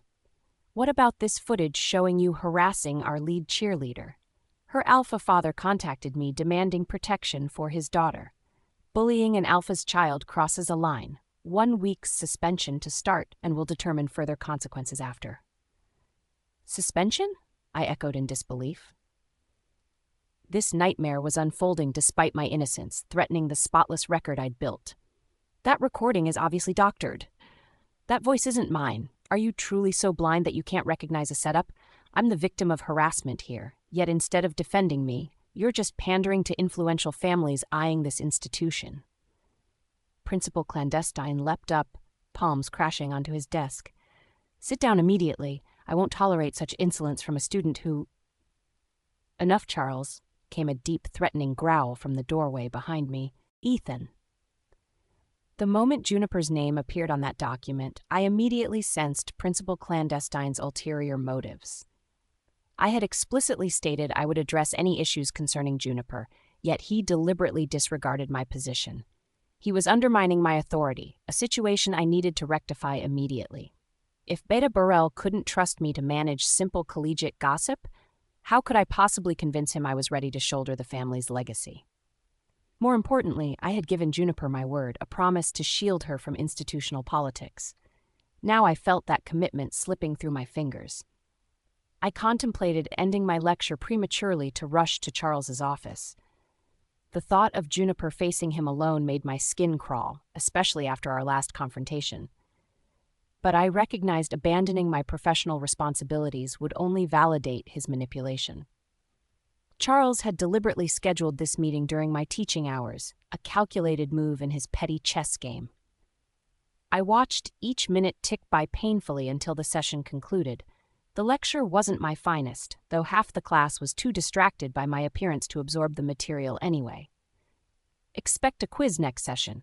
Complete the readings and you'll manage fine. And regarding your term papers, start them now. I can easily identify last-minute work, and I demand higher standards from all of you. You're dismissed. I tore out of the classroom, grabbing my belongings in haste, completely out of character for me. Usually, I'd stay behind for student questions, but today was different. Something primal warned me that Juniper was in trouble, and I wouldn't fail her. Racing across campus with none of my typical restraint, I crashed into the administration office. The receptionist startled in her seat as I made a beeline for the principal's door. "You can't go in. He's in a meeting," she protested, rising to block my path. One piercing glance from me was enough to freeze her where she stood. I didn't slow my stride. "Claiming to protect me while you're just placating the school's investors." Juniper's voice carried through the door, tight with frustration and distress. My chest constricted at her tone, protective instincts surging to the surface. "Sit down immediately. I won't tolerate this disrespect from a—" I shoved the door open.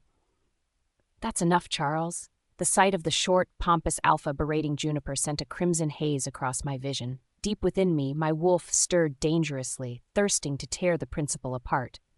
"Ethan, we're in a meeting."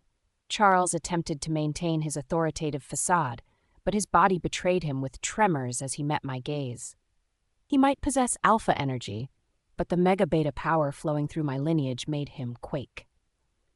The Burrell bloodline carried potent lichen heritage, superior to common werewolf families. Our abilities granted us dominance. We could force even the proudest werewolves to submission. I possessed the power to bend an alpha like Charles to my command.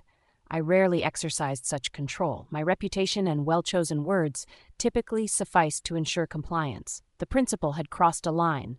He targeted the one person outside my family I felt most compelled to shield. "This meeting should never have happened," I stated flatly. Glancing at Juniper, I noticed her startled expression.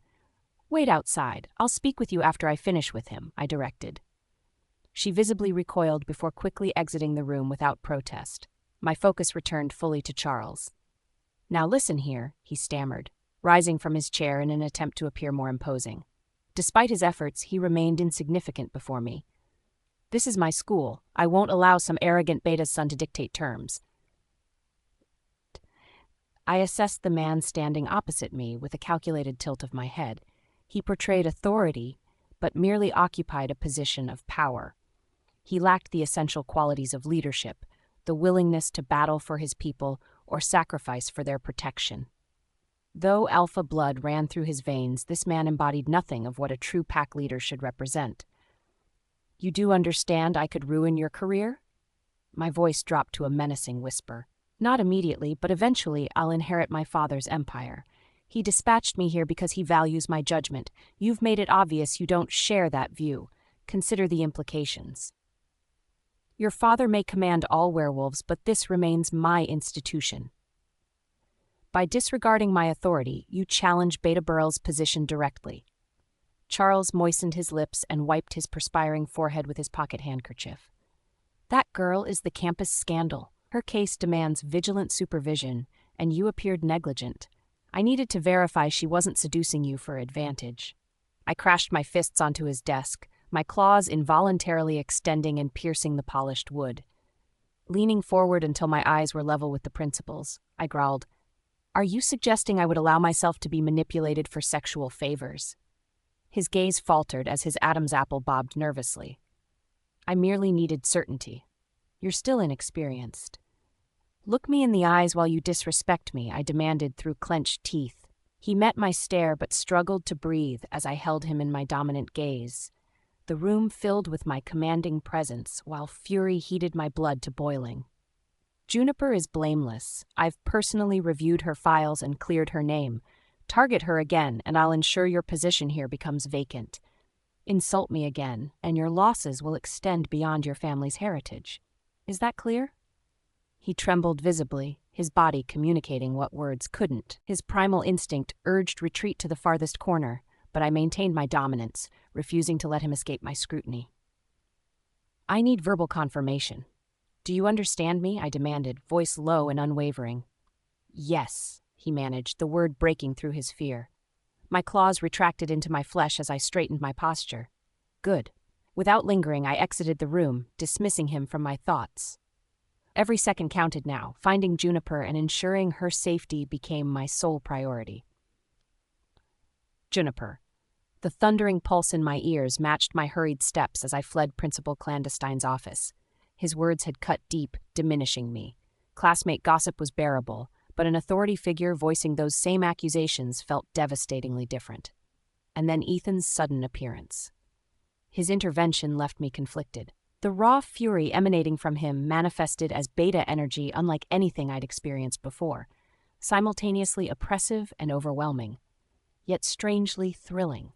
Butterflies danced in my stomach, recalling how he defended me when I desperately needed an ally. Ethan stood for me when no one else would. His typical composure had transformed into fierce protection, and I recognized this rare display was exclusively for me. Had anyone else been behind that door, his reaction would have been entirely different. Logic failed to explain it. We were practically strangers, and he certainly owed me nothing, yet he'd proclaimed his intention to protect me, and then actually delivered on that promise. The accusations from Principal Clandestine already painted Ethan as having compromised judgment because of me. His dramatic entrance only validated those suspicions.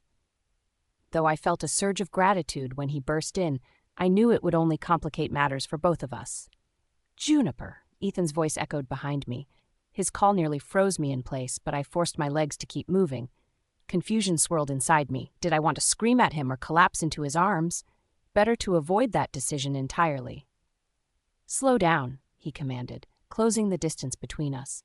I pressed forward, directionless but determined to escape this moment. I needed space, clarity. His firm grip caught my arm, halting my retreat. Juniper, you can't just run away the moment things get too difficult. I spun around to face him. I can do whatever I want, I fired back. Rage surged through me unchecked. No, you can't. You nearly got suspended because you couldn't control your emotions. You're lucky I showed up to stop the principal. Ethan's features hardened as his anger flared, his werewolf power radiating around us like a physical force. Lucky? The word tasted bitter. His arrogance was infuriating, acting like my savior, like I was helpless without him. You're the reason I was called in there. What are you talking about? Confusion replaced some of the anger in his eyes. Principal Clandestine noticed your preferential treatment toward me. He directly accused me of sleeping with you to clear my reputation. I've been trying to eliminate these rumors, but your protection only makes you look suspicious, too. I felt guilty about my anger. Ethan was fighting for me like no one ever had before, yet I worried about the damage to his standing at the college. So you'd prefer I stand aside while everyone destroys you with false accusations? Ethan's voice deepened with frustration. Maybe that would be better. That's absurd, Juniper, he said firmly. I won't abandon you. When I promised to help, I meant it. You're making everything worse. I don't understand why. I'm just some random student to you. Why risk your reputation for me? I've done nothing to deserve this.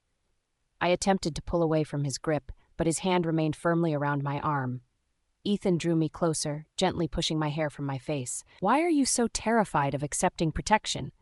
Because everyone who protects me eventually dies or leaves. The words burst out before I could stop them, surprising even myself with their intensity. I'm not going anywhere, Ethan stated with unwavering certainty. My anger dissolved instantly, replaced by raw vulnerability.